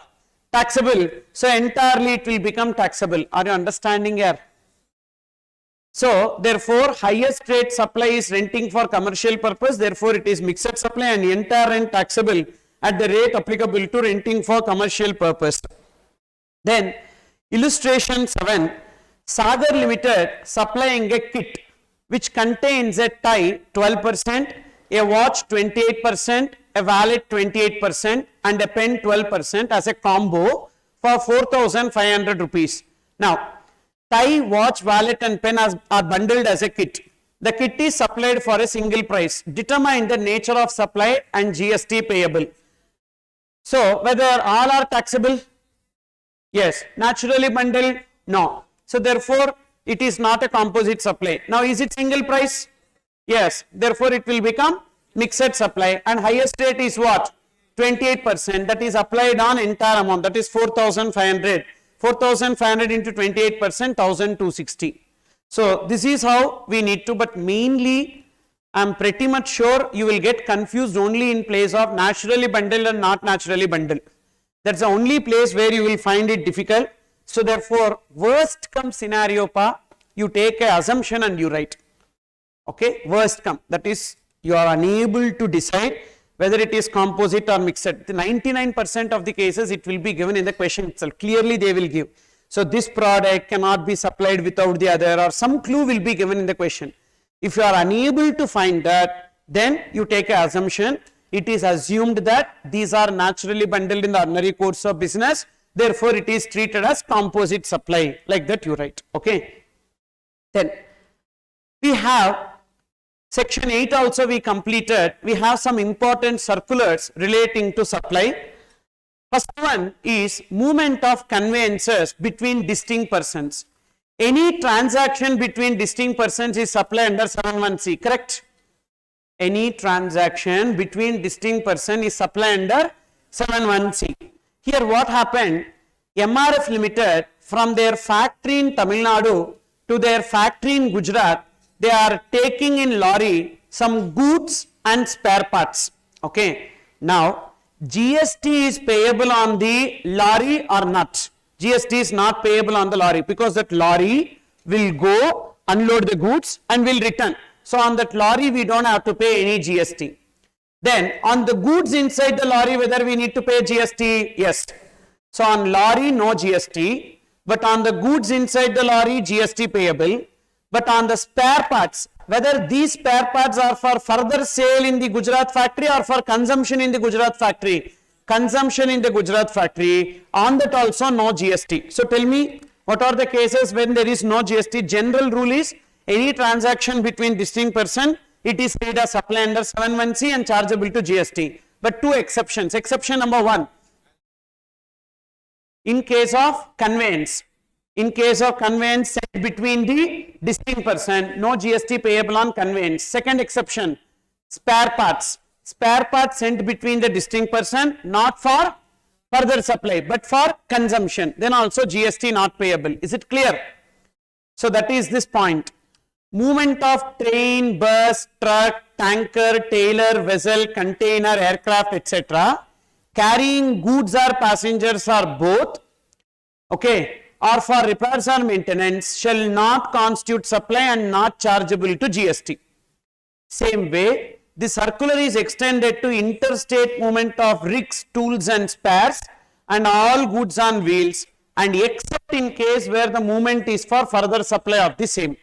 So whatever I discussed here in this example, the theory only given here. So what are the 2 points you need to remember? Movement of conveyance between the distinct person, not a supply, and movement of spare parts, tools, etc. between distinct person, not for further supply but for consumption in the distinct person, will be treated as supply or not treated as supply? Not treated as supply. Clear? Same way, from MRF Limited factory in Gujarat to MRF Limited workshop in Maharashtra, they are taking a lorry for repairs. Whether GST payable on the lorry which is taken for repairs? No. On conveyance, no GST pa. On conveyance which is carrying goods or which is sent for repairs, whatever purpose it may be, on conveyance there is no GST.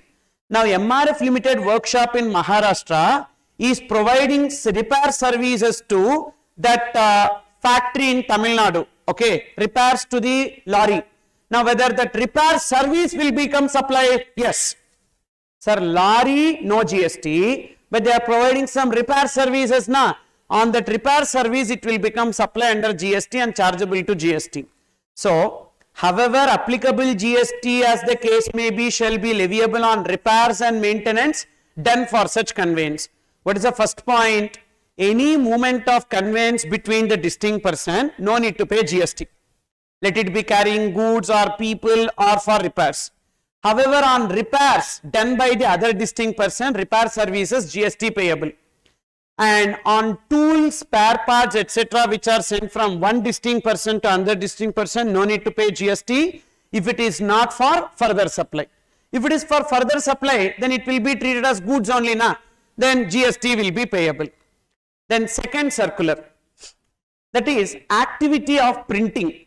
Printing activity is supply of goods or supply of services. For example, you are having one book with you, okay? That book has got both goods element and service element. What is the goods element in that book? Paper and ink, correct? What is the service element? Printing and binding, okay? Now, what constitutes principal supply in that? Paper and ink, printing and binding, which is predominant element? Okay, paper and ink, if it is main, then last batch books we have. So last batch books you can buy if you want. May 2020, May 21, you buy, no? Or same attempt book, but printing is not proper. Some image, like images and all gone and not properly printed. Buy, no? No. Even if one small page is torn also, you will return the book and ask for a new book, correct? Which means paper and ink, buy, no. It's not for the paper and ink you are purchasing, it is for the printing quality. That is, if the information is not properly printed, why will you buy pa? Or page numbers are scrambled and it is given, so will you buy? No. So printing and binding is the predominant supply, so it will be treated as supply of goods or service, service. Sorry. Then you go to one photo studio and they take one passport size photograph of yours and they will give one photo, 4 or 8 photos they will give, you pay for that. What is the goods element? That paper and ink there also. And what is the service element? Taking photo and printing it, okay. Now what constitutes principal supply there? Printing. Why they are printing? Suppose your photo only, but not properly taken photo, printed, just because it is printed you will pay? No. You will ask him, what kind of idiot, who is that person? You ask that person only to pay money. So correct or not? So we will not pay, only if it is proper we will pay, which means again there it is not for the paper and ink, it is for what? Printing. So when printing constitutes predominant element, it will be treated as supply of service. So in printing job, there will be 2 elements, goods element is paper and printing is the service element. It should be classified based on principal supply. If printing constitutes principal supply, it will be treated as supply of service. If paper constitutes principal supply, for example, this is one tissue paper, tissue paper. In this tissue paper, one hotel name will be printed or restaurant name will be printed. Just because restaurant name is printed, carefully we will keep? No. For whatever purpose we use, that purpose only we use. Correct or not? What, yeah? So therefore, what constitutes the predominant element in this? Paper. So therefore, if paper constitutes the principal supply, it will be treated as supply of goods. Understood? Then, next one, tenancy premium. So, to understand tenancy premium, there is one connecting concept, that is taxability of rent, that we need to know. Then we will come back to tenancy premium. Now there is an amendment. So first I will tell you what was the provision. First say this, renting of immobile property. No need to write, just listen. Renting of immobile property. Immobile property is divided into two. Immobile property is divided into two. That is residential property and commercial property. How do we know whether it is a residential property or commercial property? At the time of construction itself, we get an approval. So in that approval, we will give as to whether we want to construct a residential property or commercial property. Based on that, we will know whether it is a residential property or commercial property. Okay.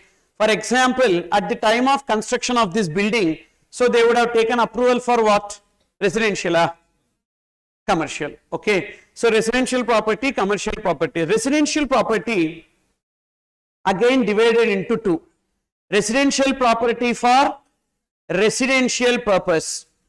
Residential property for residential purpose. Residential property for commercial purpose. What is the example of residential property for commercial purpose? A person taking a residential property on rent and using it as his office. Chartered accountants, advocates, doctors and all will take a house and convert that house into their business, place of work. Correct or not? So residential property used for commercial purpose. Residential property for residential purpose means stay, normal. Commercial property for residential purpose. Commercial property for residential purpose or for commercial purpose. Commercial property for residential purpose, commercial property for commercial purpose. What is commercial property for residential purpose means? Hotel. Hotel is a commercial property. But you take the hotel for what purpose? Stay. So that is residential purpose.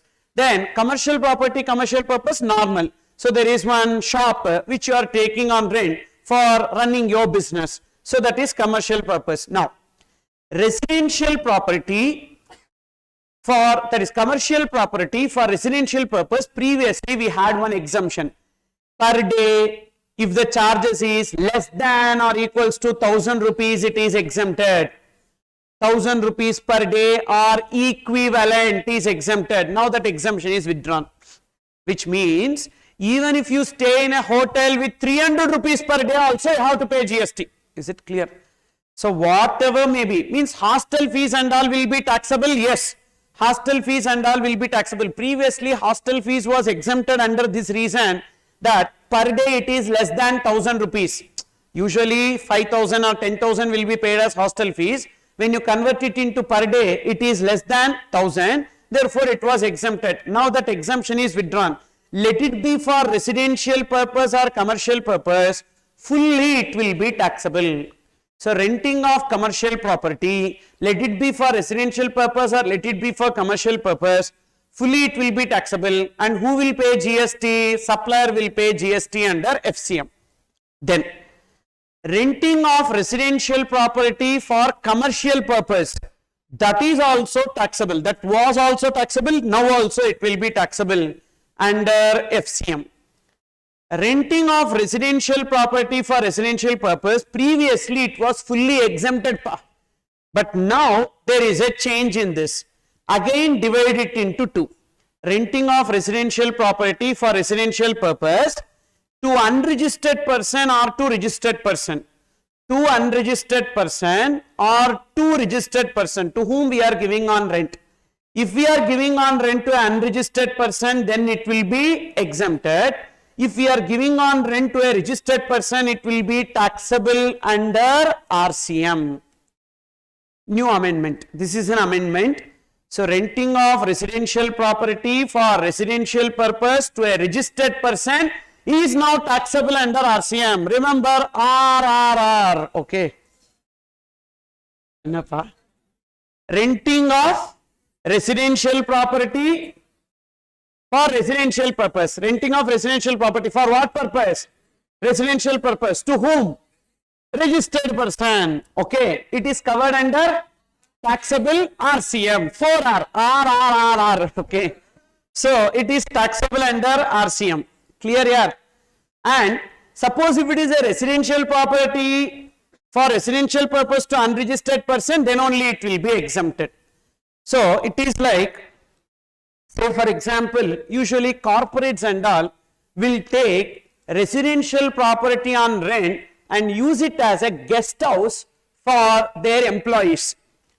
And now that becomes taxable. Why that becomes taxable? Corporate is registered person and it's a residential property. Even though it is used for residential purpose, now they have to pay GST under RCM. Okay. So this chart already I have given here. Renting of residential property, commercial property. Commercial property is now always taxable under FCM. And residential property for commercial purpose also taxable under FCM. Residential property for residential purpose to registered person will be taxable under RCM, unregistered person will be exempted. Can you remember this pa? Whatever is given here, so this portion previously it was fully exempted, but now here again we have a division. Previously this portion was fully exempted, now there is a breakup there. To unregistered person only exempted, to registered person it will be taxable under RCM. Now we will see what is tenancy premium, etc. First, tenancy premium will arise in two situations. Whenever we transfer the tenancy right to another person, we get some extra money. That extra money is known as tenancy premium. For example, have a look into this situation. There is a property owner who enters into a lock-in agreement with tenant A for 3 years. What is the meaning of lock-in agreement means? Property owner cannot ask tenant A to vacate, and tenant A also cannot give notice of vacation for a period of 3 years. Means for 3 years, who is having the control over the property? Tenant A, for which tenant A will pay security deposit and rent. So whether security deposit is consideration or not treated as consideration, not treated as consideration because it is refundable in nature, not treated as consideration. What about rent? Rent is treated as consideration and taxable based on above chart, depends what type of property, the rent will be taxable or exempted. Generally rent will be taxable now, correct? Only one place it is exempted. What is that? Renting of residential property for residential purpose to an unregistered person is only exempted. Otherwise always it will be taxable. Then, now who is having control over the property? Tenant A. Now tenant A don't want to stay in that property.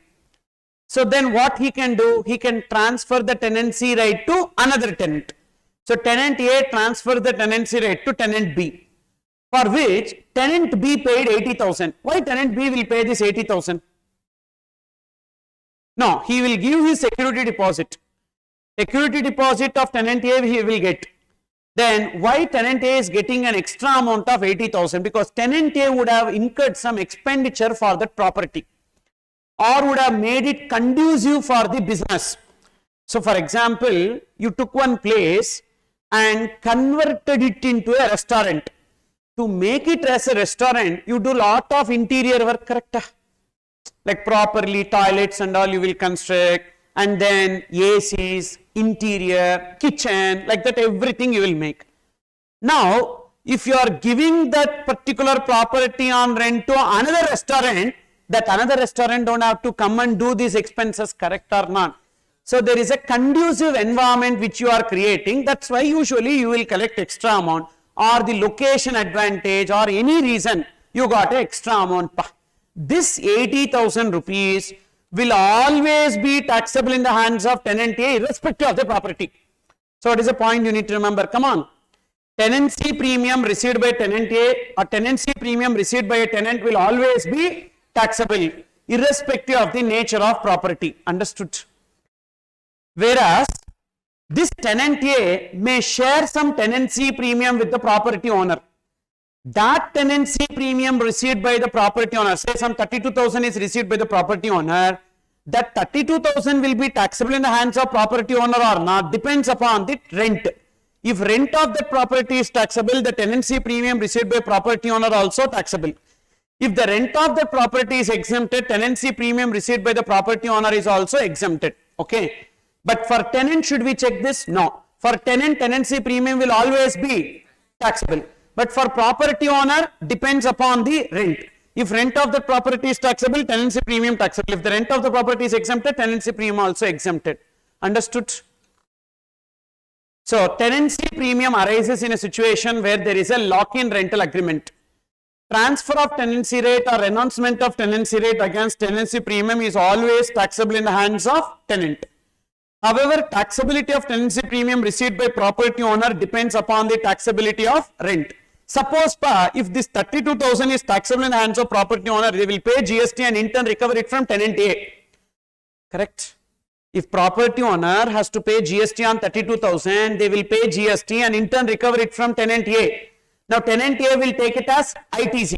Now tenant A will pay GST on what? 80,000. So while paying GST on 80,000, whatever GST already paid on 32,000, they will adjust. So there is no double taxation. Clear?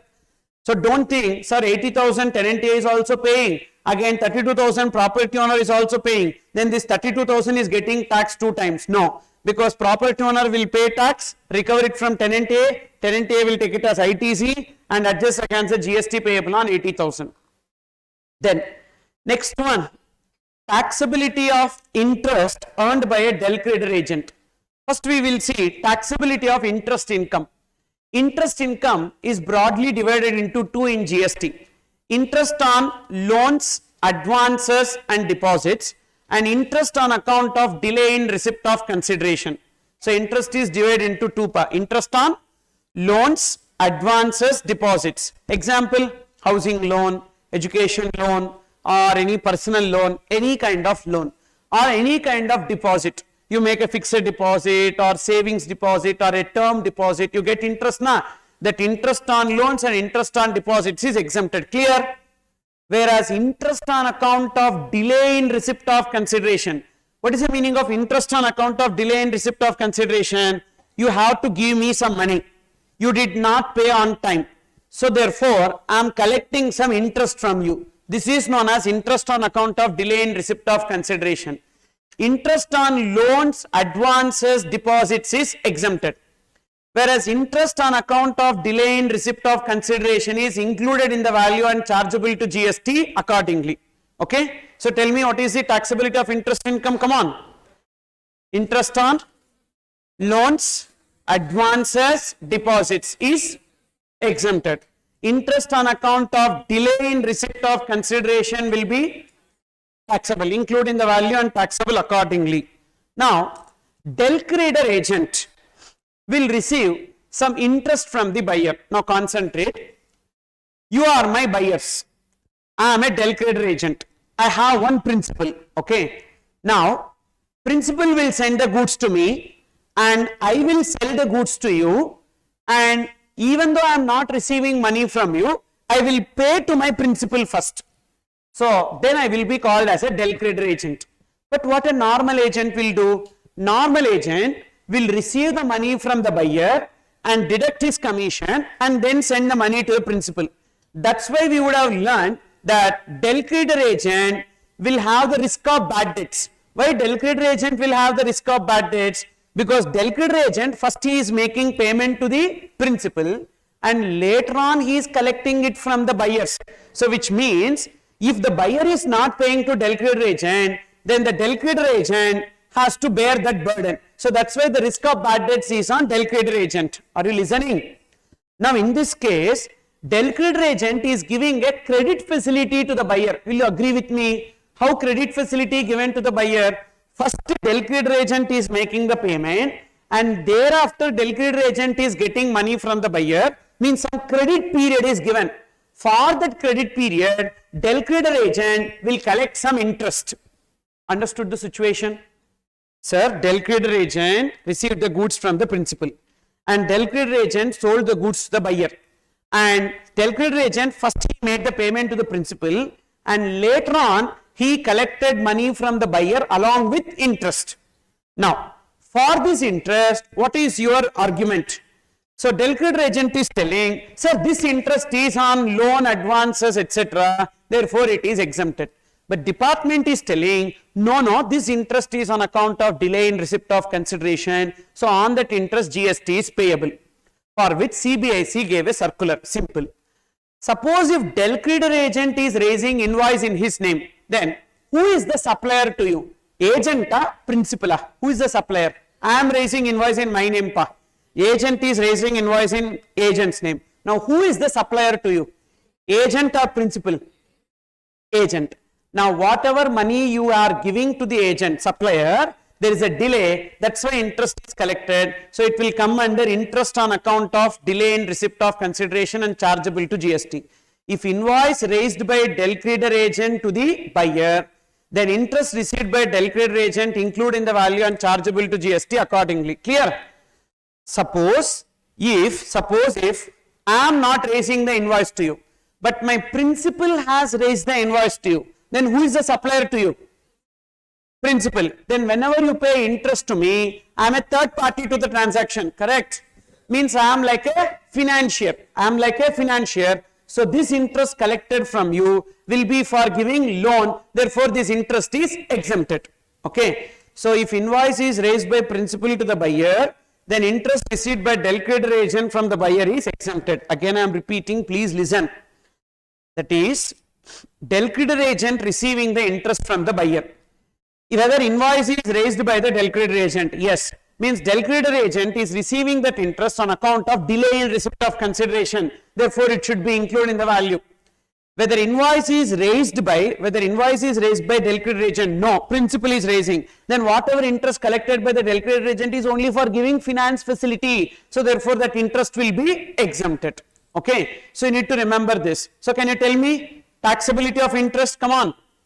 In case of del creditor agent, invoice raised by del creditor agent to the buyer, then interest is taxable. Super pa. Invoice is not raised by del creditor agent, interest is exempted. Then look into the next circular. Taxability of bus body building determined on the basis of principal supply involved in the transaction. What is this bus body building? First, you will purchase a bus with only the chassis, tires and the engine, and you will take it to the bus body building shop. In that bus body building shop, they do the fabrication. This fabrication they do and they will fix it on this. So we get the bus. So this fabrication of the structure is done by the bus body building. And in this fabricated structure, what are all the goods element? Steel sheets, pipes, etc. is the goods element. And what is the service element? Fabrication, bringing it into existence like this is the service element. So what is the principal supply according to you? Goods or service? Material illa fabrication? Which is the principal element? Fabrication. Because only material we cannot do this, correct? It is not like pasting, correct? So we have to do lot of work in this. So fabrication will be taken as the principal supply. Therefore, it will be treated as supply of service. Then taxability of rethreading of tires. Rethreading of tires means, so they will take the old tire, to that old tire they will fix the grip. That is known as rethreading of tires. Now if the old tire belongs to you, I am just doing the rethreading, means it is supply of service. If I buy the old tire from you and I sell the rethreaded tire to you, then it will be supply of goods. Simple. Supply of rethreaded tire, where old tire belongs to the supplier. Old tire belongs to the supplier means what? I have purchased the old tire and I am giving you, that it is supply of goods. If the old tire belongs to recipient, it is yours only, I am just doing the rethreading, means it will be supply of service. Then taxability of priority sector lending certificates. So what is this priority sector lending certificates? I gave with an illustration, you can see that below. First of all, priority sector loans we need to see. What are priority sector loans? What is considered as priority sector loan? Housing loan, MSME loan, agriculture and farmers loan, education loan, these are all considered as priority sector loan. Now, what is the difference between a bank and a normal NBFC? Bank and a NBFC, what is the difference? NBFC will not accept public deposits, will use the money what they have for giving the loans. But what a bank will do? Bank will accept the public deposits and will be giving it as loans to the people. So, as bank is accepting the public deposits, every bank is having a restriction of giving loan to the priority sector. A percentage of their public deposit they need to give loan to the priority sector. So, there is one new bank, Lena Dena Bank, and RBI gave a license to that Lena Dena Bank with the condition that 30% of the public deposit they should give loan to the priority sector, that is housing loan, education loan, MSME, etc. And for the financial year 2020-21, they have accepted a deposit of 100 crores and loan to the priority sector is 20 crores. So actually how much they should have given as loan to priority sector? 30%. 30% of 100 crores is how much? 30 crores. But how much they gave loan to the priority sector? Only 20 crores. So what is the shortfall? 10 crores. What if this 10 crores of loan, if they are not giving, their license will be cancelled. This Lena Dena Bank's license will be cancelled. Now, on the other side, HDFC Bank is also having the license from RBI with the same condition. For the financial year 2021, they made a deposits of 1000 crores. They accepted a public deposit of 1000 crores. Out of this, how much they need to give loan to priority sector? 30%. 30% means 300. But they gave a loan to priority sector 380 crores. How much they have exceeded? 80 crores. Now, Lena Dena Bank is purchasing 10 crore worth of priority sectors and lending certificate from HDFC Bank. What is the advantage of this to Lena Dena Bank? Already how much loan they have given to priority sector? 20.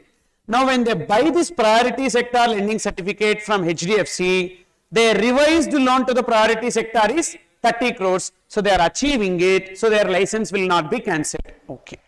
Now, what is the advantage of this to HDFC? Already HDFC gave the loan, excess 80 crores.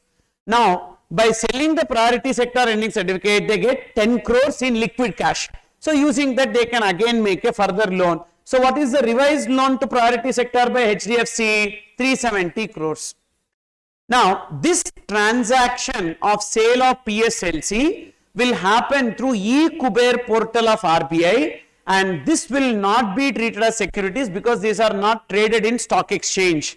Then it will be treated as supply of goods and deemed interstate supply chargeable to GST under RCM. This you don't have to remember, but this you need to remember. This will be treated as goods. So now tell me, trading in PSLC is treated as supply of goods or supply of service? Supply of goods. See, these are just like some certificates which are sold pa. So I have some scripts or certificates or licenses, etc. Trade license we will transfer na. Just like that it will be sold and we get the money and that will be chargeable to GST.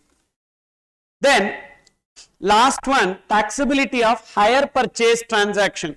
Hire purchase transaction versus hire purchase financing.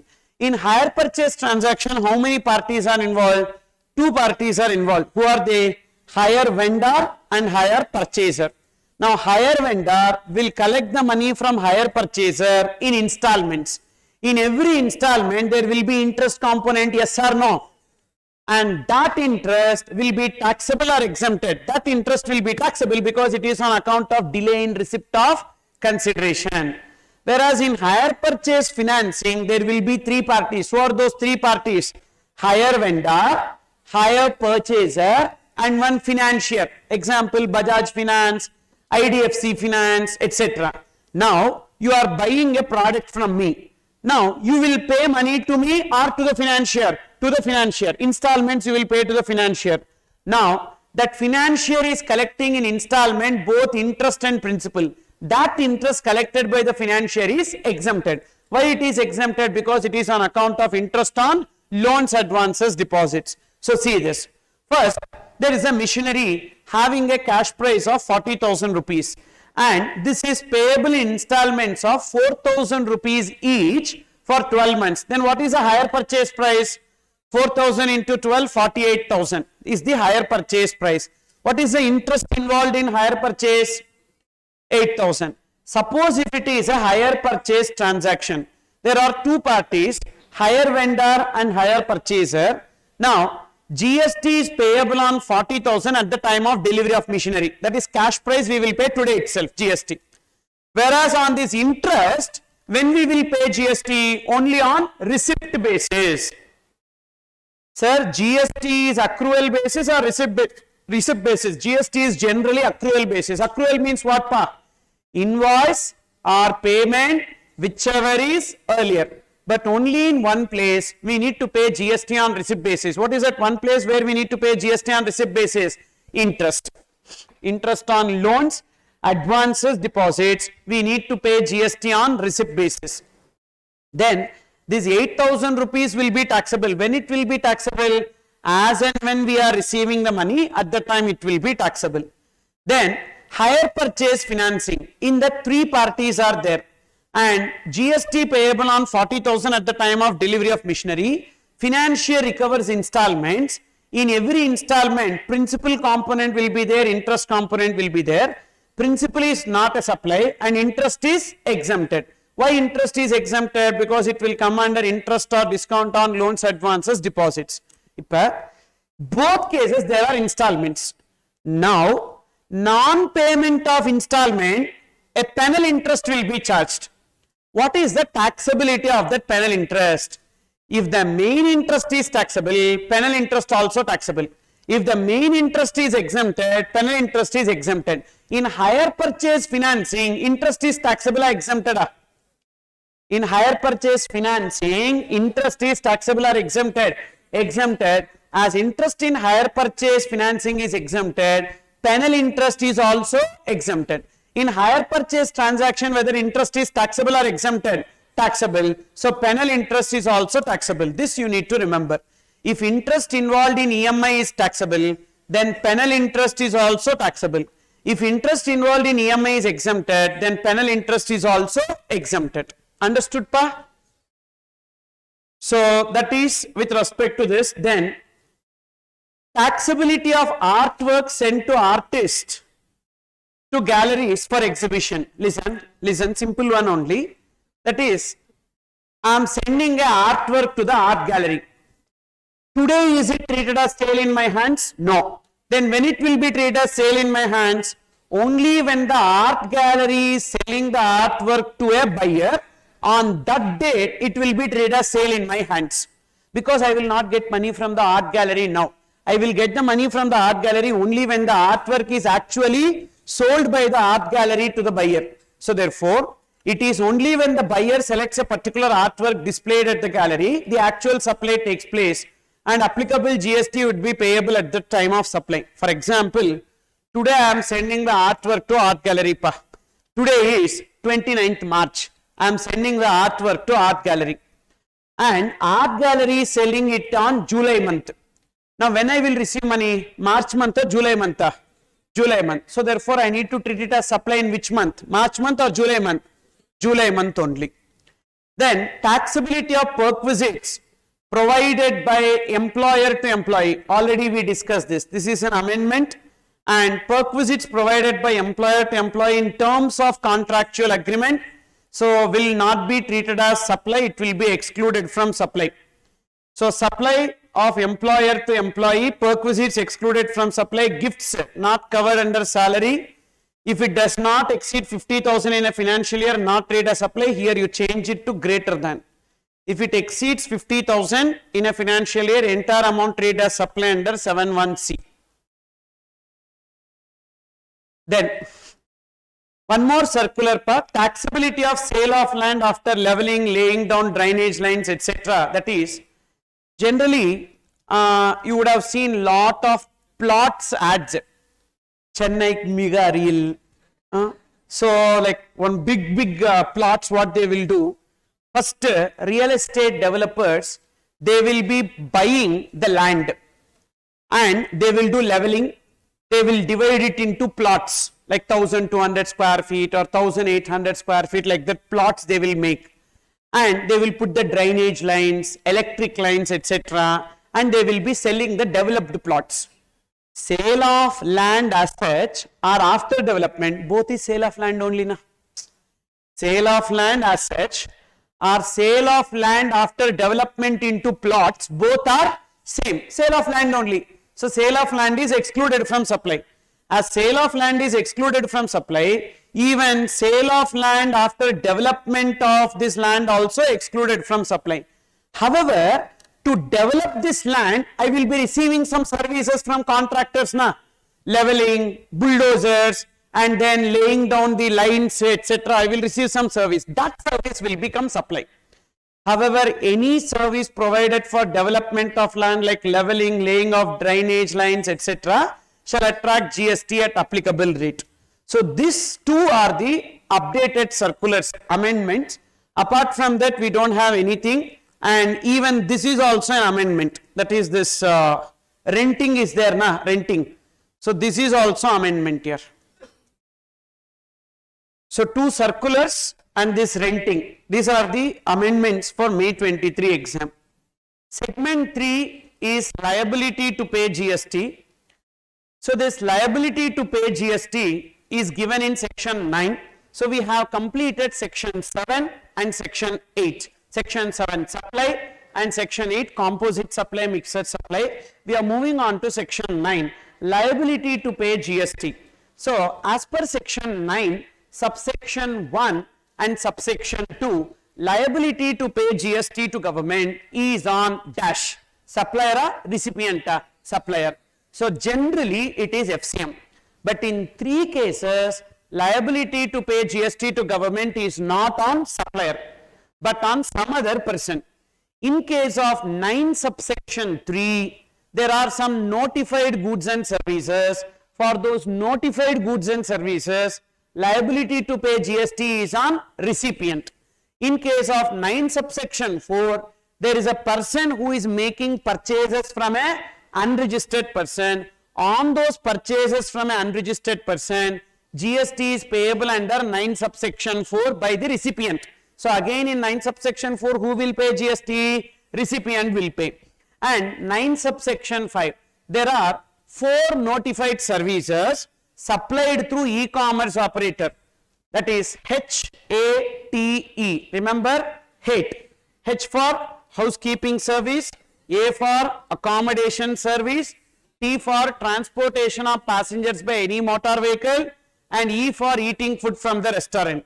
So we will again discuss that. So for these 4 services, liability to pay GST is not on supplier but on e-commerce operator. Okay pa? So 9192 general rule, who will pay? Who will pay GST to whom? Supplier shall pay GST to government. 93, who will pay GST to government? Recipient. 94, who will pay GST to government? Recipient. 95, who will pay GST to government? E-commerce operator. And in case of 93, when recipient will pay GST to government? Notified goods and services. Then 94, when applicable? Inward supply of a promoter or builder from an unregistered person. There is a promoter or builder. What promoter or builder will do? Will do the construction. So they will be making purchases from an unregistered person. On purchase of promoter or builder from an unregistered person, they need to pay GST under RCM. And when 9 subsection 5 will be applicable? So in case of notified services through e-commerce operator. Okay. Again I am repeating, please answer. When 93, who will pay GST to government? Recipient. 94, who will pay GST to government? Recipient. 95, who will pay GST to government? E-commerce operator. Okay. Then when 93 will be applicable? Notified goods and services. When 94 will be applicable? purchases of promoter or builder from, once more, purchases of promoter or builder from unregistered person. And when 9(5) will be applicable? Notified services through e-commerce operator. Okay, clear? Next. So, we are discussing 9 subsection 5 first. So, this 9 subsection 5 first we are discussing, because 9(3) tomorrow we can start fresh, but this 9(4) and 9(5) we will complete first. Okay, so therefore 9(5) you see first, 9 subsection 5, 9 subsection 5. So page number 49, page number 49. So when 9 subsection 5 will be applicable? There are 4 services which are provided through an e-commerce operator. Liability to pay GST is on e-commerce operator, not on supplier, neither on supplier nor on recipient, but on e-commerce operator. What are those 4 notified services? You need to remember with a keyword H. H for housekeeping services. Example, Urban Clap, Quicker, etc. In that Urban Clap or Urban Company, who is the supplier? Say for example, you have a AC in your house and one AC servicing needs to be done. So now you will open the Urban Clap app and you will book for a AC service. Now one technician will come to your home and will do the AC servicing, will collect some 399 rupees or 499 rupees from you. So now in this case, who is the supplier? That AC technician is the supplier. And who is the e-commerce operator? Urban Company is the e-commerce operator. Who is the recipient? You are the recipient. Now you pay the 399 or 499 na. On that, who will pay GST to government? That AC mechanic or the e-commerce operator Urban Clap? Urban Clap or Urban Company will pay the GST to government, but not the AC mechanic. Now what AC mechanic will get? He will get his share. Full 399, 499 will go to Urban Clap. No, AC mechanic will get his share. On that share, whether AC mechanic is required to pay GST? No, AC mechanic is not required to pay GST, because why? Already on this tax is paid. Why again we need to pay the tax? No need to pay tax. Now, what will be included in the aggregate turnover of AC mechanic? You paid 399 rupees to Urban Clap. Urban Clap say maybe retaining 99 rupees or 199 rupees, and 200 rupees they will pay to the AC mechanic. Now 200 rupees is included in the aggregate turnover of AC mechanic, or 399 will be included in the turnover of AC mechanic? 399, not 200. Entire 399 will be included in the aggregate turnover of AC mechanic. So that is because of a circular. That circular was given for the last attempt itself. So what will be included in the aggregate turnover of the supplier? The money that they collect from the e-commerce operator, or the total transaction amount. It is the total transaction amount that will be included in their aggregate turnover. Please concentrate. Now that AC mechanic has to register. When he will register? As and when his aggregate turnover exceeds threshold limit, he will register.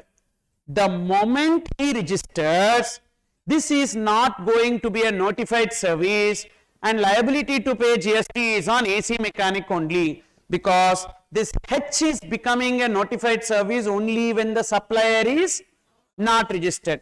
If the supplier is registered, is that service a notified service? No. Then liability to pay GST is on AC mechanic. So in this AC mechanic example, up to the date AC mechanic is registered. So on direct supplies, he can make direct supplies also. Direct supplies means what? First, Urban Clap, you book one person. He will come and you will take his contact number and you will say, gee, next time onwards when I need, I will directly call you. You come and do for 300 rupees. For you, you want to save 99 rupees. For him, he want to earn extra 100 rupees, because if he do through Urban Clap, he will get only 200. So therefore, what will happen? So this will be direct supply, not through urban clap. Okay. In that case, who will pay GST? No GST. Why no GST? He is not yet registered, pa. Only when a person is registered, they will pay GST. Okay. Through urban clap, who will pay GST? Urban clap. E-commerce operator, urban clap will pay.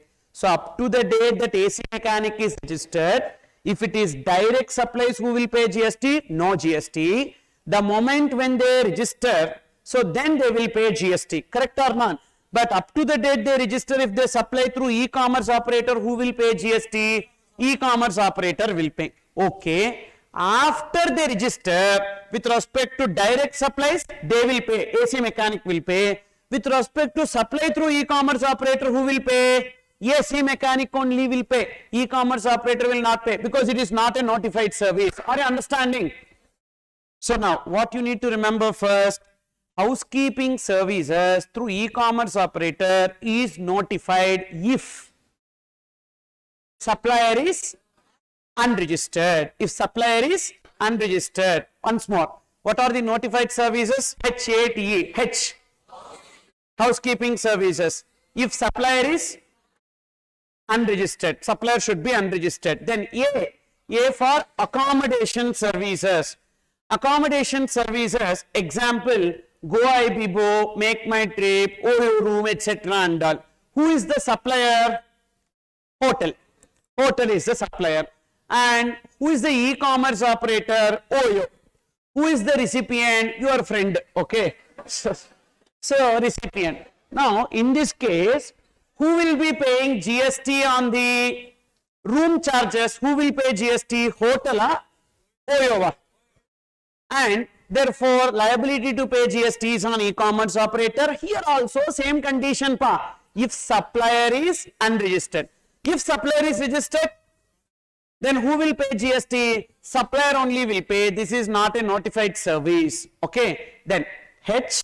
T for what? Transportation of passengers through any motor vehicle. Previously it was radio cab, taxi, or motor cab, motor vehicle, etc. like that it was there. But now any motor vehicle, pa, transportation of passengers by any motor vehicle. So what and all will be coming there? Ola, Uber, Rapido, Redbus, every kind of transportation of passengers through motor vehicle is included.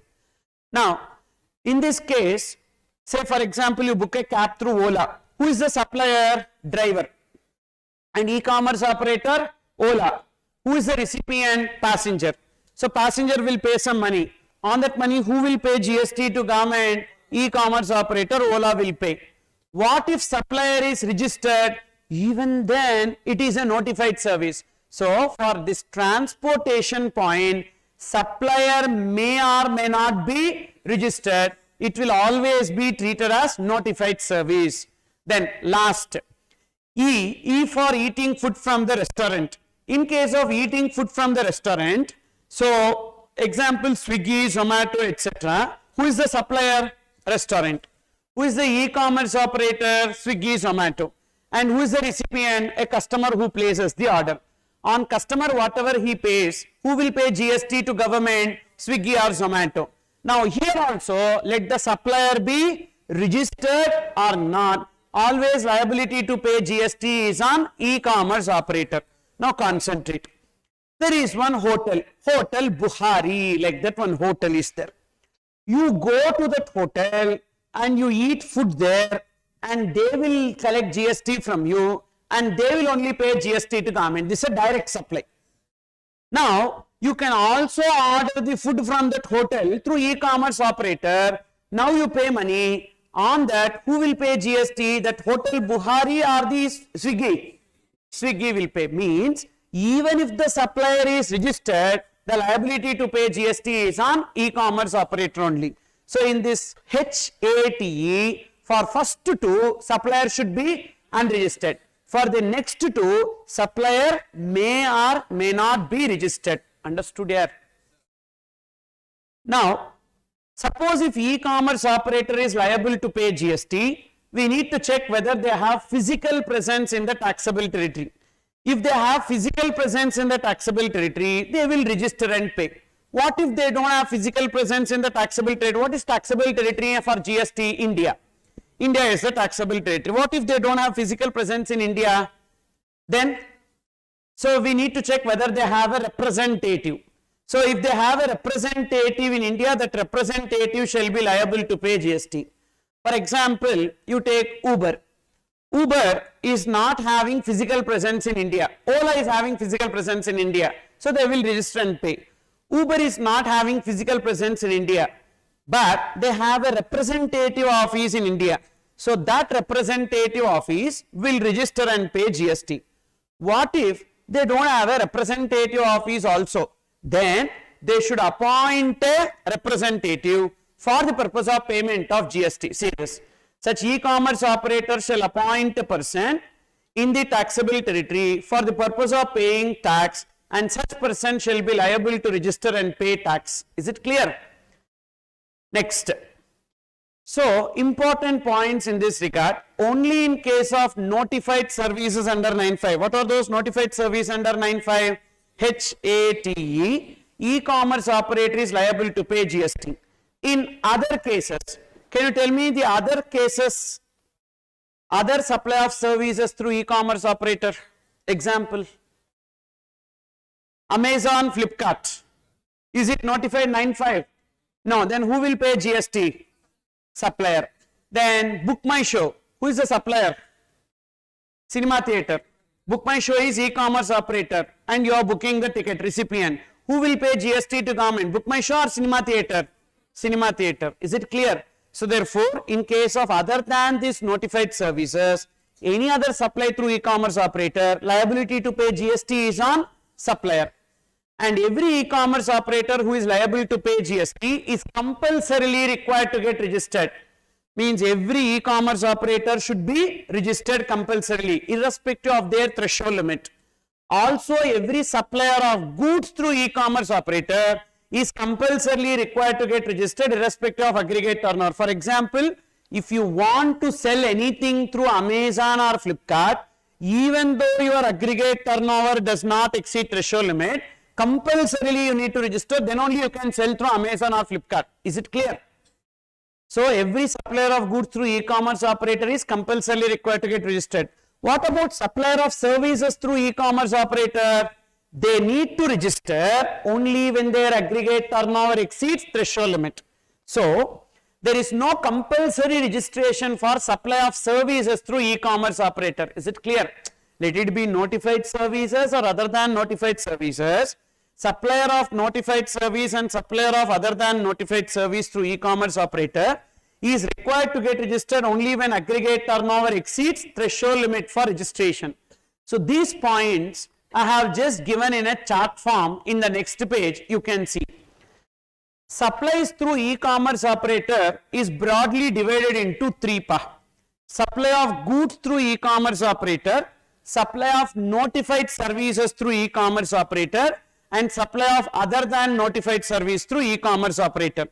In case of supply of goods through e-commerce operator, who will pay GST to government on the supply? Supplier. In case of supply of notified services through e-commerce operator, who will pay GST to government on the supply?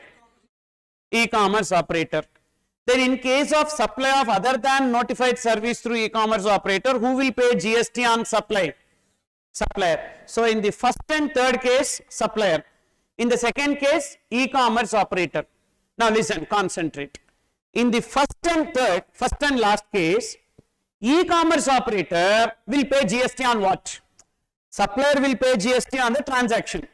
Then e-commerce operator will get a commission. On that commission, e-commerce operator shall pay GST. Is it clear? Why that is not there for second point? Because for the second point, on total amount, GST is payable by e-commerce operator. So, in the first and third case, liability to pay GST on e-commerce operator with respect to commission and other charges. Even here also the same. And supplier will be liable to pay GST with respect to supply. Whereas in the second case, e-commerce operator only will pay GST with respect to supply, so that includes his commission, everything. Then, which supplier is compulsorily required to get registered? Which supplier? First supplier. Supplier of goods through e-commerce operator is compulsorily required to get registered. What about the second supplier and third supplier? They need to register only when aggregate turnover exceeds threshold limit for registration. Now, on this e-commerce operator transactions, they can make a question like this. You can see this. ABC Hotel, concentrate, a very important question. Messrs. ABC Hotel started business on 15/5/2020 and ABC Hotel is providing direct services to the guest as well as through e-commerce operator. If they provide the service through e-commerce operator, how much e-commerce operator will get a share? 25%. How much ABC Hotel will get? 75%. And the applicable threshold limit of ABC Hotel is 20 lakhs. Okay. Now, here, this hotel services through e-commerce operator, is it notified for 9/5? Is it notified for 9/5? Yes, it is notified for 9/5. So, liability to pay GST is on e-commerce operator. With respect to direct services supplier, only when they register, but otherwise there is no GST liability, correct or not? So, up to the date when aggregate turnover does not exceed 20 lakhs, up to the date when aggregate turnover does not exceed 20 lakhs, on direct supplies, is there a GST? No GST. And on supply through e-commerce operator, yes, who will pay GST? E-commerce operator will pay. Once they are liable to get registered, on direct supplies, who will pay? Supplier. On supply through e-commerce operator, who will pay? Supplier only. Why? Because it is what service? Accommodation service. Accommodation service H&A. So, in case of accommodation service, supplier should be unregistered. Here the supplier is getting registered. So, which means it is no more a notified service. So, liability to pay GST is on supplier. You understood this part. Up to the date when they are liable to get registered, with respect to direct supplies, no GST. Supply through e-commerce operator, GST payable by e-commerce operator. As and when they are liable to get registered, so then with respect to direct supplies as well as supply through e-commerce operator, who will pay GST? Supplier only will pay GST. Now, when e-commerce operator is liable to pay GST under 9/5, they should issue invoice to the guest. So, on this 5 lakhs and 9 lakhs, who will raise invoice? E-commerce operator, because GST is payable by e-commerce operator, na? So, e-commerce operator shall issue invoice for 14 lakhs plus GST to guest. Up to the date when ABC Hotel is liable to get registered, they shall raise bill or statement to e-commerce operator to get their share. Out of this 5 plus 9, what is the share of hotel? 75%. Please calculate and tell me. 5 plus 9 into 75%. 5 plus 9, 14. 14 into 75%. How much? 10.5 lakhs. So, 10.5 lakhs will be raised by ABC Hotel and they will collect. Will they add any GST on that? No, they are not yet registered, darlings. They are not yet registered. Why they will be raising GST? They are not yet registered. Okay. How much should be included in their turnover? 10.5 lakhs. 14 lakhs. How much should be included? 14 lakhs. I told you, not the share that they get, it should be included in their turnover. The total amount, the transaction amount. What is the transaction amount? 14 lakhs should be included in their turnover as their share. However, in their aggregate turnover, 14 lakhs shall be included. Got the clarity? Then, as and when ABC hotels are liable to be registered, now who will raise invoice?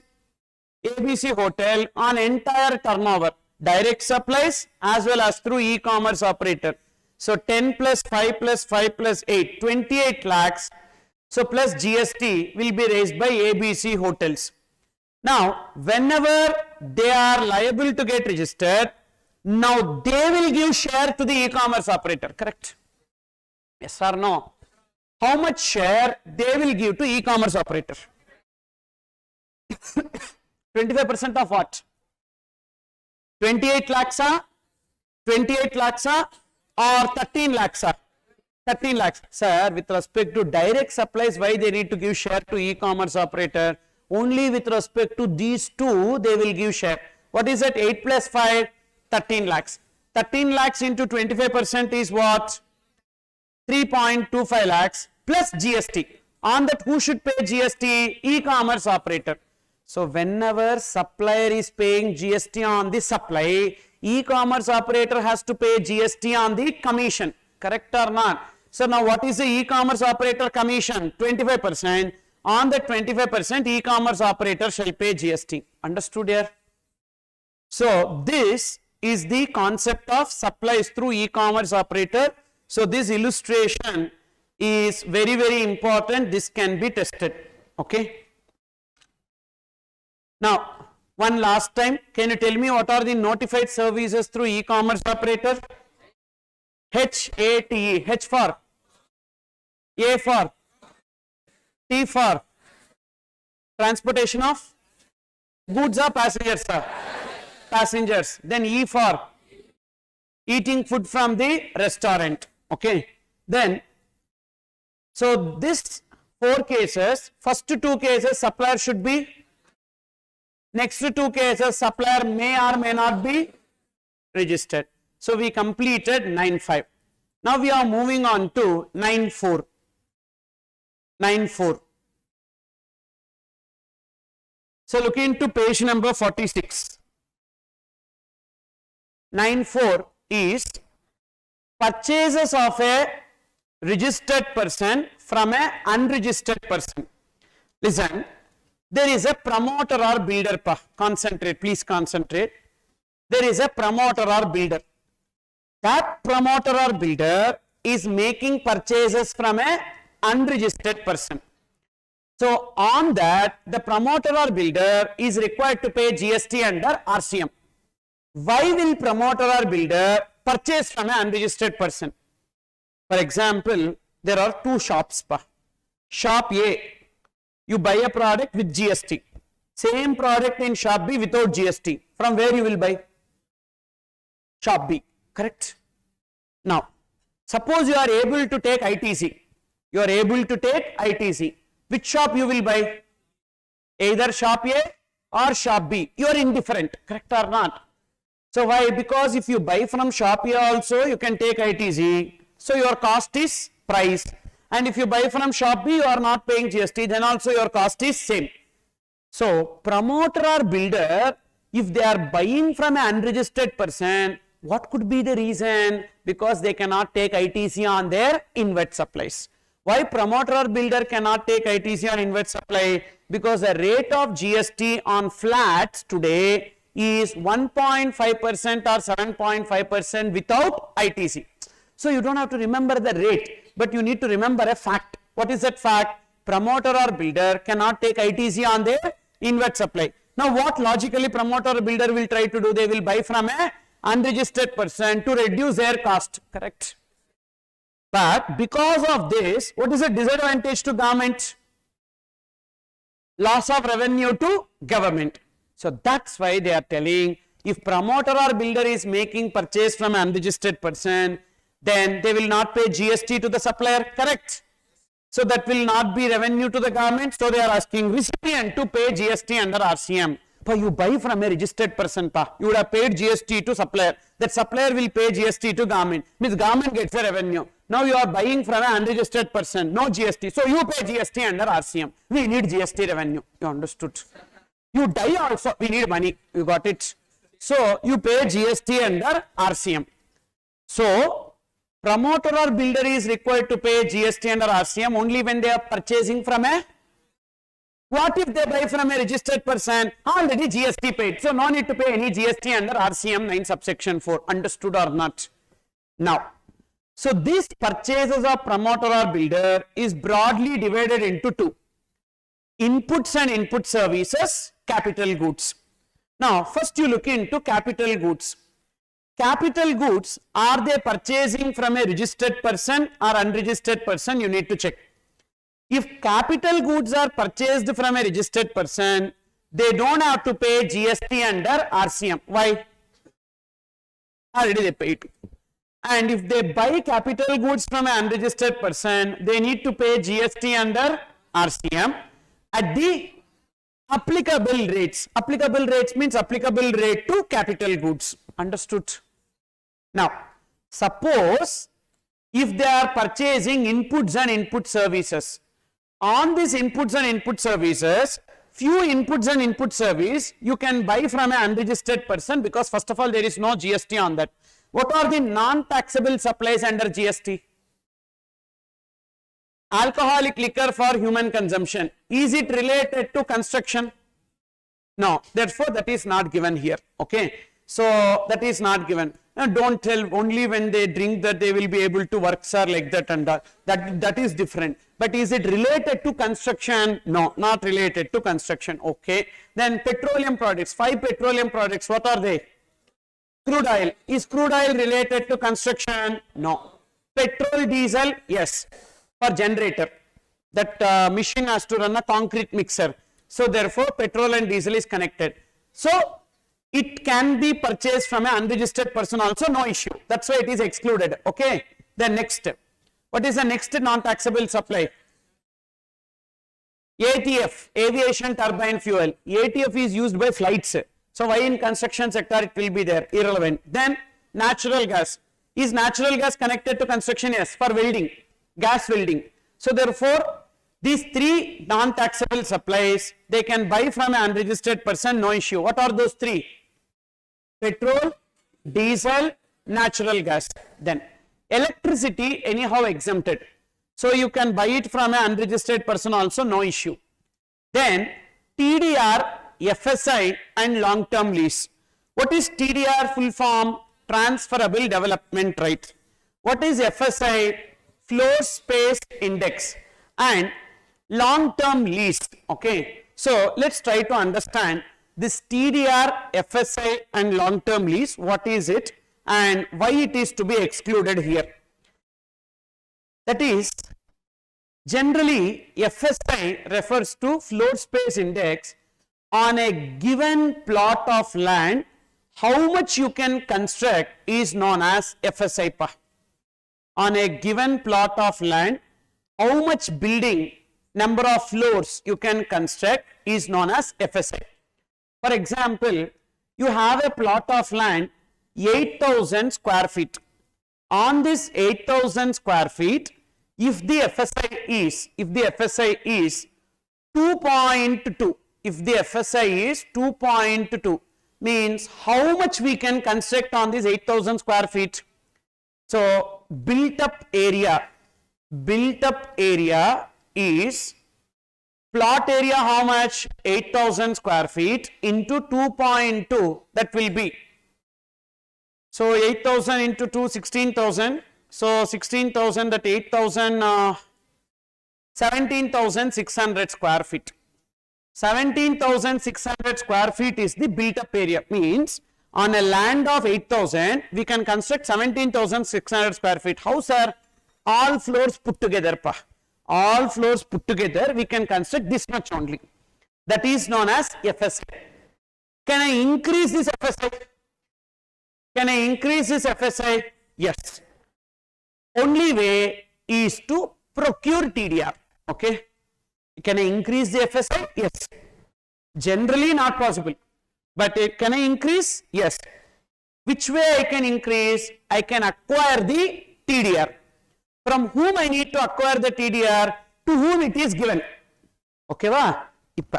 Let's see the other side. Say you have one house and Chennai Metro Corporation, Chennai Metro Rail Limited is putting a metro line. So, they are demolishing your house. When they demolish your house, they are giving you a TDR for 1,500 square feet. Now, as what is the advantage of this TDR to the government? Generally, what they need to give you? Compensation. But now they will not give compensation. They will be giving you TDR. What you can do with the TDR? I am a builder. So, already I am constructing 17,600 square feet. Still I want to increase that. So, when I want to increase that, I will procure the 1,500 square feet of TDR from you. You understood or not? Now you are the landowner, you are transferring me the TDR. On the TDR, I will definitely give you some consideration. Correct here. Freely you will give. You will charge some money. So that money what you have collected, on that I need to pay GST under RCM. So on transfer of TDR, there is a landowner. There is a landowner who is transferring TDR to the builder. There is a landowner who is transferring the TDR to the builder. For transferring the TDR to the builder, builder will pay some consideration, and this consideration is covered under FCM or RCM? RCM. So who is having liability to pay GST to government? This builder is having liability to pay GST to government. Understood or not? So as it is already covered under RCM, under 9 subsection 3, due to that reason it is excluded here. Is it clear? So on this TDR, who is required to pay GST? Landowner or promoter or builder? Promoter or builder under RCM. Which section? 9 subsection 3. As it is already covered under 9 subsection 3, so therefore the promoter or builder is again not required to pay GST under 9(4). Same way FSI. Now I am constructing only 14,000 square feet. Still how much is there? So 3,600 square feet you can use. So that unutilized FSI I am transferring to you. When I am transferring that unutilized FSI to you, so on that also the promoter or builder will pay GST. Now landowner, instead of TDR, he will transfer FSI to the builder. For that, builder will pay some consideration. On that consideration, GST is payable by builder under RCM under section 9 subsection 3. So therefore, anyhow it is covered under RCM 9 subsection 3, that's why it is excluded. Same is the case long-term lease. Now, what are all to be excluded while computing these inputs and input services? Come on, 5, total 5. Electricity, petrol, diesel, natural gas, TDR, FSI and long-term lease. And these 5 we need to exclude. So remaining we need to see. Remaining you have to purchase from a registered person how much? 80%. If you buy less than 80% from a registered person, on that shortfall you need to pay GST under RCM. For example, this input services from that is total is 100 crores. 100 crores.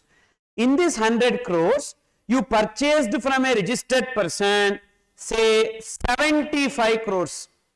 So is it less than 80 or more than 80? Less than 80. Now what is the shortfall? 5 crores. So 5 crores you need to pay GST under RCM. Okay. At what rate? If it is cement, you need to pay GST under RCM at 28%. If it is other goods or services, you need to pay GST under RCM at 18%. Sir, what if the product is taxable at 5%? Even then 18%. If the product is taxable at 5% also, you need to pay GST under RCM at 18%. Why like that, sir? Then buy from a registered person. If you buy from a registered person, you would have paid 5% only. Na?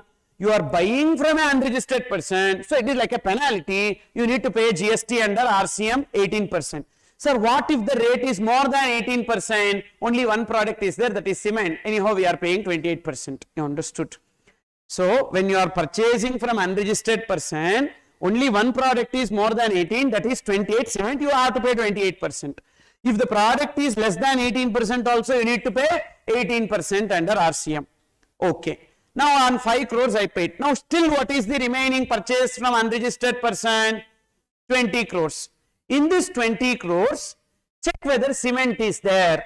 If cement is there, you need to pay GST under RCM at 28%. If it is other goods or services, GST not payable under RCM. Then means cement always should be purchased from a registered person. Then suppose if it is purchased or received from a registered person more than 80%, say 85 crores you purchased from a registered person. Then what is the balance purchased from unregistered person? 15 crores. You achieved 80%? Yes. Now in that 15 crores, check whether there is cement. If cement is there, you need to pay GST under RCM 28%. If it is other goods or services, GST not payable under RCM. Okay, this is the provision part. But I will try to simplify this further easily. So kindly make note of this. 3 steps. You have to remember just 3 steps. We can complete the answer.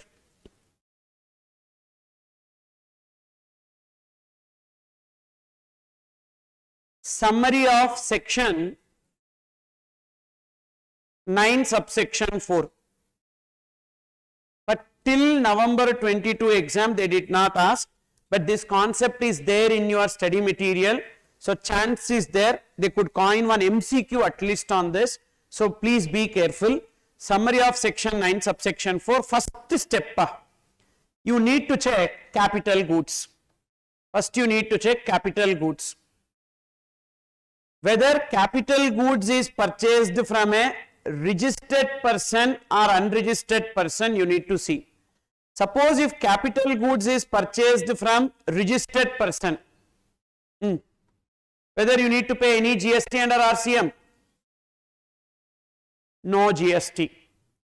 Suppose if you buy from an unregistered person, GST under RCM at what rate? At applicable rates. That is step number 1. Next, step number 2. You have written this. Capital goods, you are purchasing from a registered person, no need to pay any GST. If capital goods are purchased from unregistered person, you need to pay GST under RCM at applicable rates. Next, second, you need to see cement. Second, you need to see cement. Cement again divided into 2. Purchased from a registered person, purchased from a unregistered person. Purchased from a registered person, whether GST payable or not payable? Not payable, so no GST.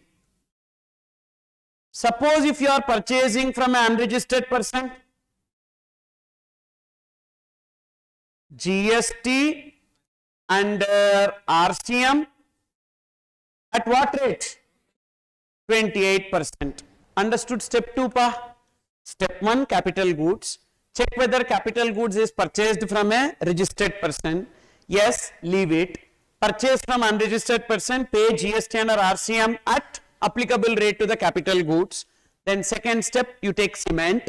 Cement you check purchase from a registered person. Yes, then leave it, no GST. Purchase from an unregistered person, how much ever you purchase from unregistered person, on that you pay GST under RCM at 28%. Now third step, other inputs and input services from unregistered person. Other inputs and input services, other inputs and input services from unregistered person. Other inputs and input services from unregistered person divided by total inputs and input services. Total inputs and input services. Should we include cement also? Yes. Other inputs and input service from unregistered person divided by total inputs and input services including cement. And when you take this, you should not take 5. What are they? Electricity, petrol, diesel, natural gas, TDR, FSI and long-term lease, because for that this is not applicable, correct? So other inputs and input service from unregistered person divided by total inputs and input services into 100. Now you need to check this. So is the answer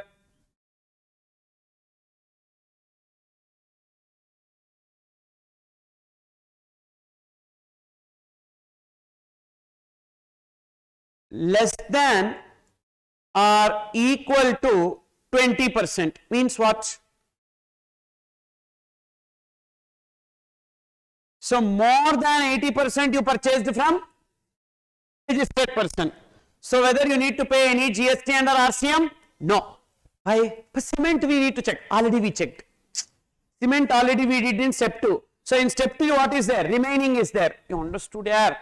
So remaining purchases from unregistered person divided by total inputs and input service including cement into 100% less than or equals to 20%. No GST. You don't have to pay any GST. If it is greater than 20%, then what you need to do? Pay GST under RCM, pay GST under RCM at what rate?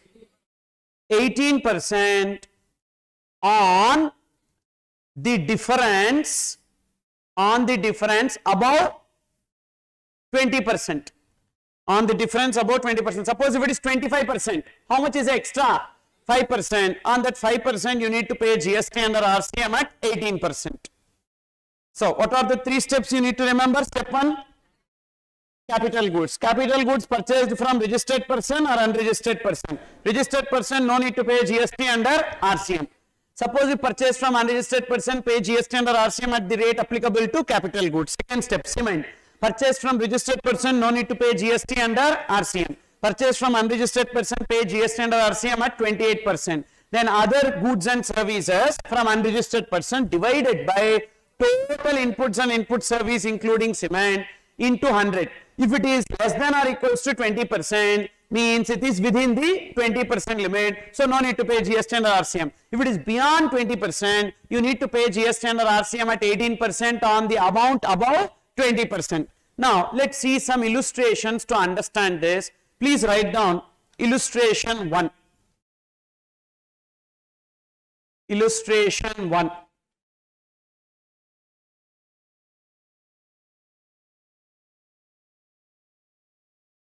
Illustration 1. Registered person, unregistered person. So, cement 40 lakhs, unregistered person 10 lakhs. Then capital goods, registered person 20 lakhs, unregistered person nothing. Then building material, registered person 30 lakhs, unregistered person 20 lakhs. Then other materials, other services, registered person 20 lakhs, unregistered person nothing. Now tell me how much is the GST payable under RCM? 9 subsection 4. Come on, try.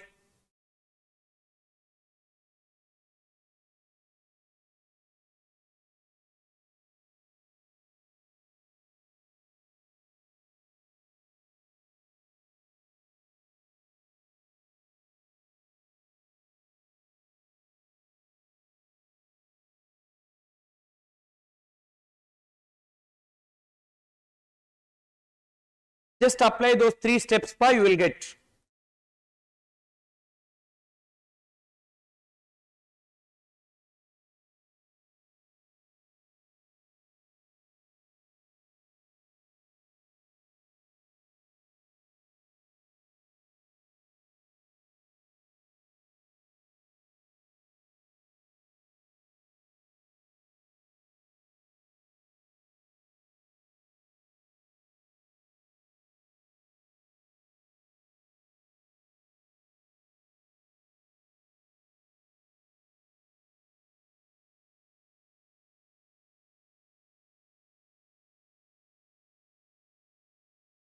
Finished?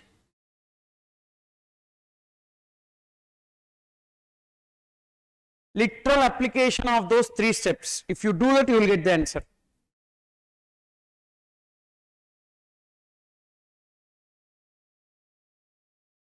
$8 lakhs, 8 lakh 20. Okay. 6,40,000. Okay, let's check. So we need to compute GST under RCM under section 9(4). What is the first step? Capital goods. Capital goods, whatever is purchased from registered person, should we pay GST under RCM? No. Any capital goods purchased from unregistered person in the question? No. So therefore first step is 0. Okay, we don't have any capital goods purchased from unregistered person, so 0. Okay, second step, cement. Cement, on purchases from registered person, should we pay GST? No. On purchase from unregistered person, how much? 10 lakhs. So 10 lakhs into 28%. 2,80,000. Then next, number 3. Other inputs and input services from unregistered person, how much?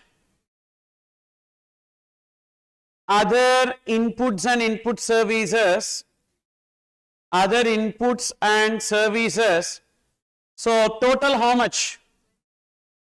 20 lakhs. 20 lakhs from unregistered person, correct? From unregistered person divided by, what is the total inputs and input service? Don't take capital goods. Inputs and input service. What is inputs and input services? 40 plus 10, 50 plus 30, 80 plus 20, 100, 120. So 20 lakhs divided by 120 lakhs. You understood, Appa? Except capital goods, you take everything. 40 plus 10, 50 plus 30, 80 plus 20, 100 plus 20, 120 lakhs. So 20 divided by 120 into 100, how much? 16.67%, which is less than or equals to 20%. So no GST under RCM. Got it? So then what is the total GST under RCM? Therefore total GST under RCM under section 9(4) is 2,80,000. Easier. How you got 6,80,000 and all? Okay. So only this 2,80,000 capital goods we don't have. One more illustration. Yes? Okay. Now second illustration, you write down illustration 2. Illustration 2. Capital goods 5 lakhs from unregistered person and other services 20 lakhs. Other services 20 lakhs from unregistered person. Come on, now do. Same, not same, slight change.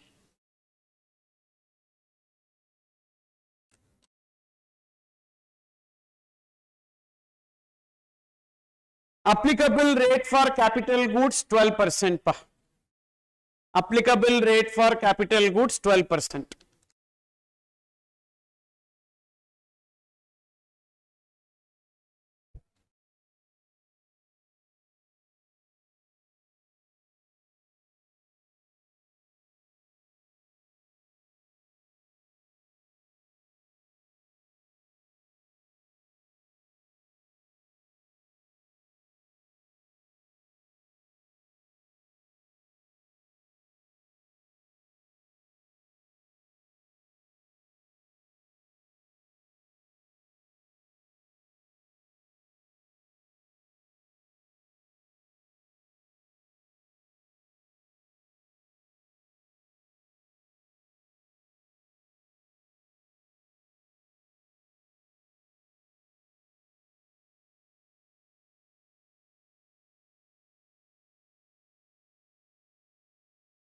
Four lakh 20,000. Okay.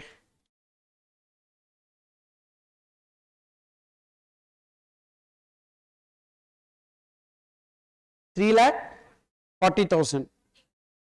48.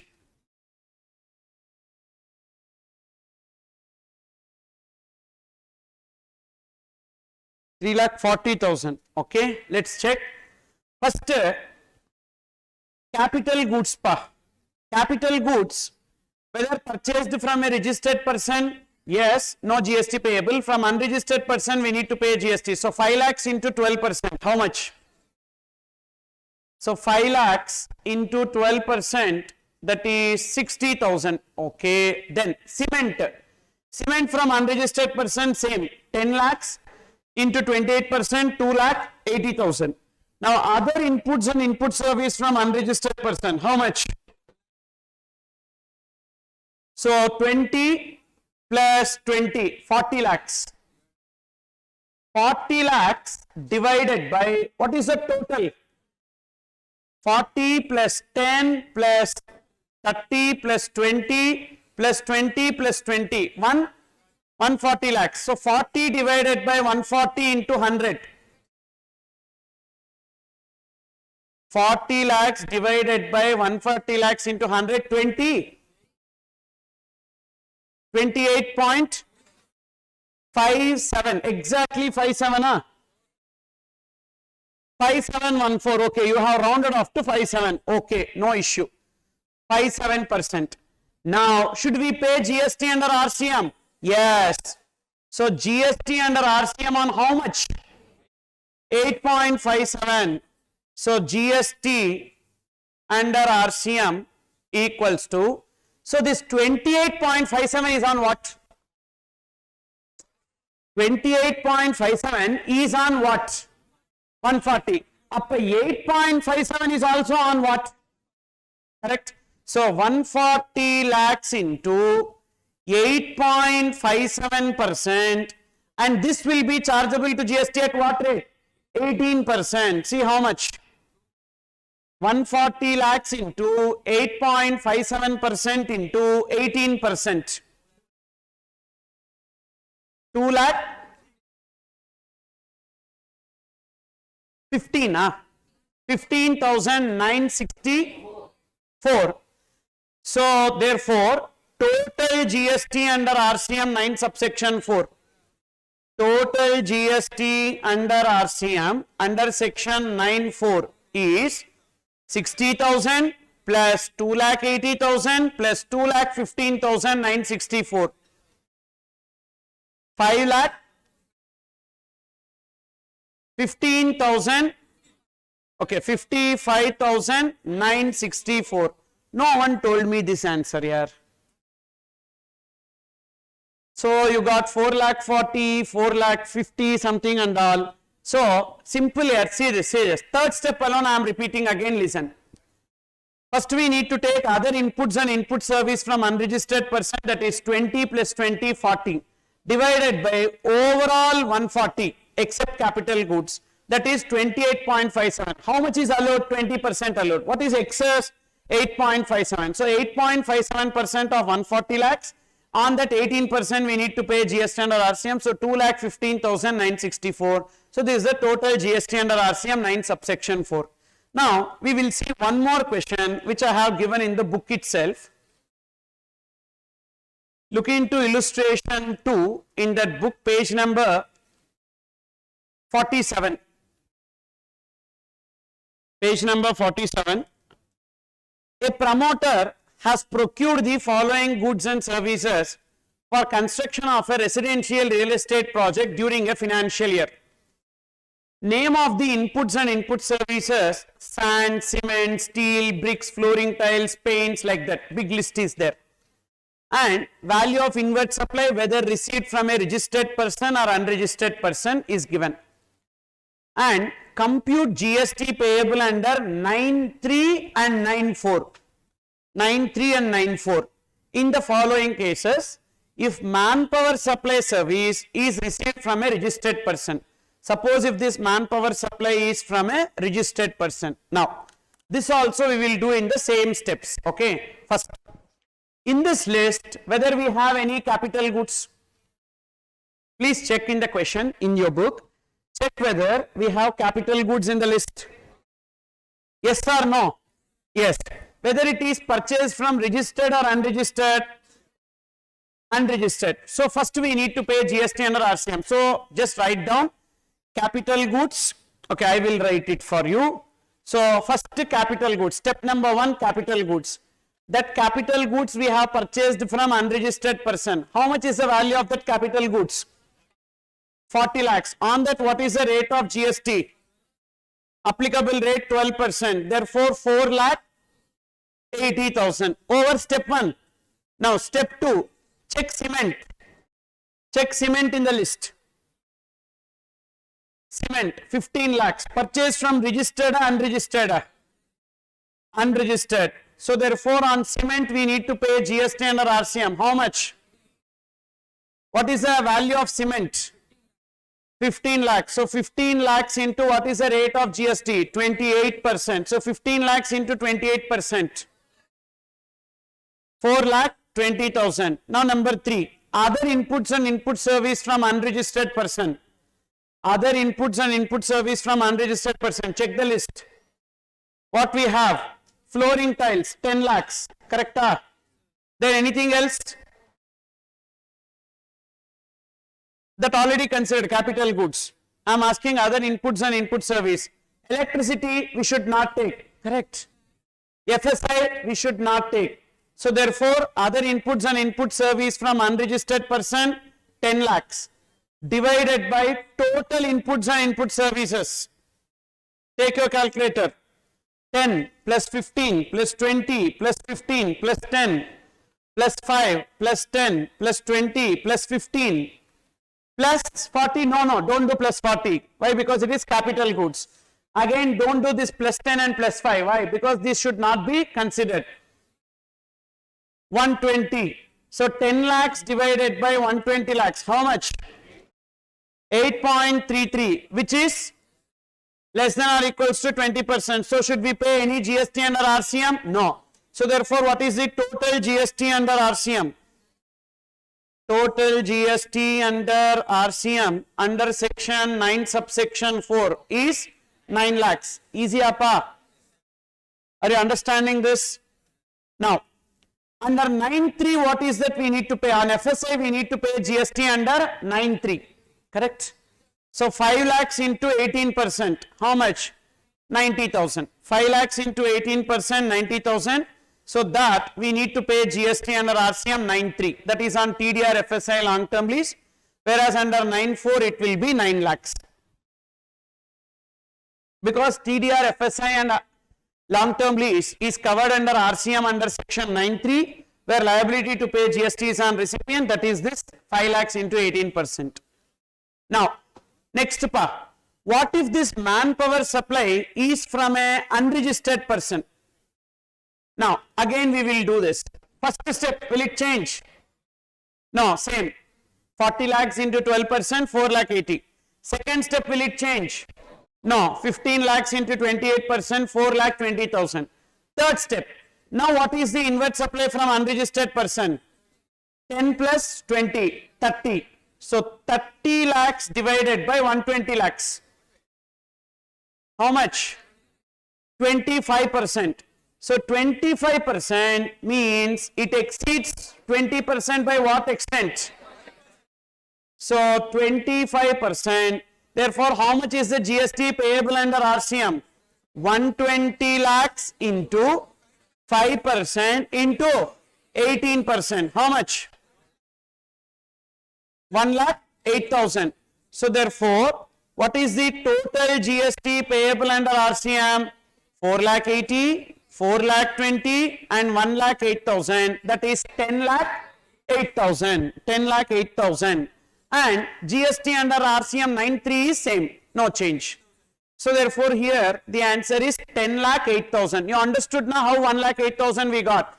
5% we exceeded pa. On that 5% alone we need to pay GST under RCM at 18%. Okay. Then there are some more points related to 9.4. See this notes in page number 47. The above computation to be made together for inputs and input service and separate computation for capital goods. Correct? That's why in step number 1 we did capital goods separately, because that 80% point is not applicable for capital goods. And the regular time of supply provisions not applicable. Means when we need to pay GST. So we need to pay GST on a yearly basis. Means monthly we don't have to do this computation. This computation should be done when? Yearly. Suppose if the project is completing in 8 months, project completion. Okay. Annual basis or up to project completion as the case may be. And this should be computed separately for each project. Means a particular builder may be doing 4 projects at a time. So each project they will do this calculation separately. GST payable yearly at the time of filing GSTR 9 or through DRC 3. At the time of filing annual return we need to pay this, or through DRC 3. DRC 3 is one document through which we can make the payment of taxes without 3B, without filing 3B. So 3B also we can pay tax. Suppose if you don't want to wait till 3B, now itself if you want to pay tax, you can pay through DRC 3. And these are the points with respect to 9.4. So we completed 9.4 and 9.5. Okay. And this 9 subsection 3 is connected to exemptions. So that we will start fresh tomorrow. Okay.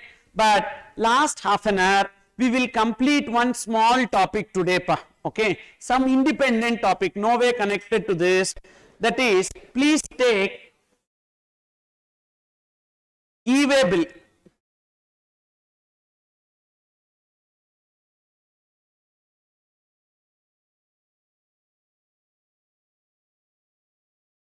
Please look into page number 194.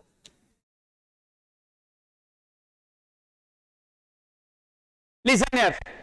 One small topic, independent topic, we will complete it. See, like this in half an hour, like that and all, if we complete, no, peacefully we can complete the other chapters. That's why, huh?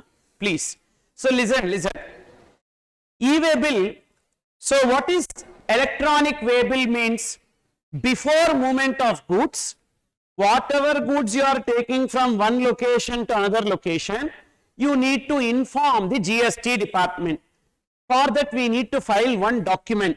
That document is known as e-way bill. Okay. And e-way bill is a document filed for the purpose of movement of goods. So when it is to be generated, before movement of goods or after movement of goods? Before movement of goods. So see this. First there should be movement of goods. Is e-way bill applicable in case of services? No. E-way bill is applicable only in case of goods. Is there a movement of goods? No. Then e-way bill is not necessary. And yes, there is movement of goods. Whether the goods are exempted, yes, then also e-way bill not necessary. So e-way bill is applicable only in case of taxable goods, not in case of exempted goods.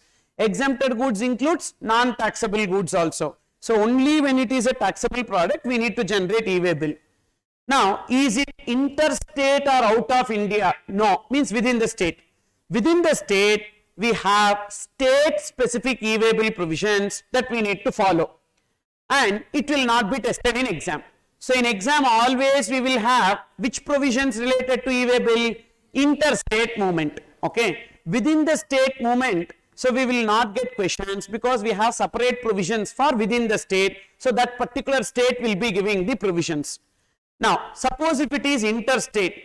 Now, is it job work or handicrafts?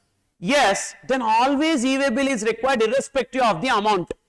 If it is some other goods, e-way bill is required only when the value exceeds 50,000 per invoice. Again, I am repeating, listen. When e-way bill is required, only when the value of goods transported per invoice exceeds 50,000, then e-way bill is required. But there are two products, irrespective of its value, we need to generate e-way bill. What are those two products? Job work, goods sent on job work, and handicrafts. These two cases, always e-way bill is required. Now you may get a doubt. Sir, if the value of invoice does not exceed 50,000, then e-way bill is not required, which means whenever the value of goods is more than 50,000, we will prepare two invoices, sir. Invoice number 1 with 40,000, invoice number 2 with 30,000, so that each invoice, it does not exceed 50,000, so no need to generate e-way bill. Correct. You are not required to generate e-way bill. But these two invoices parcel will be transported by the transporter in a single lorry. So now the value of the goods transported in the vehicle exceeds 50,000. So transporter should generate e-way bill. You got it? Even though individually value of goods does not exceed 50,000, so the supplier is not generating e-way bill, but the value of all those goods transported in the vehicle exceeds 50,000, then the transporter has to generate e-way bill. Understood or not? Then suppose if you are a registered dealer, then the seller will generate e-way bill. If the sender or seller is not registered, then we need to check whether recipient is registered. If recipient is registered, recipient shall generate e-way bill. If both are unregistered, but the product is taxable. Supplier unregistered, recipient unregistered, but the product is taxable. You understood or not? So then how sir product is taxable? See, taxability of a product is not dependent on whether the supplier is registered or not. So the product is taxable, but the supplier is unregistered, newly started business. Recipient also unregistered. Then in that case, who will generate e-way bill? Transporter will generate e-way bill. So who will generate e-way bill pa? If supplier is registered, supplier. If supplier is unregistered and recipient is registered, recipient. If both are unregistered, transporter. Once again, can you repeat? If supplier is registered, if supplier is unregistered and recipient is registered, recipient. If both are unregistered, suppose if transporter says, sir, I don't know how to generate e-way bill. I am not that much educated. If I am educated like you, why I will be driving the vehicle? So then in that case, seller or buyer can generate the e-way bill by enrolling as citizen of India using their permanent account number. They don't need a GST registration. Always e-way bill should be generated. So somehow e-way bill you have to generate. And what is the consequence of transportation of goods without e-way bill? N number of cases are reported. Now simple here. In that road, one vehicle is going with goods. Now proper officer, GST officer stopped that vehicle. Now that vehicle contains goods which is not having e-way bill, and those goods are taxable goods. Immediately the vehicle and the goods will be seized. The vehicle and the goods will be seized and they need to pay penalty. So only when they pay penalty, the goods will be released. And what is the penalty? 200% of tax payable. If tax is 1 lakh, how much they need to pay? 2 lakhs they need to pay. Then only the goods will be released. You understood the consequence of e-way bill, not generating e-way bill? Are you getting this? So therefore, ultimately, transporter will simply say, Ayya, I don't know e-way bill. It is your goods. So those goods will be taken by the department. He will happily unload those goods and he will take the lorry and he will go. You understood? Then the owner of the goods will have the problem. So that's why they are telling, even if transporter is not generating, either seller or buyer, enrolling as citizen of India, they need to generate e-way bill. So come on, first priority. Supplier is registered, supplier shall generate e-way bill. Supplier is unregistered and recipient is registered, recipient will generate e-way bill. If both are unregistered, transporter should generate e-way bill, else sender or recipient shall generate enrolling as citizen. And in e-way bill, what is the format of e-way bill? Form GST EWB1. Format of e-way bill is Form GST EWB1 and it will have two parts, Part A and Part B. Part A will contain invoice details, Part B will contain vehicle details. Okay. Part A they need to update, Part A they need to fill and generate e-way bill before movement of goods. However, there is a small relaxation for Part B. That is, if it is a intrastate transport distance up to 50 kilometers, within the state, transport distance is up to 50 kilometers, e-way bill not required, e-way bill required. E-way bill required, but Part B is not required. Part B is not required. That too, this transport distance is from place of business of the consignor to the transporter and transporter to the consignee. Okay. So that case, e-way bill is not required or required, but form Part B is not required. Now see this. First, there is a consignor. Where is that consignor? That consignor is located in, say, Chennai. The consignor is located in Chennai. And transport office is in Chennai. Okay, transport office is also in Chennai. Now this distance is, say, 30 kilometers. This distance is 30 kilometers. E-way bill required or not required? Required. E-way bill required. But which one? Part A or Part B? Part A required, Part B not required. Okay. Now, so this transport office Chennai to transport office Bengaluru.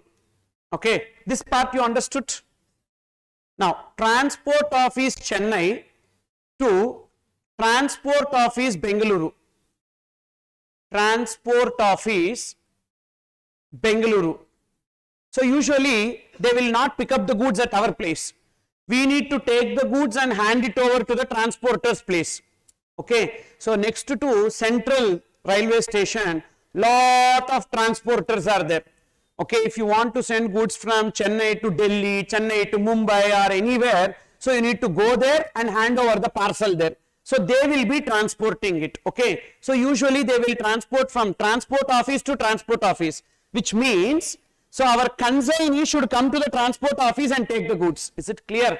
Where the consignee? Our consignee is located Bengaluru. So therefore they need to come to the transport office and take. So Chennai transport office to Bengaluru transport office, say it is 480 kilometers. Whether e-way bill required? Of course required. And this e-way bill, Part A or Part B? Both. Both Part A and Part B require. Okay. Then again, up to this you understood? Thereafter, from transport office Bengaluru to consignee place. Consignee place in Bengaluru. Because he is not required to be staying next to transport office, na, little far he will be there. And suppose if the distance is 55 kilometers, somewhere in the outskirts he is there. Now, in that case, e-way bill required? Yes. Part A and Part B or only Part A? Both Part A and Part B. What if this distance is less than 50 kilometers? Part B not required. Got the clarity here? So that is this point. Whether it is intrastate transport distance up to 50 kilometers, filing of Part B not required. And what is the time limit within which Part B, that is the vehicle number, we need to update? From the time we updated Part A, we entered Part A, within 15 days, we need to enter Part B. You know what does it mean? Once we hand over the goods to the transporter, we completed Part A, seller completed Part A. Now the transporter should start transporting the goods within 15 days because he need to enter Part B now. I gave the goods to the transporter. How will I know the vehicle number? Who knows the vehicle number? Transporter. Then who should update Part B? Transporter. So means you need to update within 15 days from the time I completed Part A. So update Part B within 15 days from entering Part A details. Suppose if it is my own vehicle, seller's own vehicle, seller will enter Part B. Suppose you are sending your vehicle, in that I am loading the goods and sending. So recipient vehicle, so recipient will enter. Suppose if we are not owning any vehicle, there will be one third party transporter. So we hand over the goods to the transporter. Now who will enter the vehicle number? Transporter. So Part B may be updated either by transporter or supplier or recipient as the case may be. Understood? So generally Part B contains what? Vehicle details. Now look into the next page, validity of e-way bill. Every e-way bill generated will have a validity. So validity means within the time the vehicle should reach the destination. If the vehicle is not reaching the destination within the time, then they have to renew the e-way bill by specifying the reason why they could not reach. If they are not specifying the reason and not renewing the e-way bill, and if the vehicle is caught, it is as good as the vehicle is not having e-way bill and the goods will be seized. Insurance is expiring today midnight, okay, and you went for a second show movie and you came, returned, and when you return, somewhere it is like 1:30, like that, okay. So by 12 o'clock, insurance expired. Now you thought, okay, tomorrow we can renew, like that. So 1 o'clock or 1:30, police will be there. Normal law and order police also will be there. And that police will stop and they will check the insurance. And the insurance expired. What they will ask? Okay, pay fine. Correct or not? Like that, once the validity of the e-way bill is expired, still if you are transporting the goods, validity expired, immediately put brake, open mobile, renew the e-way bill. You understood? So if you are traveling, then the goods will be confiscated, that is seized. So what is the validity of e-way bill?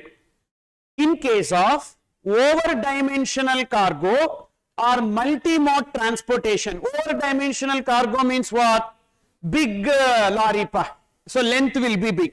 Like they are carrying some turbine parts or aeroplane parts, etc. So that over-dimensional cargo. Or multi-mode transportation. Multi-mode transportation means up to some distance by roadways, thereafter by waterways, thereafter by railways, like that. Multi-mode transportation in which at least one leg is by ship, means waterways. So up to some distance at least we are transporting by waterways. Then the validity will be 1 day for every 20 kilometers or part thereof. For example, 480 kilometers.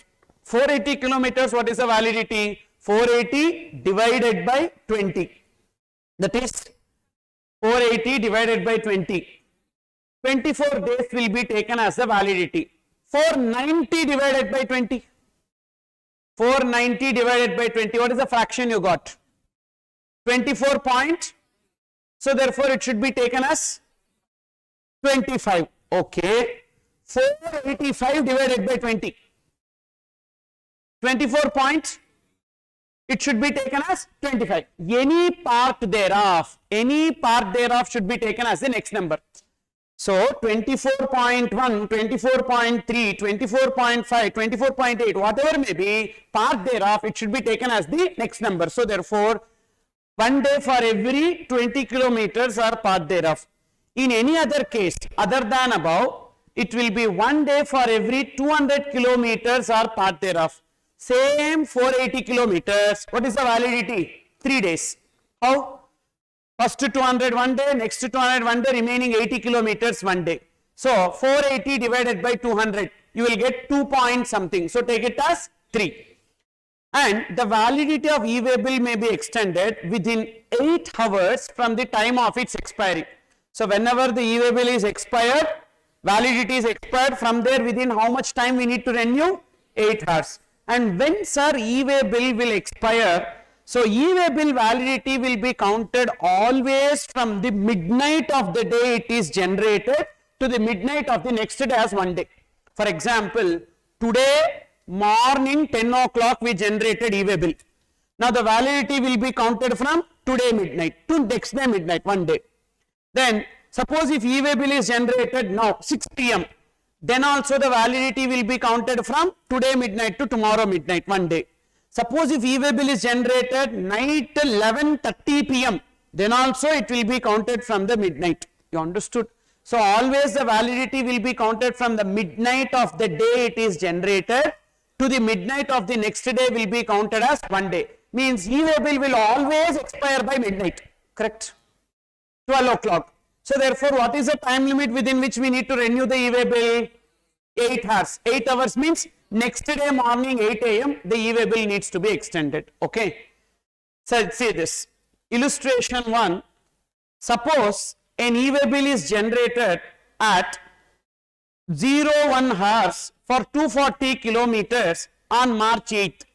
March 8th, early morning. like midnight of March 7th, and that day only it started, March 8th it started. So now the validity will be for how many days? 2 days. When the validity will end? 8th midnight to 9th midnight, 1 day, correct? 8th only now we generated. So 8th midnight to 9th midnight, 1 day. 9th midnight to 10th midnight, 2nd day. So therefore the validity will end by 12 midnight of March 10.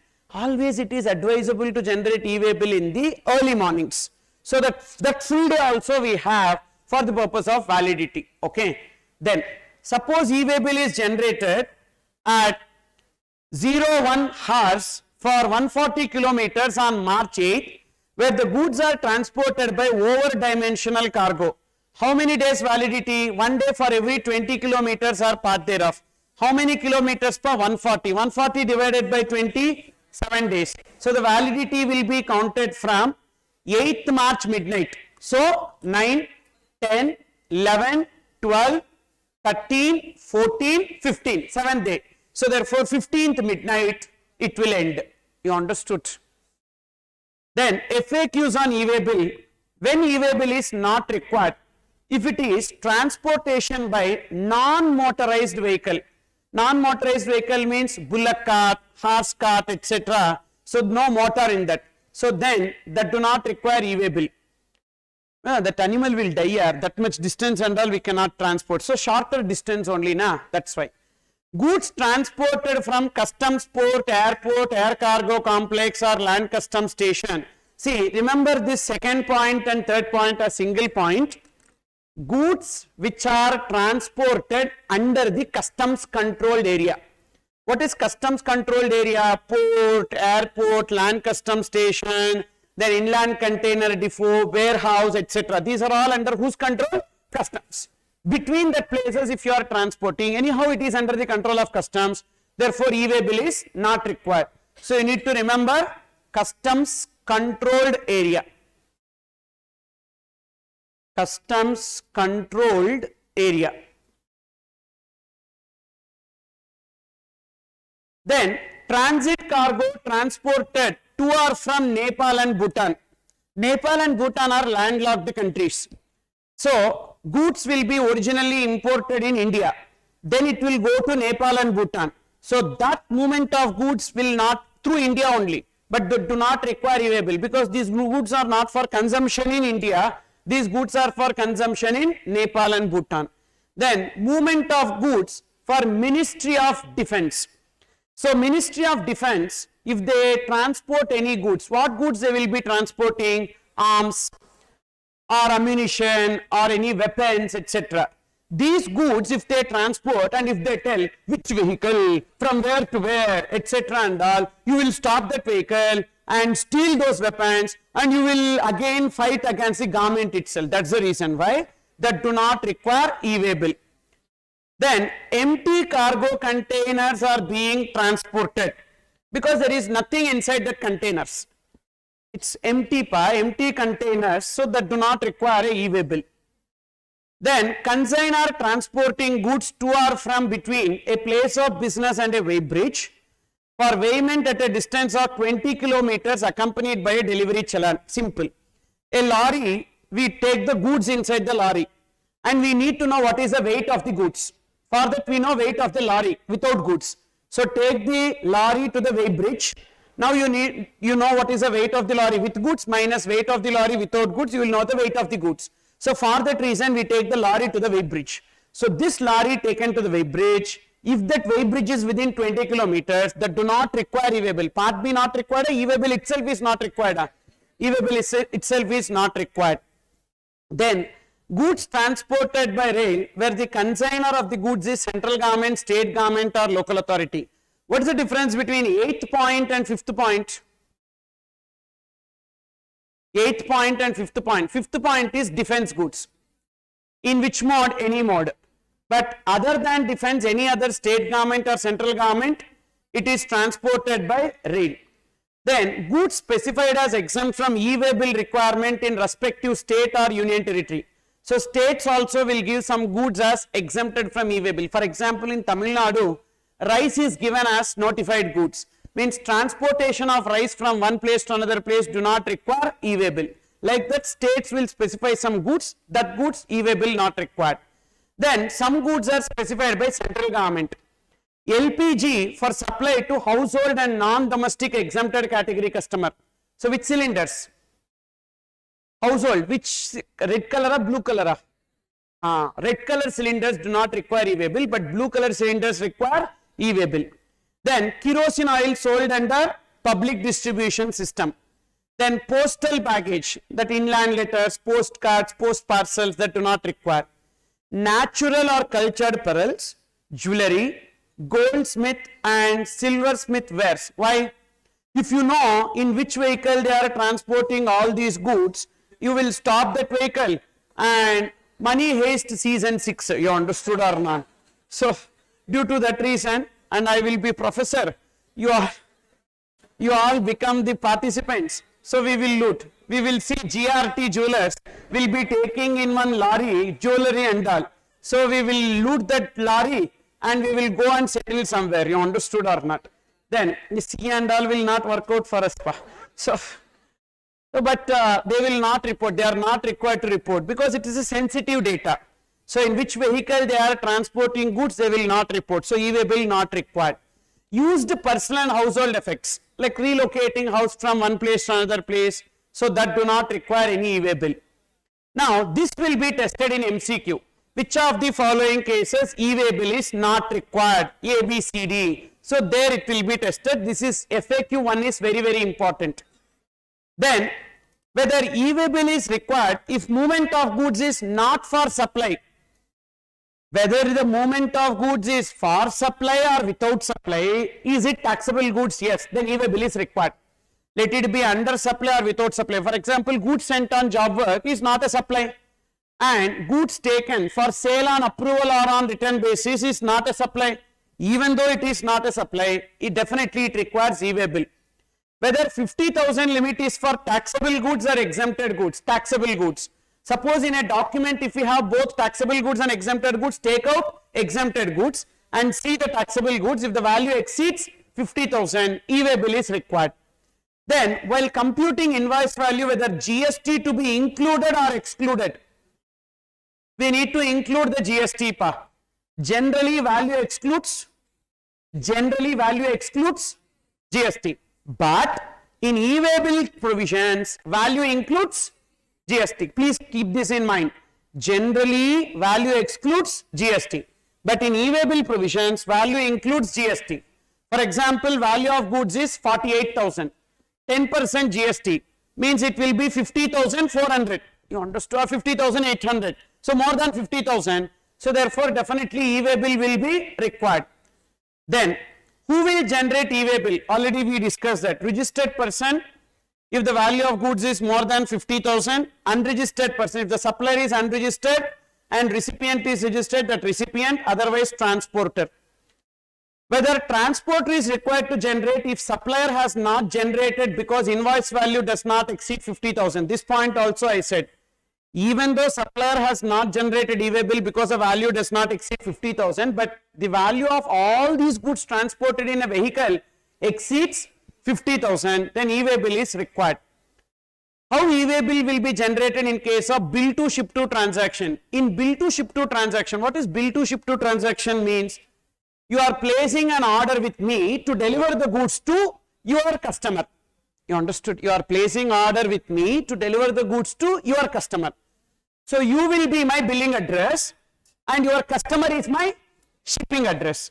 Now there are two supplies. One is between me and you, supplier and the billing address. Second is between billing address and the shipping address. You understood? Even though there are two supplies, but how many e-way bills are required? Only one e-way bill.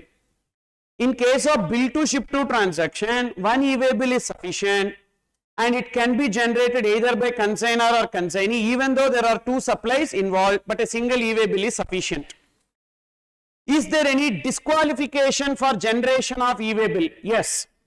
If you are not filing returns for 2 consecutive periods, you cannot generate e-way bill. Your e-way bill facility will be blocked.